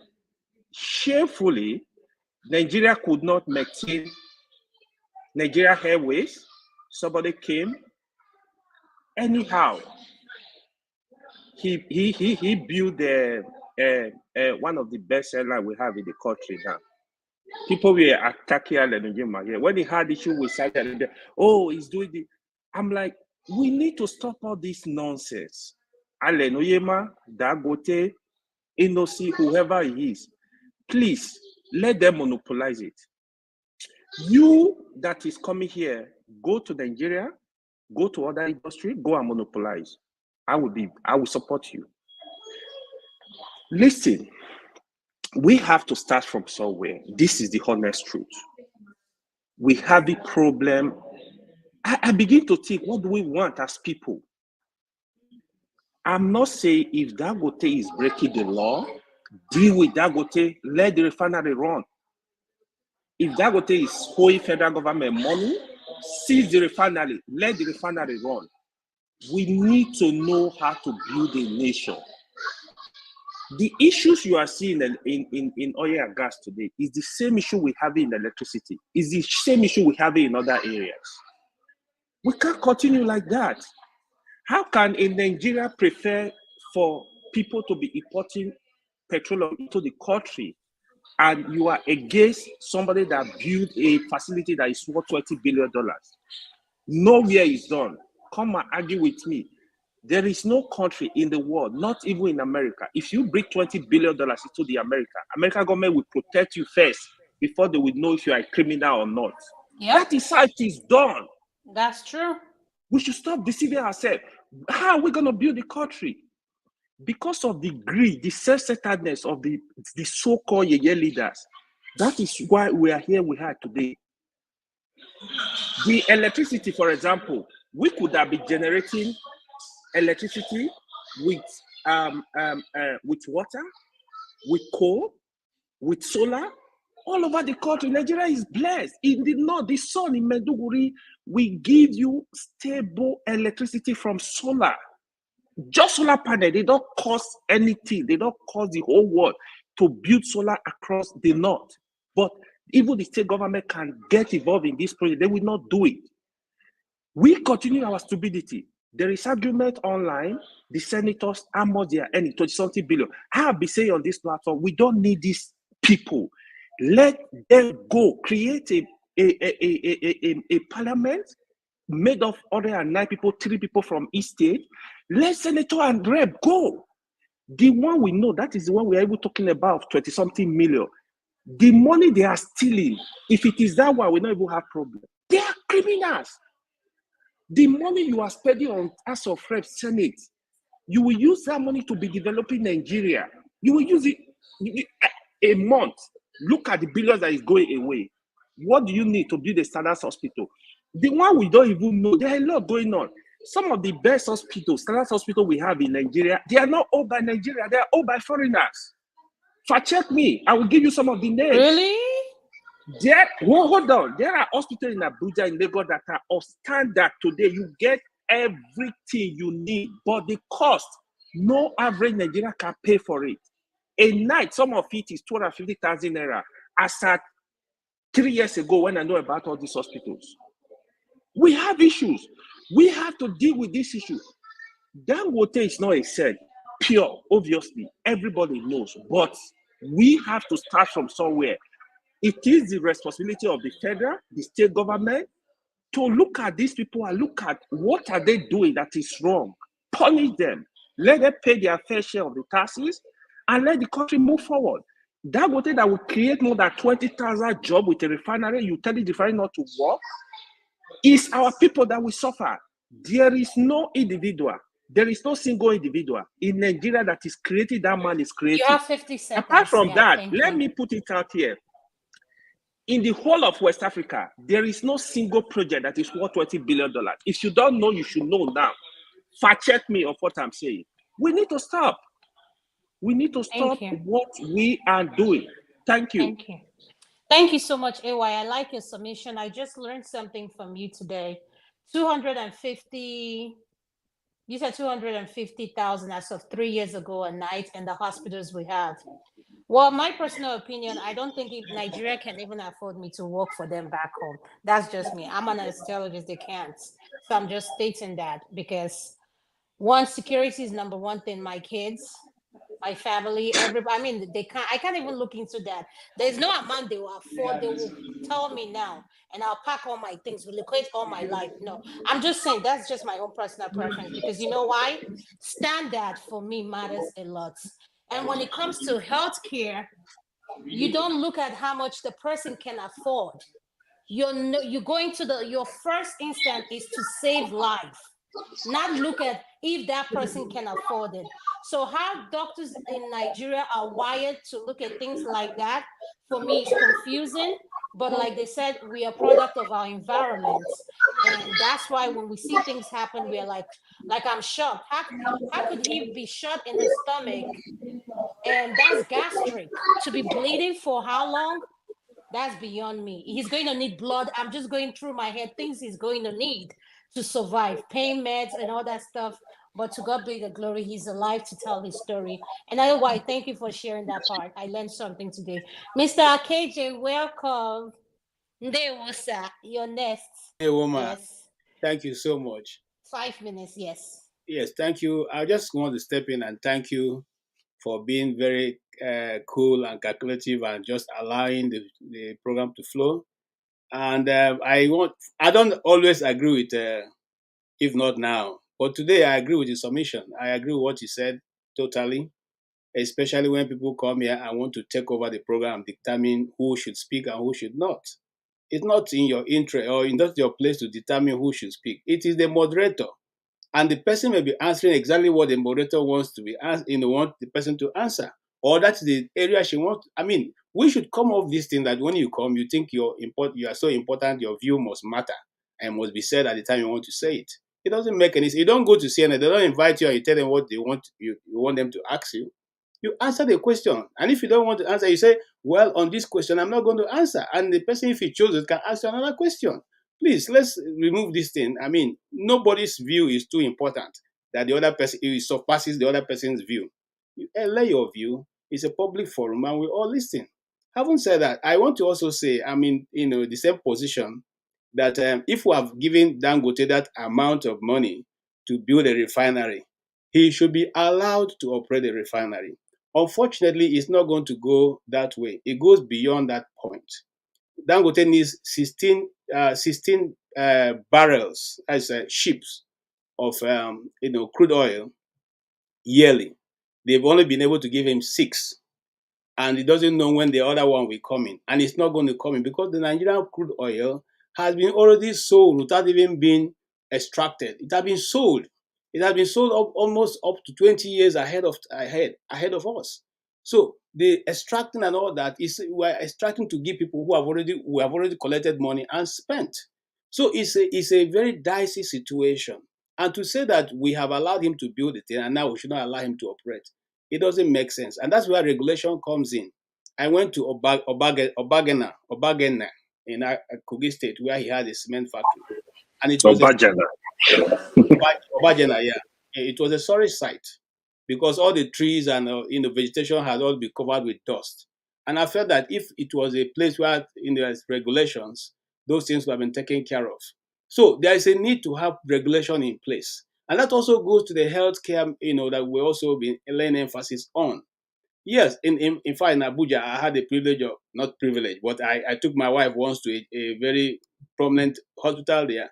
And by the time we did 2 weeks, we were paying 1.7 million, okay, for just being there. And even the 1.7 million didn't cure, we couldn't get the desired treatment.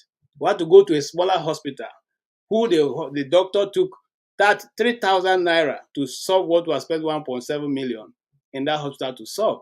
I'm telling you my personal experience. So there is no regulation, even when it comes to healthcare, and the government don't care. Remember, there's a minister who once said, doctors can go. It's not a problem. We are turning them tons and tons of doctors every day from the hospital. What do we need them for? They can go anywhere they want to go. It's a Nigerian doctor. He didn't lose his job. I mean, a minister. He didn't lose his job. They didn't quarrel him. I mean, the government, the people of Nigeria still left him there. The Medical Association in Nigeria didn't go on strike because of that.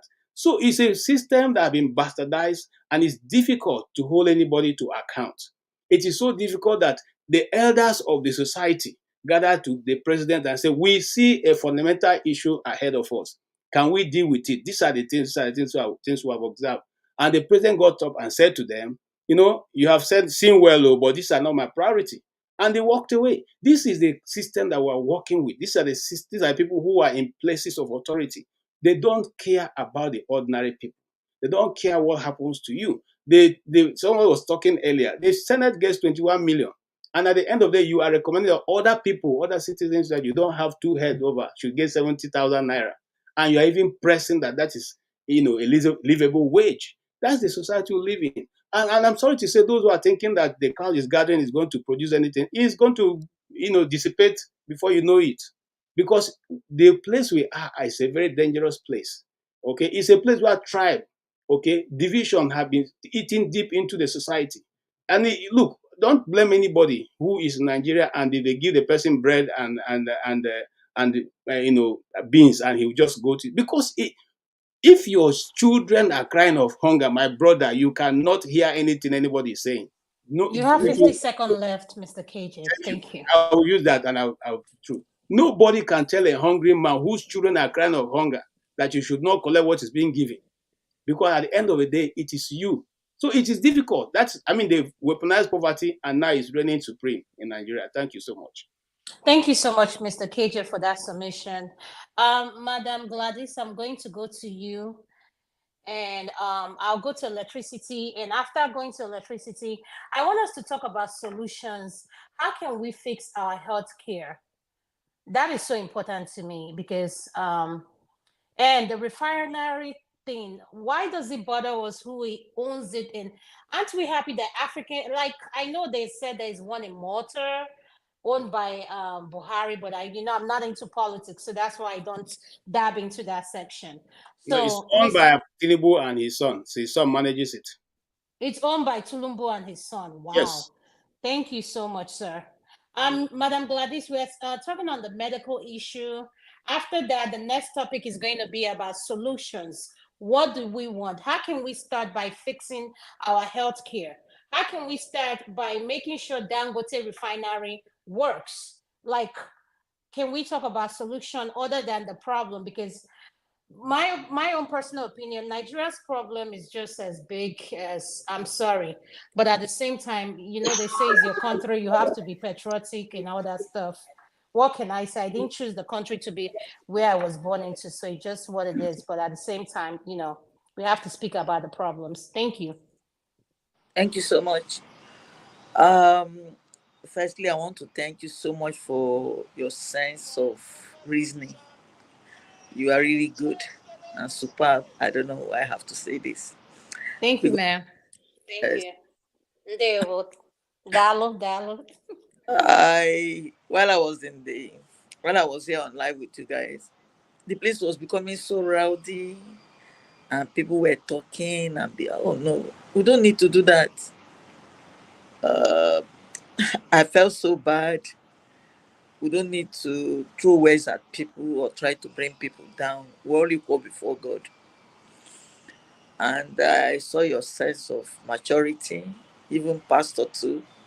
Thank you so much for keeping cool. But then we need to be very careful when we come to the public. we do not know who and who is listening to us. And then when we are here, we just need to be mature in the ways we handle things. If one is presenting a solution you do not like or do not want, you can bring up your own. And possibly if yours is the best, we'll follow it. Like we're suggesting here now that we should give opportunity to Dangote.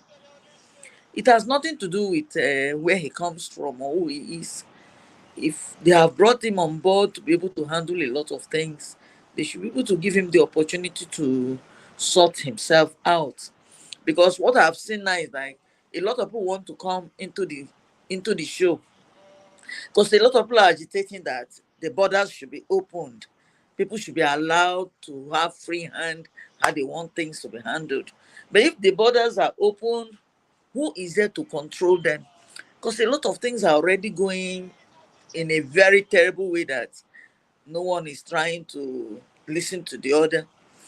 So all I would suggest here is that the health system is something else. Today I was busy screaming because someone I know went to the hospital and they were busy trying to waste time. Right here I was busy shouting on phone, telling them that take care of the person and then we'll think of what next to do. And immediately the doctor came in and started treating the person, because many souls have gone where we waste time. Maybe you are treating someone, electricity will go off, and then maybe by the time they're trying to turn on the generator or whatever it is, there's a problem. So all I will suggest is that I don't know how it is going to work, but I know that people in the diaspora, I think it is time we begin to look inward, to speak up and say things and make suggestions how we think things should work in the country. We should not just turn our back on the country, because we're all still going back to Nigeria. There's no how we can all run away from the motherland. Even if we stay here for years, eventually we'll go home. We'll definitely go back. So all I would suggest is that let us begin to think of how best we can sort out the system in the country. Our politicians or our leaders, those that they are giving all sorts of allowances, they need to cut down on the allowances they are giving them. Things are getting out of hand. You cannot give this person allowance for this, allowance for that, allowance for, and people are dying in sheer poverty. Is not good. Those, if they have the fear of God in them, you know that this world that we have stepped into, all these things we have acquired, we're not going to go away with them. Let us think of the past leaders. All the money they acquired, their kids have their children been able to manage the wealth they stole or things they stumble onto. So if we look at it in such a way that if we look at tribal sentiment, Nigeria will not go nowhere. But I want to tell us that what I saw during the last protest in the north is an eye-opener. The northerners, the hunger in the north is something else. It's not that we don't have hunger in the south, but it's not as much as what we are witnessing in the north. I schooled in the north. In the past, you will never see any northerner that will want to speak up and say any silly thing against their leaders. But during this protest, it was a different show. That's to tell us that they are also feeling what we are feeling. But there was a comment I heard here, and I do not want us to, I don't know, someone made that comment. He said the British handed us over to some certain group of people, and the way the government is going or the country is going is because of the way the British government, they are no more there, even if they are remote controlling us, and they're making us to feel as if nothing what good shall come out of our midst, the motherland Nigeria. Nigeria is a great nation. By the time things will be sorted out the way it should be, no one will want to leave Nigeria. Because even those who are staying abroad, it's not easy as such. But in our country, we know that we're in our country. But here it's as if we're staying in another man's land. That maybe we hope that one day we shall all come back home and then stay home to also contribute our quota to make sure that things are working out. But not where they have sold out all our parastatals. They sell them out within themselves, make money out of it, and make people more poor, impoverish the people. So I would suggest that let us come around the table and then look for the best solution to sorting out our problems. It is not for. Thank you. And then I'm gonna leave now. Can I go? I'm gonna leave now. Okay. you want to? Okay, let me ask electricity. Electricity, could you please permit AY to speak? He said he has to leave. All right. I guess he's scared of me, so doesn't want me to ban him. So go ahead. Thank you, electricity. Thank you, Adama. So, nice one from Madam Glady. You see, the issue of Nigeria, to be honest, we have to deliberate in solving our problem. Like Dangote rightly said that Nigeria, Africa, we need to face Africa. Nobody will face it for us. This is the mistake we keep making, right? Like the point I was making before, why sometimes I get really angry about this, the so-called senator, the rep. It is in a country where a minister went to Ethiopia, painted a plane with Nigeria Airways. Criminality brought it into Nigeria, use it to loot all the money. What happened? He's going to give part of this money to the senator, to the rep, to keep quiet. Nobody can prove it. That is where, same country, where an individual is able to develop an airline. Then you said I should not support him. We have issues. The one good thing I give credit for this administration is the local government autonomy. But we must not stop there. We have to look for a way to protect people money that will go to the local government. To start with the local government, let Nigeria develop at local government level. In essence, there is no two ways. There is no way Nigeria is going to move forward if there is no proper restructuring. How we want to restructure Nigeria is for us to have discussion about. If you want to devolve power to local government, let Nigeria develop at local government level. If possible, you have to look for a way. If you have to let it state to determine how they want to get developed, let it be. But the senator and the rep, we don't need these people. I kept shouting, we don't need them. We can leave only senators and call them a different name. Look for a way for them not to freeze their own salary and lose the public money. These people are collecting constituency allowance. This money is in millions, it's in billions. They don't do anything in their constituency. Again, we need to be serious because what we are creating, if you think you are a billionaire, if you think you are a senator, if you think you are a president, you steal the money, you think you don't care about the people, the country is not going to affect you, you have the money, it will. By the time sickness track you down in Nigeria, you will understand. By the time security track you in Nigeria, you will understand. With the money, you can't bail yourself out. We need to get serious. We need to get serious. Again, leave all this tribal nonsense. We need to get serious. If you look at the country as a president, what we bet if even if they are your enemies, that if you go create something there that will benefit the country, go ahead and do it. Again, we have to be deliberate. The country is not for us. The country, there are children unborn that belong to this country. We need to realize that. That is why we are where we are. The senators, for example, what did you hear them discussing? The only time you hear them making noise is when they want to share money. The money is not properly shared. They don't fight tribe. They don't fight religion. This is why they fight. The only reason they fight is money and power. If check me, when you hear senator cry out, it's money and power, nothing more. So we as a country, right, like the local government autonomy, it was a good thing. Let's start from there. If Chef can be a local government chairman in his local government, I know he's going to do the job. Even if I'm not from his local government, I'm going to support him. Let him do the job. Let Nigeria develop. The restructuring has to be done anyway. Look for a way to do it and really define the issue. Let them have a dialogue in the parliament that said, this is what is disturbing the people. This is the problem of the people. That is why the corruption from health sector to education, it's not only health sector, Adama. From health sector to education, to insecurity, to whatever, just name it. Nothing is going on. It is as a result of the corruption, and people don't understand the purpose. I can would have shared so that which I have a child. Little one. Somebody sent me a plan. They said they want to build a school for renewable energy in Nigeria. I said, help me develop the plan. I'm like, they budgeted 3 billion for this project. It was supposed to be B6 geopolitical zone. But now they said they want to build one. Help me develop it. I said, listen, what do you want me to do? I look at it and say, oh yeah, we just built a little building already. Like with 3 billion, you are not, see, we have issues. Nigeria will not move forward, it will not work as it is. Nigeria needs to be touched. Thank you, everyone. Peace out. Thank you so much for stopping by, and thank you for your submission.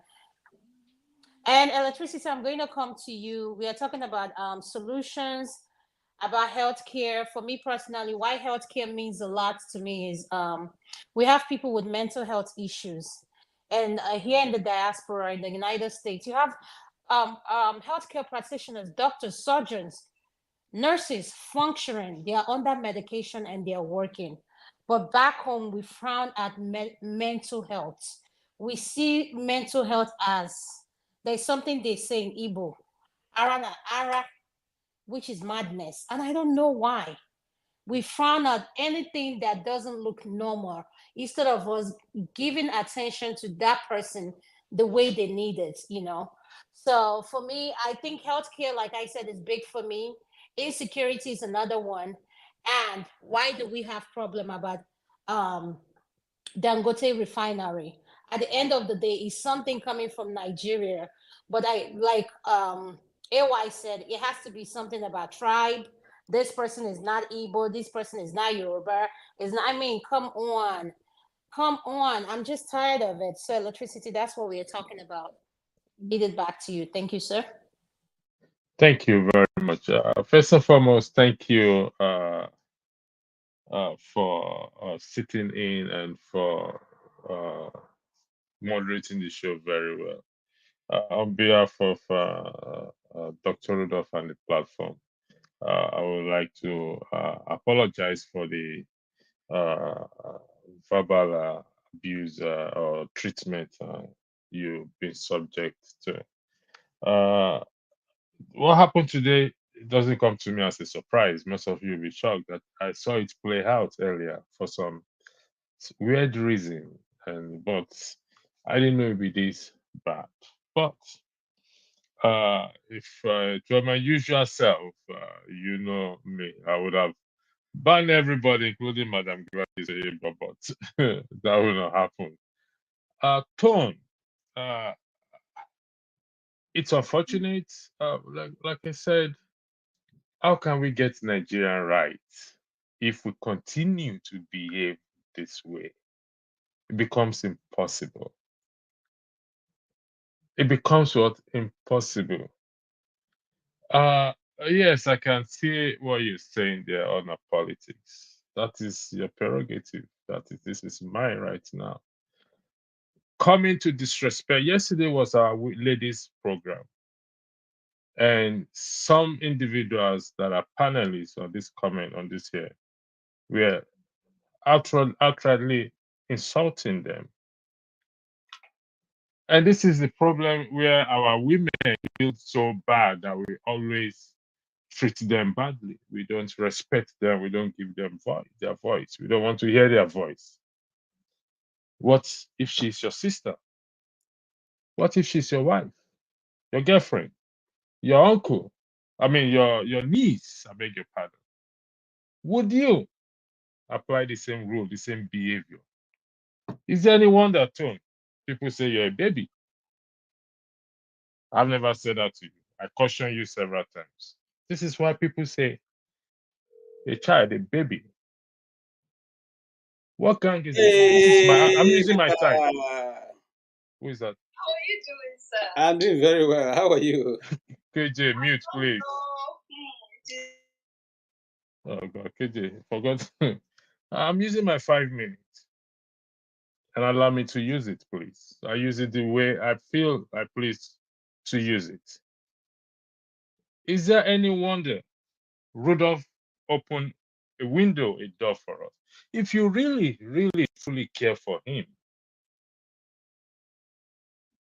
then you will come with some creative ideas and bring it on and sell it to the people.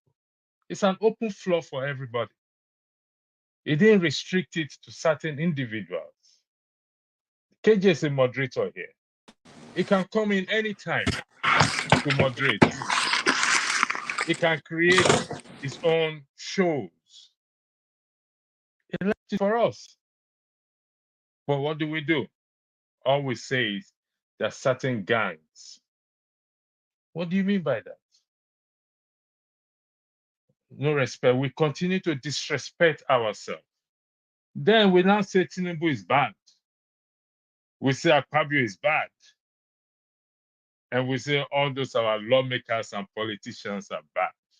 Come with your ideas. Come and sell it. Come and sell your ideas. When we continue like this, where will it get us to? Is this how we repay Rudolph? Is this how we repay him? And it's a shame. It is a big shame. I believe he's watching. We're very disappointed. She can go to anywhere she wants to go to. Like she said, Rudolph don't pay her. I don't pay her. I mean, I don't do anything. She's sitting for me as a moderator. If it hurts you so much, YouTube is open to everybody. I restrain myself from saying this. YouTube is open. You just need an email. You create your own platform. Then you now bring your own ideas. Have your own crowd that will come after you. Then you now go ahead and do what you have to do. It's a shame. I believe we're going to meet again on this platform. And we will address this issue all over again. You mentioned my name, no problem. I know I've told you not to call my number because all you do is complain and complain like a child, like a baby who is looking for milk and they cannot get, even when they give the baby a milk, it's still not satisfied. Like I said, I don't blame those who call you Tata baby. I don't blame them because you just came to display it outrightly here now. So I'll yield the floor back to you. Thank you. Thank you, Electricity. I appreciate your apology. And Mr. KJ coming in here made my day. It shows how we as moderators, we support each other. Tokwe has been on the comment section. Tokwe has called me like several times. And I just want to tell her, thank you so much, Tokwe. I love you. I don't want it to get personal because what Pom did today was an embarrassment. And I just don't. When I say it's an embarrassment, it's an embarrassment. If you love Dr. Rudolph, cut off the bias, cut off the nonsense. We wonder why we cannot support each other. It has to matter. It has to be fit into our own narrative, our own opinion, how we want it. Like, you're talking to a grown woman here, a mother, a wife. I mean, a sister. What is, I don't get it, but Electricity, I really appreciate it. Thank you. And Mr. KJ, Mr. Steph, Mr. Eagles Air, Olumide, Madam Gladys, thank you so much, ma'am. I really appreciate your kind words. I'm getting emotional because my daughter watched that. Do you think I need that? I don't. I'm sorry.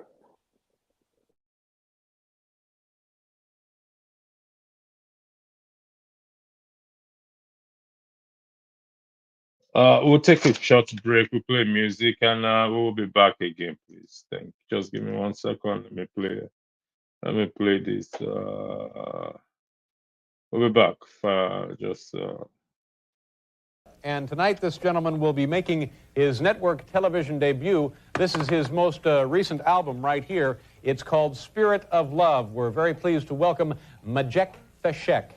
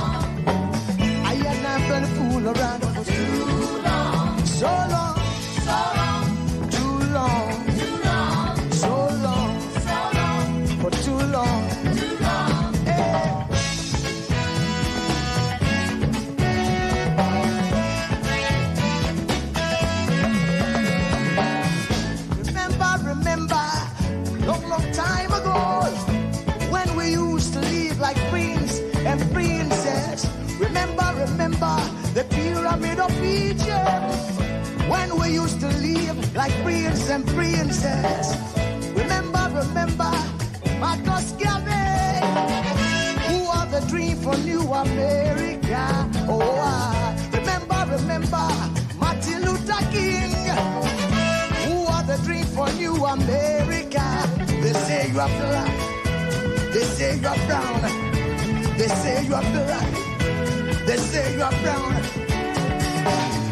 Only the angels of Jah is white now.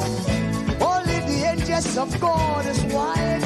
So long, too long, so long, too long. We've been sitting down so long. We've been a fool around for too long. Just so you can pause it, please.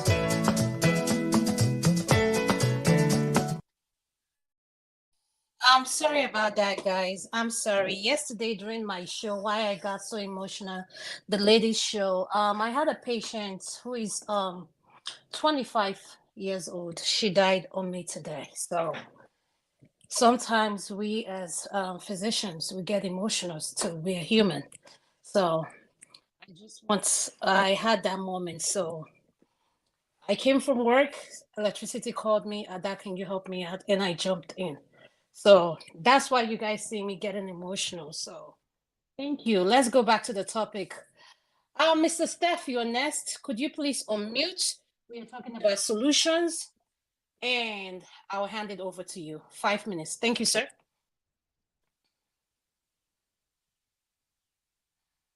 Mr. Steph, are you there?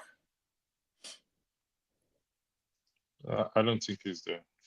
Oh, he is. Okay, He's back. Yeah, thank you.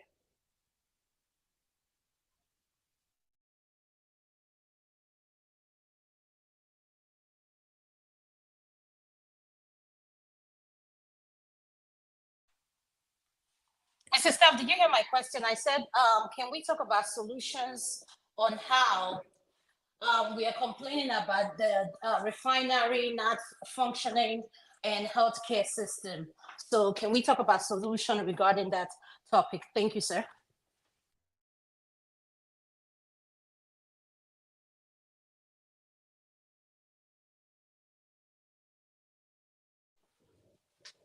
Mr. Staff, can you hear me? You're muted, sir. You're muted. Mr. Steph, can you hear, please? I don't think it's okay. Sorry, can you jump me? Let me come back. Okay, no problem. I'll go to Madam Gladys. Madam Gladys, sorry about that.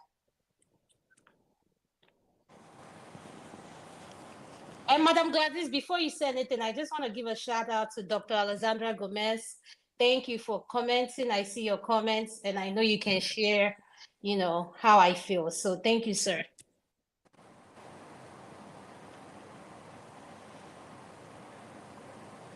Yes, Madam Gladys, you're next. Oh, over to you. We're talking about solutions. How can we move our country forward in terms of healthcare? I told you one of my concerns is mental health. And why is it that we found on mental health? I feel like we're not doing enough and basic medical care, not just for the rich, for everyone. Thank you. Yes, in that regard, especially that of mental health care, enough time and decision is not being taken concerning mental health care in Nigeria. Because in Nigeria, once someone has a mental breakdown, they see it as if the person is having another spirit tormenting him or her. But mental breakdown can happen to anyone at any point in time. So I expect that maybe more time should be taken to create facilities, train more persons to handle such cases. We know that most cases at times they take them in and keep them where they are properly cared for. They're not allowed to roam the streets. Like most people, you see that once mental breakdown, once a person is going through it, they regard that person as a person who has failed in the society. It is not that. It can happen to anyone. So it is not something for one to be ashamed of. It is for us to show them more love, more care, And if more facilities can also be created where they can be well taken care of, it will go a very long way to solving a lot of things in the society, not to just leave them to roam about or roam around, maybe moving from state to state. You see them walking around the streets because they've been abandoned. Such should not be the case. So I think in that wise, more time should be taken to care for them, just like the aged as well. We don't even talk about that. We skip that. The aged ones, once they start getting old, they say maybe witchcraft is disturbing them. It's not that.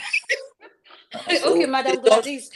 Madam Gladys, can I ask you a question? Why do you think we look at things like that? Do you think it's our orientation or our environment, or because I don't know? Why do we look at things that way?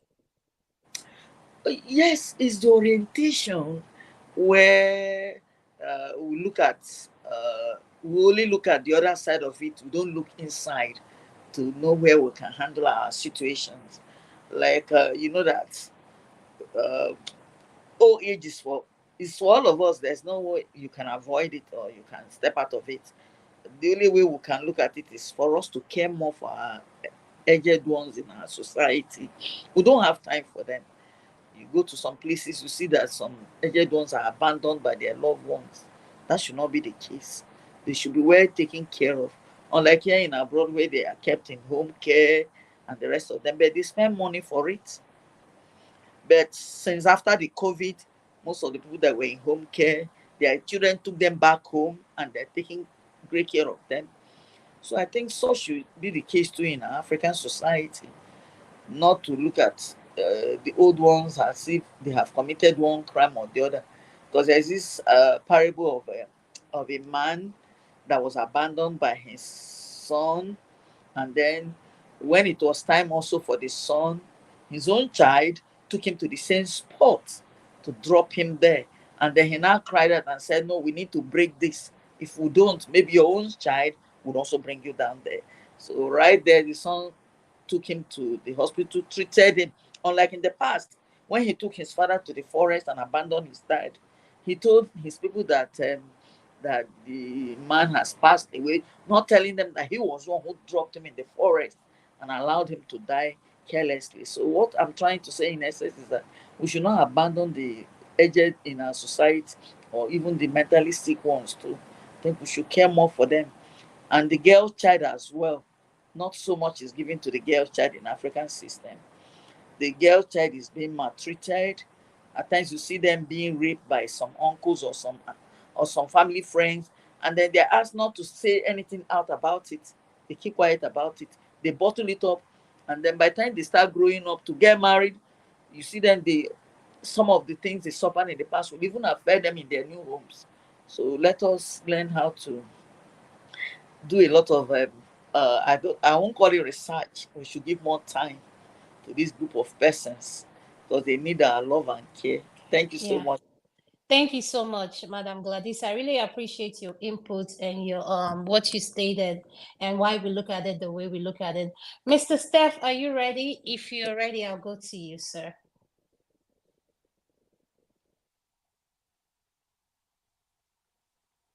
Mr. Steph, yeah, you have the floor, sir. Thank you, sir. Sorry, I don't really understand exactly what. I'm saying, how do we offer solutions to having the refinery to start working? And at the same time, how do we get our healthcare system? I'm not saying I want our healthcare system to be 100%. Nobody has 100%. Like to function, but for the less privileged and those people that think they're, what do I call them? The influential people who feel that they can fly in and out for medical care, not knowing that we cannot pick and choose when a medical emergency happens, but we pray that wherever it happens, we get the care that we need. Like, how can we offer, what solutions can we offer and talk about the solutions since we've spoken about the problem, sir? Thank you. Yeah, well, I think that the basic thing they should do is to get all the stakeholders involved. If they really want to, if they are looking for a solution and they are sincere, the professionals in the medical field, um, the representative of the consumer community, which are the rest of the Nigerians, then the government, and then the professionals in the diaspora too. There should be a sincere effort to bring a concerted effort by the government to bring them to the round table, and that's how they could also solve other sectoral problems if they are sincere to get firsthand get a blueprint. What are we going to do to make this sector work? But that's the only way you can actually understand firsthand why they are leaving. That's how you'll understand the kind of frustration that the people that are receiving the medical treatments in Nigeria are going through. But most times we just want to, our government want to provide a solution to a problem that they themselves are kind of immune from. They are distant from that problem. So get all the people involved. Those that know where the shoe knows where it pinches them. And if you are sincere, be open to the conversation. And from that conversation, draw up a blueprint that will guide you in terms of policy, that will guide you in terms of providing infrastructure and the financing of the plan. And then it could be a 10-year plan, it could be a 5-year plan, it could be a 20-year plan, but at least you know that this is what must be done each year. And cumulatively, before you know it, then we could have a solution. But the problem in Nigeria is that we always want to leave everything on autopilot. And nations doesn't develop like that. There must be a blueprint which must be followed religiously, not just in health sector, but in any other sector. You know, How about Dangote Finery not working? All this excuse, like I feel like it's become political, and at the same time, I wouldn't want to invest that kind of money and have that thing not function. That's just my own personal preference. So, what is your opinion on that? As for Dangote Refinery, I am confident that at the end of the day, Dangote, whether with government or without government, will sort it out. Dangote is a businessman. This is just a setback. The government decides tomorrow to, rise up to its her, place and take up the responsibility to support the company the way they have intended to. Because you know what it means. I'm starting up a venture. Maybe you contributed the initial 2 naira, and we promised that at the end of the project you're going to bring another 7 naira to help me. I've already planned around it. And when government decides to bail out, that was when I knew that some problem was brewing. But at the end of the day, it's just a setback for Dangote. He's a businessman. He's an entrepreneur. He's going to figure it out at the end of the day. But I advise that the government should do what they need to do so that the suffering of Nigerians will reduce, so that we don't wait until that time that Dangote is able to figure it out. Because there's no way 20 billion have been invested, and there's no way everything will go down the drain. It's not going to happen.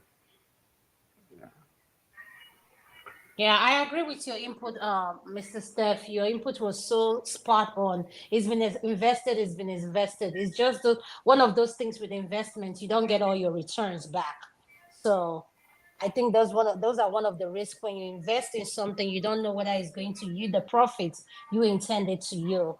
But I think we have too many hands on the pots, and with the government not giving him the backing, like AY said, if someone invests 20 billion in United States, the United States, I know, they will protect the third and fourth generation. So that's just my opinion. Uncle KJ, you're next. Could you unmute? Thank you, sir. Thank you so much. I'll go this way. Adam, the Nigerian Federation may be one of the most researched. I mean, we have implementations, policy implementations maybe to a heap, but nobody wants to go there, you know. On the health issue, we have Nigerian Medical Association that have given so much advice to government on how these things can be done. They refuse to take that advice. Now, you have three tiers of health system in Nigeria: the federal, the state, and the local government. So if government really wants to solve this problem, it's just good as having the intention to do that. You have federal medical centers in each state. So deal with the needs of those federal medical centers. The state should deal with their own general hospitals they have almost in every state capital and the local government capitals.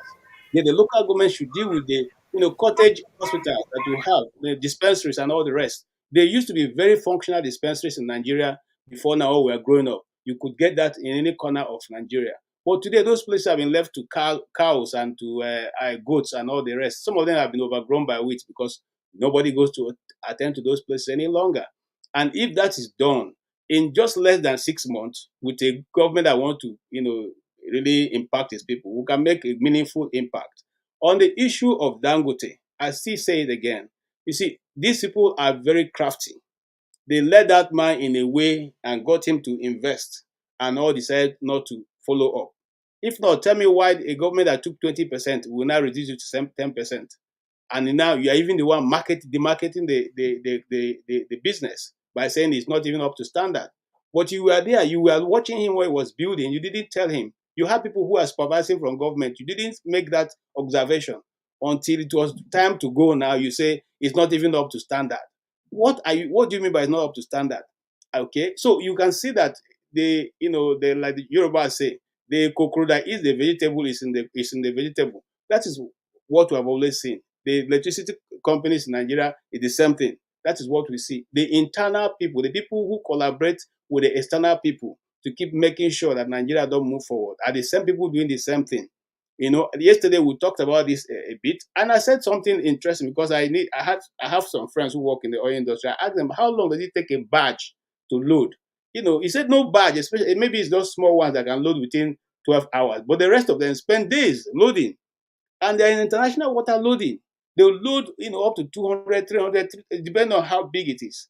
And no Navy person sees you, no Navy personnel, not the ones in the sky, not the ones on water. Of course, it's not true. And then I asked, how much does it cost to even bunker oil? The equipment is not what any one of us single here can buy. So it's not even a business of a poor man.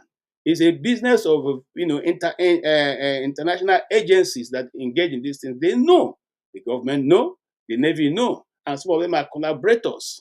And if they doubt, let them say those names to be published, because there are people who have their names, who know who they are, and those things have been well documented. So what am I saying here?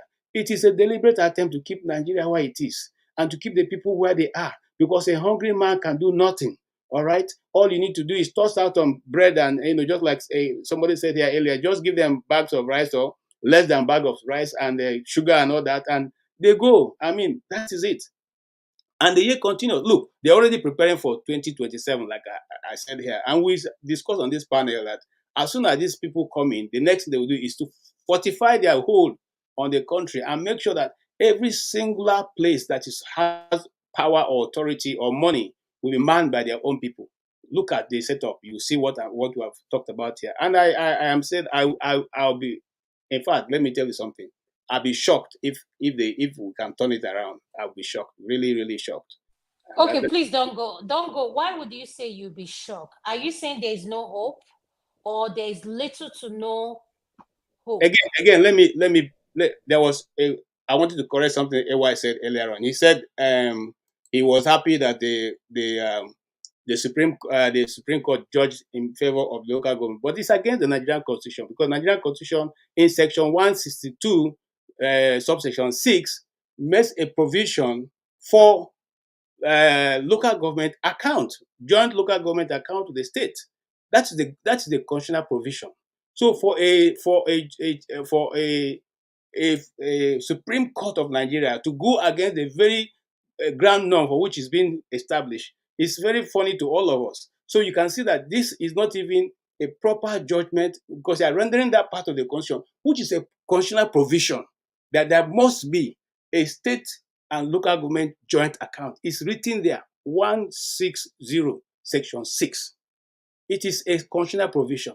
You wake up and just throw throw judgment because you want to please the man who is there. Suppose the man leaves tomorrow, what happens? Okay, this is so we are dealing with people who don't care about the norm, the law of the land. They don't care, they don't give it. If they give a damn, some of what they do will not be done.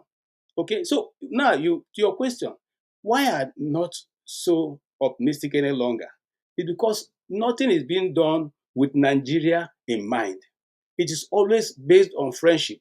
If you are doing something with Nigeria in mind and Dangote throws in that kind of money, and you are still debating whether you should, even if he wasn't trying to develop in such a way to benefit your people, you will force him to make sure that this is going to benefit your people because you know of what benefit coming to it. But instead, you the government, are the ones trying to frustrate the man. Okay, I'm not saying that I like his business, and I've said here before that he was given too much freedom, before now. But this guy has invested a lot of money. Make sure that thing works because it will help you in the long run. Make sure that thing works to help West Africa in the long run. Unless there is a grand design, which I don't know, that means somebody, I was talking to somebody offline some days ago, and he told me there's a grand design to make sure that no refinery works in West Africa. I don't know how true that is. I cannot speak to it. But every other action seems to point to the fact that this thing, they don't want it to exist there. You want us to keep importing petrol because it suits you. It suits those you are importing from. There are many. Look, Adam, we cannot even exhaust the chain. The what do you call it? An ecosystem that goes within this thing. Some people have been feeding from it in Nigeria since the 1960s. They've been doing it, and they are still not about to give up. And they are not. Is it not me and you that I heard one man who said he went to Goodluck Jonathan, President Buhari, and said, "Please help us. In fact, we're tired of making money." Yes. Where is that person? Did they ever arrest him? No. Okay. Who has ever been arrested for oil bunkering in Nigeria or oil theft in Nigeria? Nigeria is the only country in the world where they thief oil. There's no other one. Obasanjo went to Shell and said, buy off this. And Shell said they will not go near it with a 10 inches pole. And he said, why? He said, because the corruption there, we cannot handle it. Okay? Now, the same people look, Adama, we not even have an audited report of NNPC. Even the last one that was done was still being debated or wasn't done properly. So who is monitoring NNPC? Are Nobody. You saying that? Hey, Jesus. Nobody. NNPC is monitoring itself. What they declare to Nigeria is what we must accept. You can't ask questions. Have you ever seen a company that will spend money and tell you at the end, this is how much we have left. We have done all our expenses. This is what you should take. That is how it runs. Yes. Okay. They minus what they've spent and give you what they think is remaining. And nobody. Mr. Ketia, could you please stay there? I want Eagles Air to talk. I'm really intrigued by what you just said. NNPC is monitoring itself. No, I'm not. You see, I'm not even. There's nothing secret. I mean, this is not even new. It's there out there. It's out there. It's not any investigative journalism I'm doing. It's out there. It's what I read in the public. It's out there. Nobody. All the government that tried to. In fact, Jonathan started when he started to make them be accountable. That's when his problem started. And then everybody who have come have decided not to listen. It's only Jonathan that was not Minister of Petroleum. The rest of them have always taken that position. Okay? Wow. Yeah. Wow. That is the Nigeria we're dealing with. So how do you look at all these things? Simple things. Look, that this thing cannot exist in any other country in the world. I know that. Because they will take you out. Who will allow you to do that? The House of Senate or whatever will vote you out. Because the money for the country is not your money. And we are dependent on NNPC to give us money for Nigeria. And yet, nobody is being able to monitor how much comes in and how much goes out. Oh. Mr. Eagles, thank you, Mr. KJ. Please hang in, don't leave. You got my... Mr. Eagles, can you please unmute? You're next, sir. Thank you, sir. Okay, thank you so much, KJ. I love the submission you gave because you always touch the areas I want to talk about, especially this Minister of Petroleum. As long as the president has become the Minister of Petroleum, nothing will work in that place. Nigeria is a first state. Let us tell ourselves the truth. Nigeria itself is a first state. The only thing that remains in Nigeria is anarchy and nothing more. It's just that now people, Nigerian citizens, the masses, they have a good heart. But for that, these things that are happening, we experience what is going on in Bangladesh right now in Nigeria. As I'm talking to him, demanding that minister, the chief minister that run away, they're demanding for her to bring her back from India so that she will go undergo trials in court right now. That's their demand right now from India. So if you look at what is happening in Nigeria, if I'm out to say, nothing will work out again in that country. Nothing will work out again. Now, in terms of a Dangote issue, sometimes when I look at the cry, Dangote is crying, I don't pity him sometimes. The reason why I don't pity him is that because of Dangote, they collected the license of Ibeto for him to do what? Monopolize everything. Because some of all these, what they call it, politicians, they are part of investment in Dangote.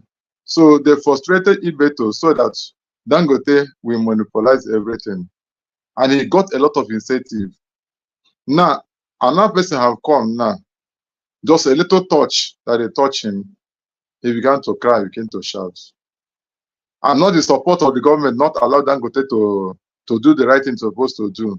But the problem I have with Dangote right now is I find out that Dangote is running out of cash.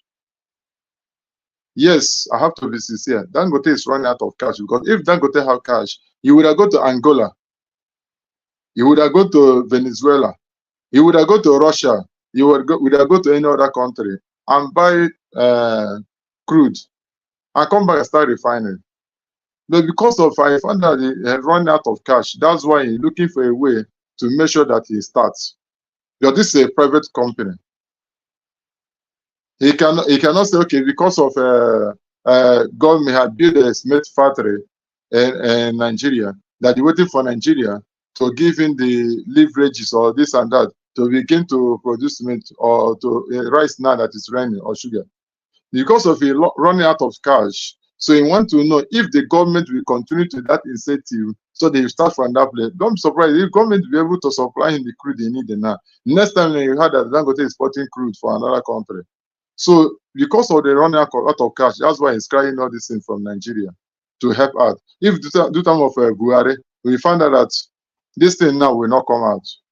Instead of that, they carry the money for presidential jet, and all this and give him. Let him run his business. Later we settle. That's how Nigeria runs. The problem in Nigeria, we are not holding our leaders accountable. So where we get the solution is that let everybody get their leader accountable. How do I mean? In my own constituency, I'm from Olo senatorial constituency. Now, what we need to do in my own constituency, that very person that representing us in House of Senate, we hold him accountable for the money that he collected for constituency development. What have you done with it? Since he has nothing that he has done with it, what do? We refuse him to represent us again. In fact, we make sure that we frustrate his political career in that constituency. We make sure that we stand against him. The governor that is ruling here as a governor, we are not holding them accountable. What we do to do, it will make sure that that governor will frustrate him, no matter the might he have in Abuja and the rest of them. If everybody stand together and say, no, this thing will not work for us, and it will not work. Before you could know it, like for instance, is it the whole those of them, some time ago, is it last year, they attack his home. They attack him. Then when he found out that these people is no longer with him, they began to do the right thing because nobody hold them accountable, nobody cares. That's why they have the power to behave the way they want to behave. That's the main issue. If we start holding accountable those people that are in our own constituency to our own local governments, begin to hold them so ransom. What I mean, that if this is not work out, is not working out, we are not going to stand with you. We are going to stand against you. Everybody hold hands together. If not, it will not work again. That's the main issue. Nobody hold each other accountable. That's why they're doing whatever thing they are doing, and nobody cares. Now, let us talk about a health issue. It's very important to us. When you look at Nigeria, we find out that even if you wait for government from now to eternity, government will not do that, because it will not favor them. It will not come in a way that they benefit from it, because they have every mind, they have everything to take their people in abroad to treat. So they don't look at you, because if they give you those basic amenity that you need, then they will have problem in their own side. Those money, they will not be consuming it, they will not be stealing it, they will not be looting it. So what I'm trying to say in effect, because there's no time, is that we are looking for a solution. The solution starts from this panel where we are. How do I mean the solution starts from this panel? Yeah, somebody that comes on a panel and he finds it the privilege to insult anybody or to talk to anybody as he or she feels, the main thing you have to do, immediately you have started that work, what you need to do, you remove him and put him in backstage. Next time, if you try to join the panel, you neglected him. These are the reasons why I left this forum for more than 2 months or 3 months without showing support, because the way people are talking to people here, I don't like it, and I feel bad about it. It's better I stay on my own, so that I will not get angry to anybody. I will stay on my own. So the solution starts from here, the way we handle some things here. Next thing concerning the clinic and all the rest of that, if like in this platform now, if you ask me who and who can you join hands together to achieve this thing, to make it work, personally, I will look at the characters, the way people talk, the way they present something, the way they reason. I know that this one will work for me, this one will not work for me. So if people in diaspora, especially most of you in US, that we're able to say, okay, let's 4 of us look a way to have a clinic. If all 4 of you are from Imo State, for instance, or from Anambra State, you say, okay, let us look. How do we get a license, get a clinic? That every member of that Anambra State will benefit from it.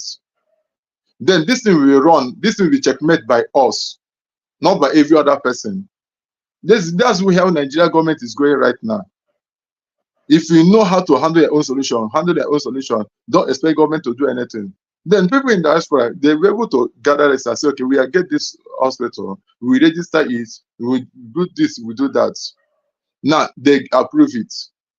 Now if you going to run it on your own, checkmate in your own. That's how you bring solution.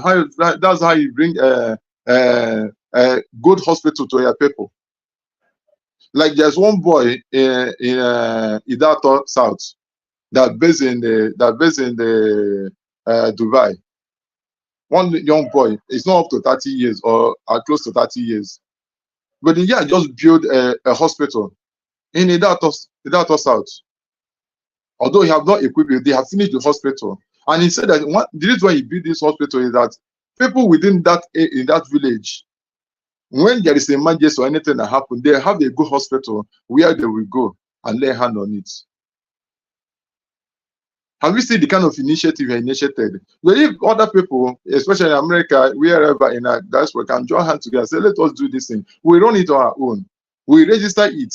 Now, how do we do for treatment? How do we do the charges? Electricity, how do we handle for concerning electricity? Now, okay, we are going to put a solar energy so that the lights, the hospital will have light, this will run, put water, the thing will be running. You find out that at the end of the day, the thing will work out for you, because government has find out that they are not contributing anything in it.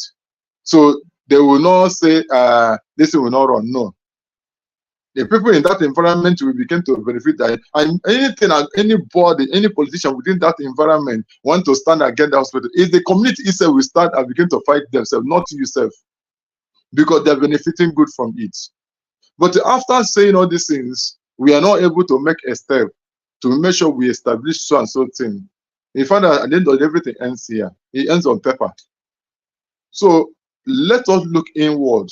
How do we establish the clinic? How do we establish hospital? How much will it cost? Who and who we don't have to go? Who and who are financial buoyant to do this thing? Then how do we supervise it? How do we look into it? How do we get our medicine and all the rest of them to make sure this thing work out? Then how do we run it? How do the money being rotated? Before you could know it, 1 or 2 people or 3 people will come hand and do it. And after doing it, they found out that the other people, including your extended home, your biological home, will benefit from it. And everything goes on. That's the only thing we have to do concerning this of a hospital of a thing to make sure that everything work out. In terms of mental health, generally, I know that from the president of Nigeria to the local government, they are lunatic in nature.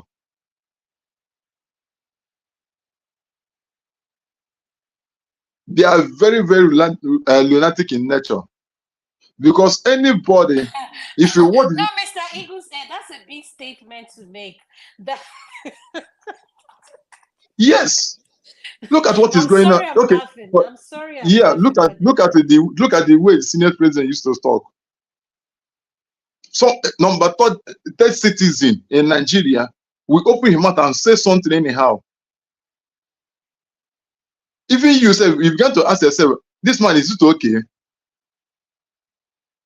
Then when you talk about president, demonstration is going on, he come on the platform and begin to do What is the meaning of that? Let's tell ourselves the truth. Mr. Eagle said, please, I'm trying to be professional here, but you're not helping me. No, the truth is bitter, but it must be told. A senator will stand on the ferry house, say that because I'm not part of you, that my wife, who is a chief judge, have helped many of you to get to win your case in court. My wife, who is a chief judge, in which nature, in which country, somebody will stand up and say such a thing and got free with it and made away with it? And all of them, they laugh over it. Tell me, if that person is okay and something is working in Nigeria, like for instance in the United States of America, he stand on the federal house and say such a thing. From that place, FBI will carry you from that place. You enter court first. You come and explain. Even your wife self will come and explain. Because they are lunatic in nature, so they overlook it and forget everything about it. They don't care. Highest thing, they said, I will give you rice. You will take rice. And that's what it is. And the rice they will give you, they will tell you it's 10 kg. When you measure, you find out it's 5 kg they give to you. So you find out the country has in fact the country now is go and nothing more. It's a story. Look at the educational sector. Education sector have finished. There's nothing happening in the educational sector in Nigeria. Look at the history, because if history keep on teaching in the school, all these children, social studies, history, all these children now, you understand the problem of Nigeria, because they remove history so that people will not know how Nigeria is being run. The problem of Nigeria, where the problem starts, they remove it so that people will be blind. People will not know how this thing. How many children now can tell you what happened in 1960, 1967 to 1960? How many children will tell you about women riots right now? They don't know about it again. How many children now will tell you that it's a Nigeria that designed flag? How many people will tell you that it's a Nigeria that wrote a national anthem of Nigeria? Even the first one, the last one, second one. They don't know about it. Our children don't know about these things. Even today, now, ask our children now, how many people now who get independent from Nigeria? They will not know, because all these things have died off. Nothing is happening in Nigeria. Our educational system is just as dead as whatever they might think of it. Look at JAM. They just cut off mark. Thank you, Mr. So Igus. nothing is working. Please. Thank you. Thank you. I really appreciate your input. Mr. Steph, I want to come back to you. Now is a free floor before we close. Okay, sorry, Let's have a Adaka, free floor. I want to sign off. Can I? Yes, you can go next, Mr. KJ. Thank you. I'm sorry. Yes, I said you will come next. Yes, sir. Sorry about that, sir. All right. You see what Igus Air has said is exactly what it is. You see, as long please don't use the word go biko. No, I'm not going to use the word. All I'm going to say is this. You see, as far back as we are in 2024, as far back as 2018, you know, the School of Business government, you know, in America, he has started using Nigeria as an example of a failed state. In fact, a friend of mine who was in that school took a page of it, page 100 something, and sent to me, where they were being taught that if you want to cite an example of failed states, Nigeria was being listed among the failed states. And what's a failed state? A state where laws are not accepted, laws are not obeyed, neither by the people nor by the government. And if you look at the criteria they listed as a failed state, you find out that Nigeria suits very well. Because only in Nigeria you can see somebody driving against the traffic, and you say to him, my friend, what you are doing is wrong, and he will stop, insult you, beat you up, and continue. In fact, while you are there, he's trying to make him go back. A policeman will come and tell you, say, okay, what is your problem now? Can't you just use side and cross? Why are you just disturbing the whole people? You are holding people behind. So these are the levels that we have dropped to. And until you have a leader who can say enough is enough, starting from that leadership downwards. Because you see, the funny thing about leadership is that your followers are watching you. The way you show is what they will follow. If you get into leadership, you are not eating, nobody will eat. But if you get into leadership and then there is a budget and you are trying to look for how you can crook it, that you have opened a floodgate. Because now they will not only be crooking. You see, what happens if I'm a president today and ask the budget, or rather the expense for a contract is 200 million, and I ask you to change it to 2 billion, you have opened a floodgate. So when I collect the 2 billion, I'll give you your balance. The next one you're going to ask me to do, I will have to include my own inside, because you alone cannot be chopping now.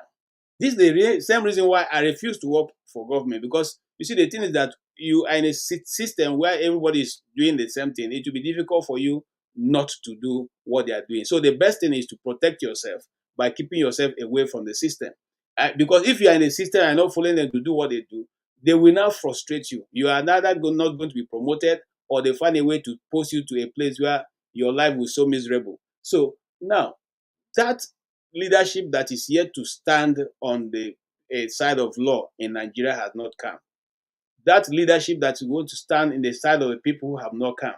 That leadership that is going to uplift the wishy-washy constitution we have right now have not come. And as long as it has become nationality by tribalism, we are not going to go forward with it. That's why you see some of us will come and say we want Biafra, not because we are so in love with Biafra, but instead of people to be buying every day because of insecurity, because of one thing or the other, let people live in peace in their own localities and do as they will desire. If for instance I'm from Imo State now, if I'm from Imo State, I decide to go and fight my state governor, it's nobody's business, because nobody's going to say you are not Igbo and you're fighting Igbo man. Okay, so but now look at what happened in the last protest.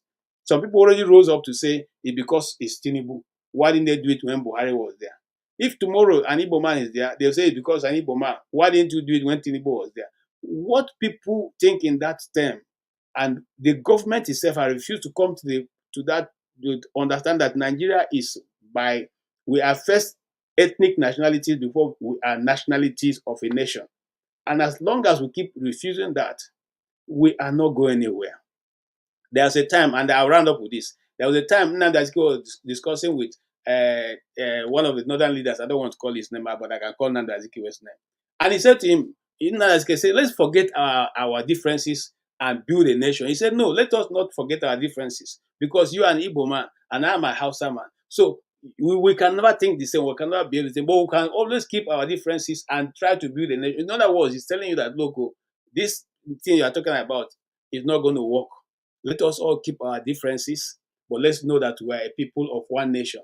So any policy that Nigeria is going to formulate that will go in that order, that the smallest tribes in Nigeria can be recognized, like the Jukum tribe, like those smaller tribes, Angas, Biron. If you can give them a sense of acceptance and importance, they will contribute their best. But as long as you are saying that, okay, the winner takes all, which is what we are doing now, and you arrogate power and resources to your own friends and cronies, we ain't going nowhere. Read my lips. We are not going anywhere. That note, I end my contribution. I just want to step out, but I'll come back again. Thank you so much. Thank you so much, Mr. KJ. I really like your submission. Thank you, sir.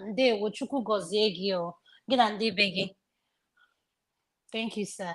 Mr. Steph, I'll come to you, sir. You're next. Could you please unmute? It's a free flow. So long as we can say whatever we want. If we want to interject, we can. So I'm opening it a free flow. Thank you, sir.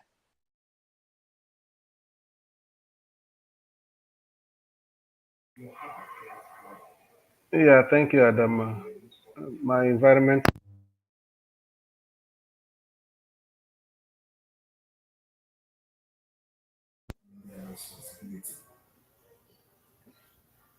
We Mr. can't hear Steph is you. okay. Mr. Steph, we can't hear you. Your environment is okay. We only have few people on the panelists, so don't worry about the environment. The main thing is you vocalizing your inputs on whatever that comes to your mind. So I'm okay with your environment. I think the rest of the panelists will be okay as well. Thank you, sir.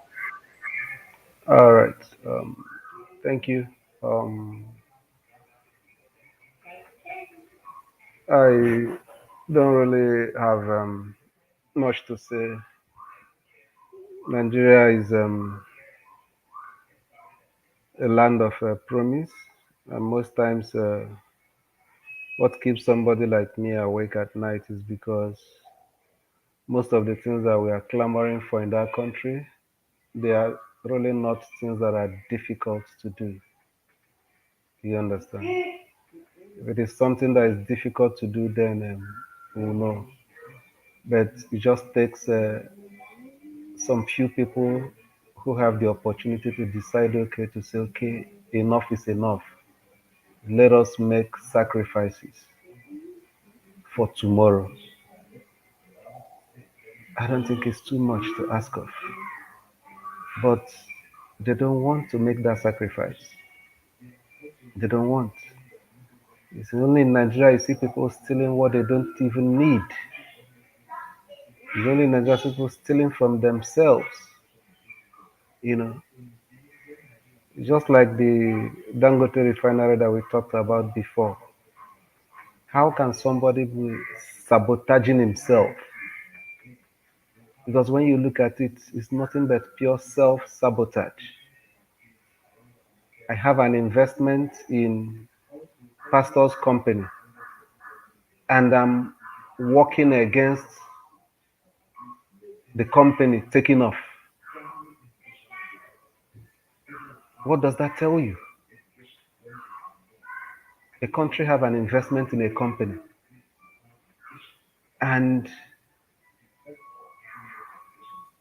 they are not giving that company a free flow, the conducive environment to operate. Because even if it's a company that the government have not even invested in, we expect the government to do more for that company. Not to talk of where you have interest. Not to talk of a company that the multiplier effect is gonna bring positive contribution to every area of your economy. The fear is fear of monopoly. Fear of monopoly. And you have 4 refineries that you can bring up into the stream to compete against Dangote refinery tomorrow. So what are you afraid of? I don't really get it. But like I said, I think it's just a self-sabotage. And it's so bad. We live in a country where we are running a palliative economy instead of being strategic on how to make the economy to work for everybody. We prefer to be giving handouts to individuals. That is where we find ourselves. And most times they want you to believe that is a tribal thing. I don't really think that the problem we have in Nigeria is a tribal thing. It is a problem of the elite who want to use tribe, exploit tribe for their own benefit and to keep the rest of us down. That is how I see it. They want to exploit tribe. Somebody steals money from your tribe, and if the law is going to catch up with him, he will come and tell you that the reason why this law is coming against me now is because I am from your tribe. He doesn't want to talk about the money that he stole. The reason why they're doing this thing to me is because I am from your tribe. Let's protect our own tribe. You are not aware when he stole that money. He didn't share the proceeds of the money with you. But he have also run to tribe to protect himself. So I think that for us to make progress as a country, we just need to start building bridges and begin to see ourselves beyond that tribal lens, to know that there are so many things that we have in common. In as much as I must admit there are so many things that differentiates us from each other, which is the beauty of it all, but there are still so many things that we have in common, you know. And I believe that a prosperous and working Nigeria that is based on equity and fairness and mutual respect for each other is going to be beneficial to everybody than whatever you think you can achieve on your own. And that is how I see it. I stand to be corrected. I'm not saying that anybody who holds contrary view is wrong, because I also understand where the person is coming from. But that does not mean that I am not entitled to my own opinion at the same time. There is more that we can do together, but we must be ready to put in the hard work. It's not going to be easy. And every day that passes by, the greed of the few makes the work even more challenging. That's where I can draw the line for now. I yield the floor back to you, Pastor. Thank you, Mr. Steph. I'm going to get Madam Gladys. It's a free flow, so it's going to come to you. Whatever that is in your mind that you want to say before we bring this segment to a close, you can say it, Ma. Thank you, Ma. Thank you so much, Adam. I just want to say that the best solution is for us to speak in word and know how to sort out our problems in Nigeria. The time will begin to stop to accusing each other. It is religion, it is not this religion, this group. Because I've heard some people make comments that during the protests that the people from the East refused to join. They had their reasons for not to join. Hunger and anger is a thing that is known to man. It's not only meant for any particular set of people. So if we begin to treat our issues not on the sentiment of tribal issues or religious issues, we'll find out that Nigeria will become a better place for us.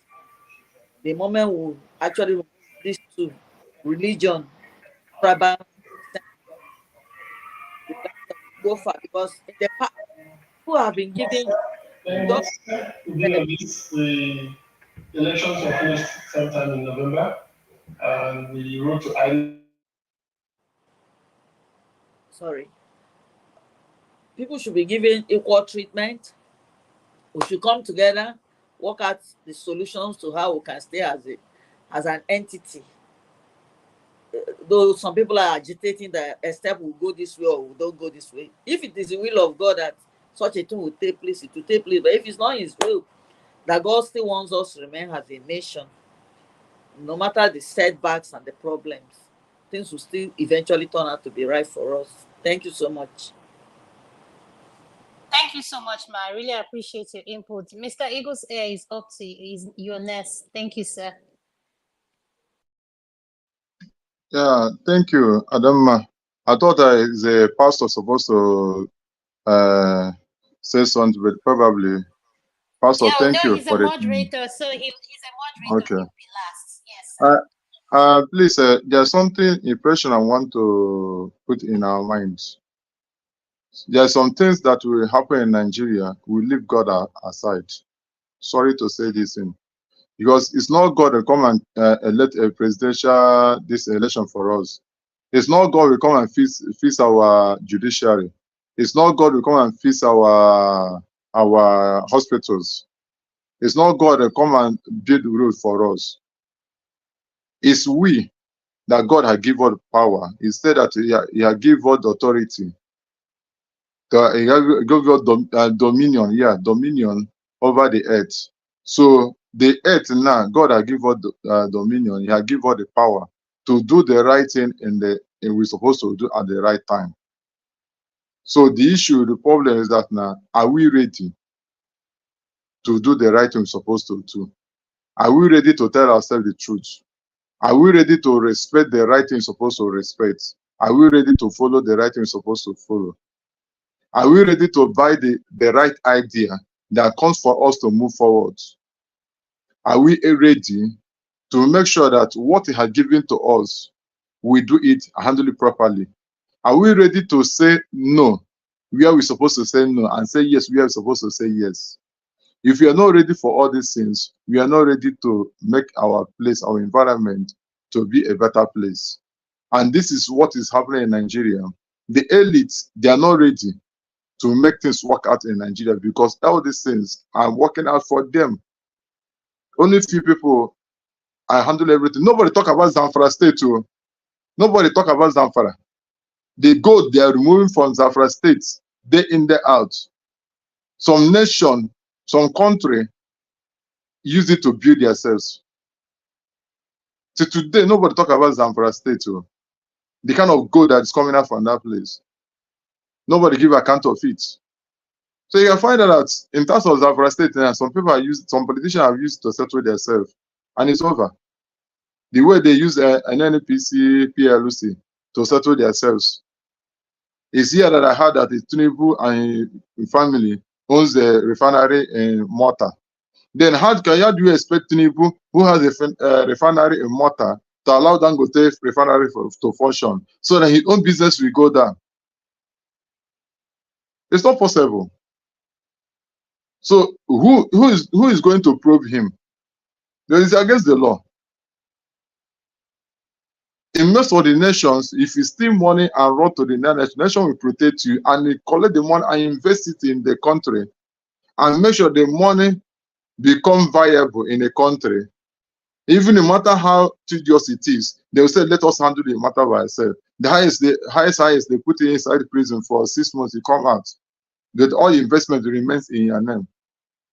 But the Nigerian issue, even when you suffer in diaspora and bring the money to invest in Nigeria, they frustrate you and frustrate the money, frustrate the country, frustrate everything, and you're left with nothing. Tell me if it is in Angola that what is his name? Dangote build this refinery, this story will be coming out. No. Constitution of Nigeria said that domestic refinery have to get crude first before they talk about exporting. If the domestic could not get crude, no power or nobody will take crude outside except domestic. Because domestic is very important than foreign investment or foreign sale of crude. But all these things, they close their eyes on all the constitution and look for a way to create a constitution that will favor them. Why don't they create a constitution that says that everybody in public service in Nigeria, their children will not school in abroad? Their children, their children will not go to hospital in abroad. Them, they will not go to hospital in abroad. Why don't they create? Why don't they create a law that says that if the contract is given to you, or the money to develop your constituency is given to you, and you do not use that work, you loot it, that this so law is going to put you in prison 1 year, 10 years, this and that. They cannot say such a thing because all of them are a victim of that. So how do you think that something will work out in Nigeria? It will not work. And let us tell ourselves the truth. The only thing that will work when we decide on our own to make sure that people within that our territory, within that our constituency, that we're going to hold them accountable, so that nobody will say that I'm fighting a Westerner, nobody will say that I'm fighting a Northerner. I'm fighting my own person in my own state. Today I was listening to, as for me today, I was listening to international news. And the international news carried, what is it? What? Okay, First Point International News, owned by an India company. They were saying the news concerning how Chinese company sees presidential jet. It's not a shame. Presidential jet of a Federal Republic of Nigeria, giant of Africa. A company, not a country, a company in a country sees it. What else remains in Nigeria? One day we find out that one company in China will come and say that they have seized Nigeria. Nigeria is owing them. So that's the problem. So I don't know. The problem Nigeria have no solution. The only solution is that let everyone try to make sure they hold the people within their constituency accountable, or do your best. If God bless you much and you have the opportunity to make sure that you secure a good thing, a good water for your community, you'll be able to put electricity for your community, or you'll be able to put solar energy electricity for your community, or you'll be able to join hands with somebody and build a hospital or clinic for your community, and they will benefit from it. That's the only thing, something I work off Nigeria. The government will not look into it because their 1 naira is not there. So they are no longer to disturb you. So that's the only thing that Nigeria will work. But for now, I don't know. The future of Nigeria now is in the time bomb. Thank you. Can I ask you a question, Ibisco? Yeah, ask me. How do you hold somebody you did not elect accountable? Somebody that was rigged into power? Thank you for the question. One, how you're going to hold them accountable is that in your own constituency where they are, they will come out to a campaign. And when they start a campaign, people will say no, because it's from a community. People of that community will say no. That, my dear, they gave you money, and in the morning you don't see the money. People will say that no, this one will not work, or this one, everybody began to see where everybody began to agitating, saying no, it will not work, fighting against it. Even when he want to enter his community, yes, so who is their politician that want to enter his community? They block road, they will not enter. They just block the whole road, saying that he will not enter this community. Even when he has a burial to do, they mesmerize everything. They said that he's disappointed to them. That, you see, in Igbo adage, you said that the killing of a wedding man is better than what? Than exposing him publicly. When did that thing happen? Many years ago. It's not something of more than 6 or 7 years ago. I hope it's not the one that used to happen some years back, where another opposition politician will sponsor thugs to prevent a particular office holder based in Abuja not to come back to the state because they want to wither his influence. Why I'm saying No. Is this. Like, for instance, in your state, where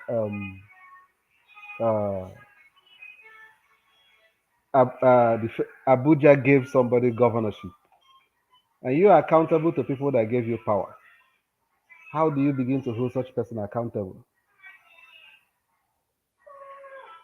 Because those things works better where people power actually exists, where people are citizens, and the citizens. I understand where you are coming from. You know, because where those things happens, naturally, even when there is silence, the politician knows that he's still going to go face these people after 4 years. You know, but we know that with the off-cycle elections that happened in Nigeria, that was the Imo, the Bayelsa, and the Kogi state, that it was a child's play. And that if those things is going to be the template that will play itself in the next off-cycle elections that happen in Edo and is it Ondo, that is a bad template. And Nigeria is going deeper. So it's always easier to say hold your people, your representative accountable. Are they actually your representative? Are they representing themselves? I think it's beyond the semantics. It's beyond that ordinary nuances of holding them accountable. It takes more than that. Something gotta give. There's something higher that should happen. Because those people know, within them they are convinced that they are not accountable to you. If they are, they wouldn't be doing the way they wouldn't live the way they live. They know they are not accountable to you. You know, I know my brother, pastor, have always talked about recalling legislatures, but I don't know in the history of Nigeria, at least this Fourth Republic, if there's any legislature, a senator or House of Rep member that have ever been recalled, and it says a lot. You know, it shows you how the people that wrote the Constitution, how difficult they made it, and because they wrote it for themselves. So those things are always easier to say, but in practice, it takes a lot.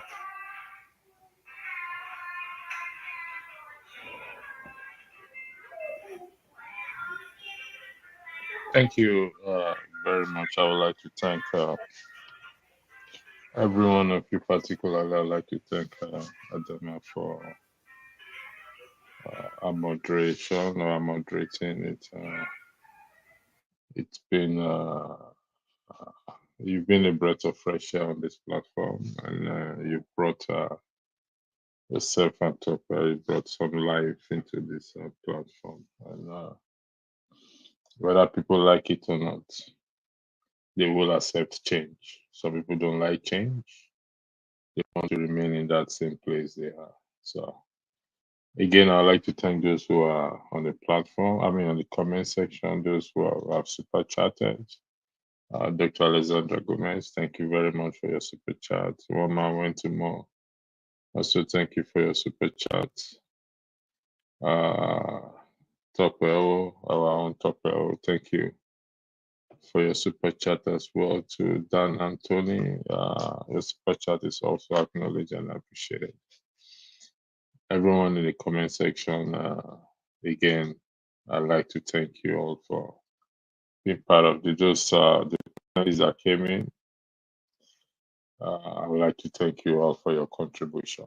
So as we come to bring this show to an end, thank you very much, and have a lovely night and have a lovely week ahead.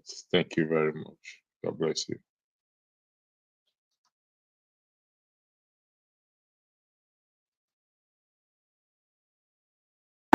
Thank you so much for watching. Thank you. Have you subscribed? Yes, you. Have you subscribed? You. Yeah, before you go, click. It's free. Click.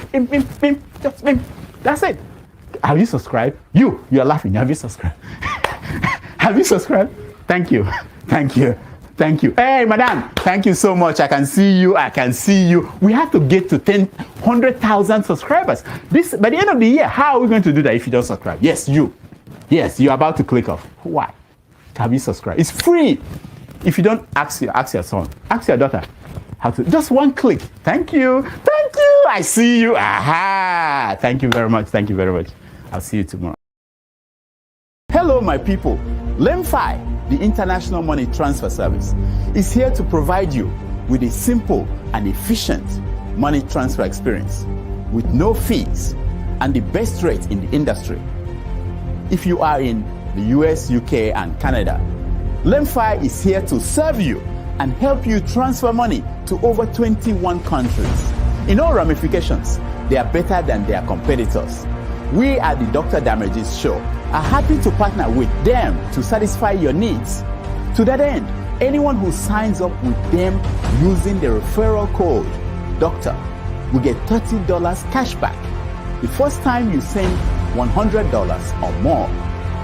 From now until July 10th, 2024, LEMFI will enter your name into a raffle draw where you can win an iPhone, Apple Watch, MacBook, gift cards, and others. For an icing on the cake, the first 20 people to use Dr. Damages code DOCTOR will get a signed copy of one of his books, This American Life Safe or Chimamanda, The Adventures of Little Mermaid's African Cousin.